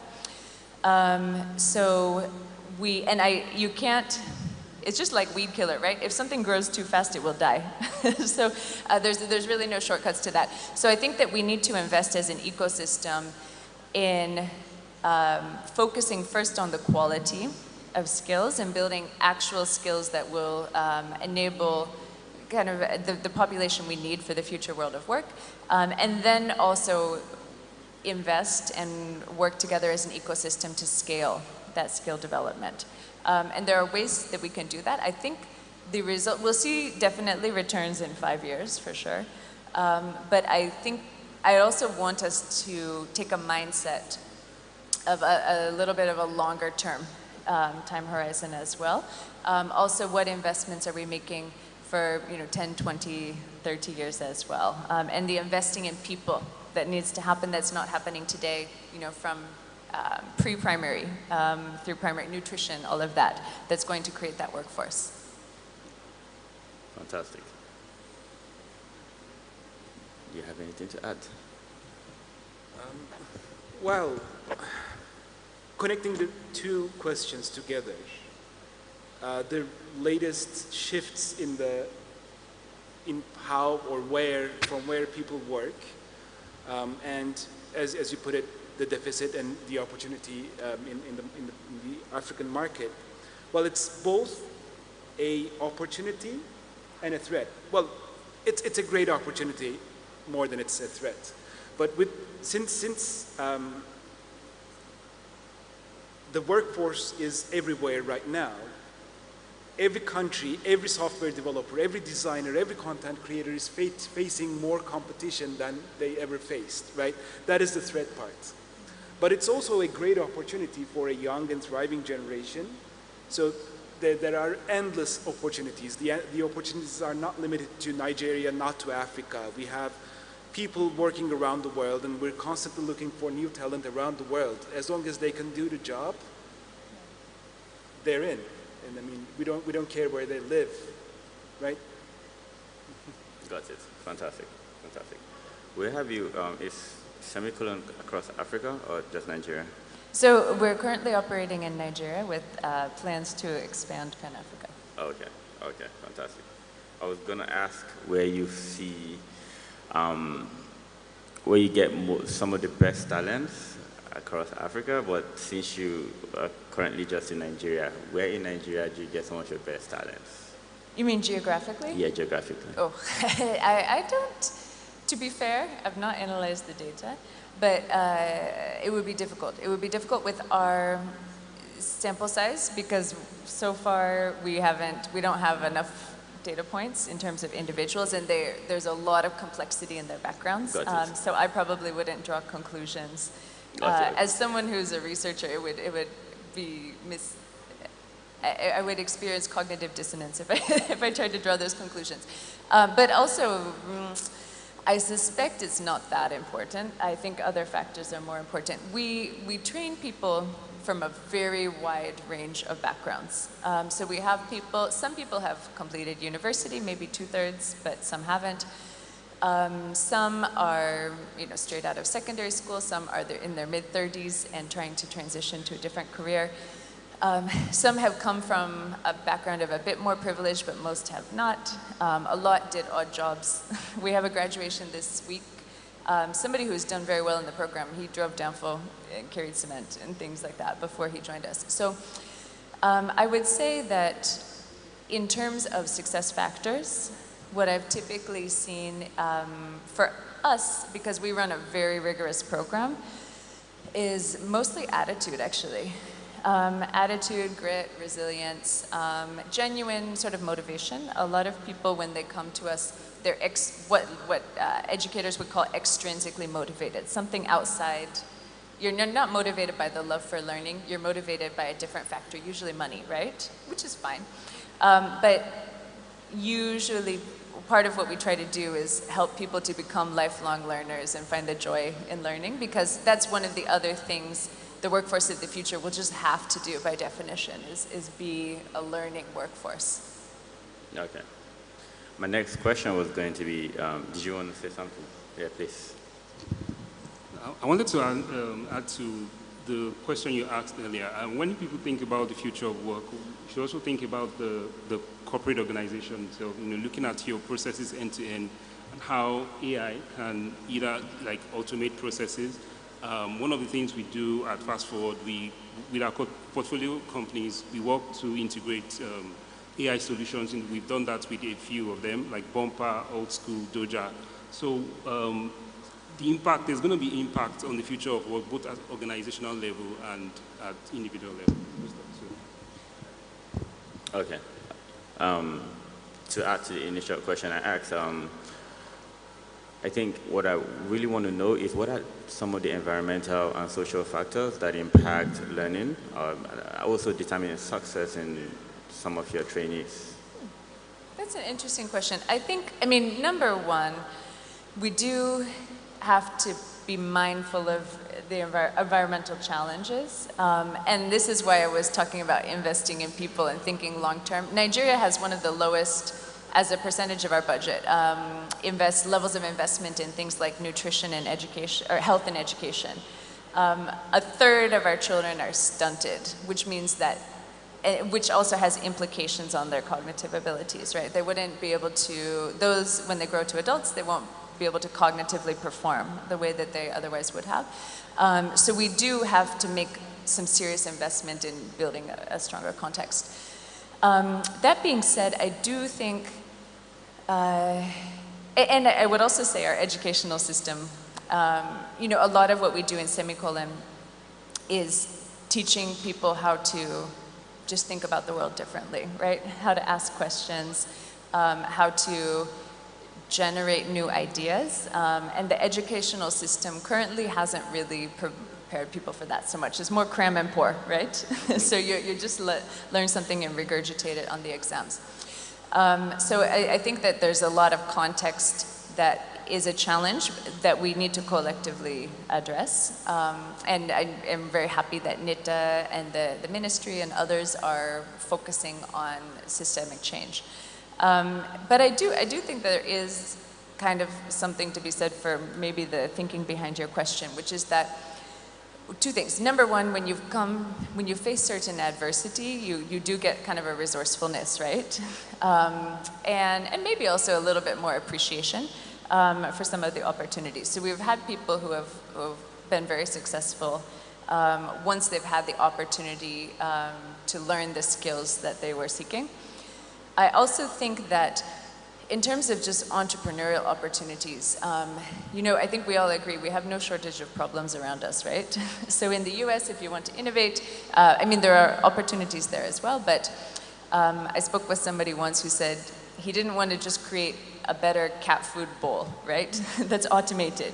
In Nigeria, there are a lot of fundamental problems we have that local innovators can still address. And so I see really, in our ventures portfolio, we've got really interesting solutions: health tech, mental health, civic tech, right?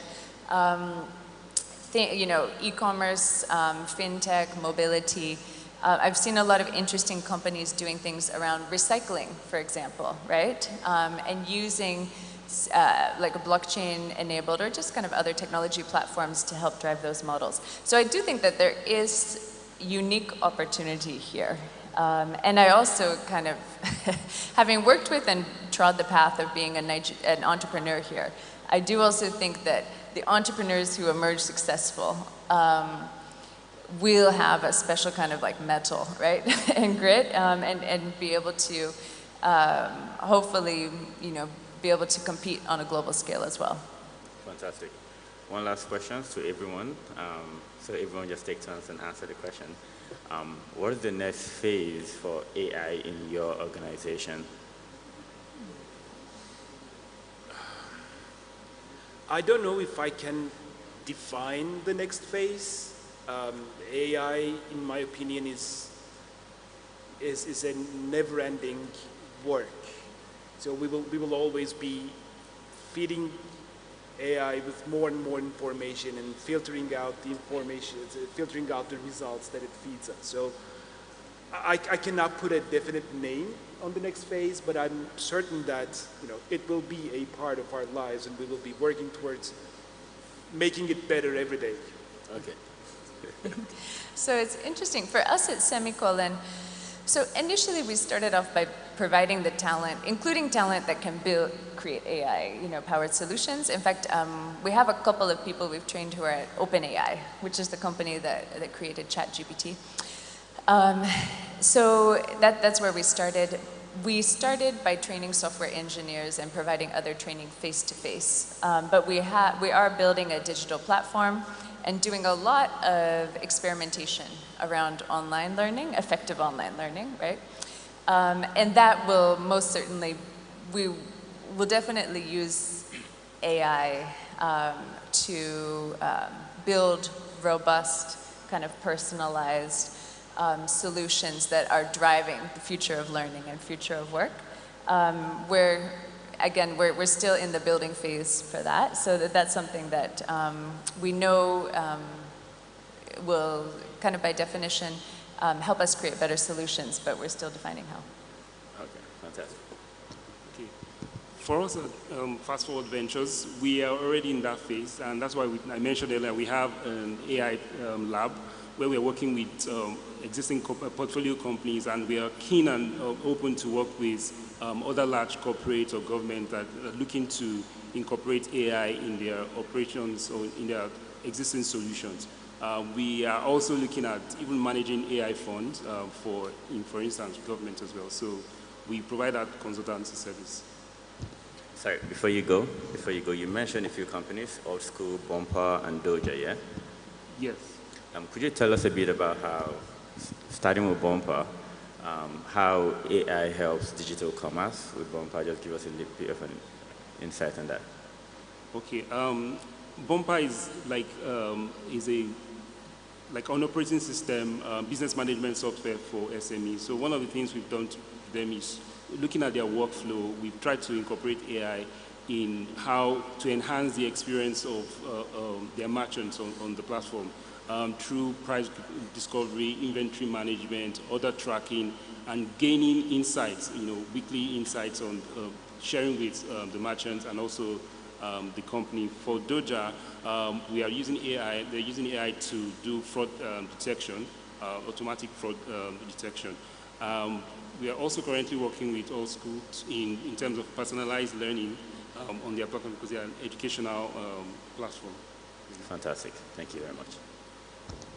Thank you. I guess I'll have the last word. Well, at NITDAin, we're a fund and we run programs and we understand what's going. We don't look at just AI. We look at technologies like AI, blockchain, quantum, and 3 or 4 others. I've been an entrepreneur several times, created a few very global companies, and the thing I've missed a few pivots as it happened, but pivots were slow. Things would happen and you could see trends happening, and if you kept an eye out, you were okay as an entrepreneur. The phase I think we're coming into as an entrepreneur is that hyper-focused entrepreneur that is saying, this is what the world's going to look like, I'm going to battle on whatever. I think it's going to be problematic. I think that most people didn't. I wrote a book about OpenAI, and I still didn't predict how much of an impact it would have when it was launched, the bubble around it. I think entrepreneurs with all these technologies coming out have to be much more flexible. I think they need to partner with people that understand and can look for those pivots and help them through it. On the company side, which is also what we work in, we don't match our portfolio companies with the corporates, but we do run things for corporates. You know, disruptive tech was coined in '96 by Christensen. So most companies it was okay for them not to know what it was when the internet hit. I don't think we have the luxury now. I don't think you can use that as an excuse. I didn't know what was happening. I think companies need to be looking at these technologies. They need to be running proof of concepts. They need to be testing them out. They need to be looking where they're going and partnering with people that can do that, because the shifts are going to be dramatic, and they're going to be fast, and they're going to be global. Thank you very much. Really do appreciate you on this panel. That's it. Ladies and gentlemen, a round of applause.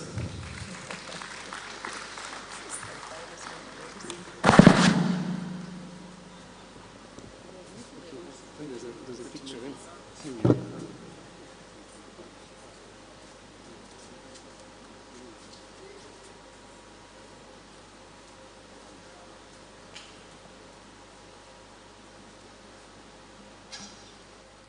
Please, another round of applause for them. Thank you so much. Thank you to the speakers. I would like to respectfully recognize the presence of the Senator on ICT and Cybersecurity, Senator Shaibu Salis Afolabi. Please, a round of applause for him. That's him over there. I'd also like to recognize the presence of the House of Rep, House Committee on ICT and Cybersecurity as well, House of Rep member Adedeji Stanley Olajide. Please, a round of applause for him. Thank you so much. So this brings us to our last panel session. Thank you so much, everyone, for being here, experiencing our day one, or the first day of our Digital Nigeria 2023. I would like to announce that we would be having lunch over there. So you just go in there, take it, and yes. So I'd like to once again thank everyone for coming today. So we'll see you tomorrow. I would love to see you all tomorrow. Thank you so much. So a round of applause for yourselves. You did amazing. Thank you. So please don't forget that lunch would be over there. So just for you to pick it up. Thank you so much.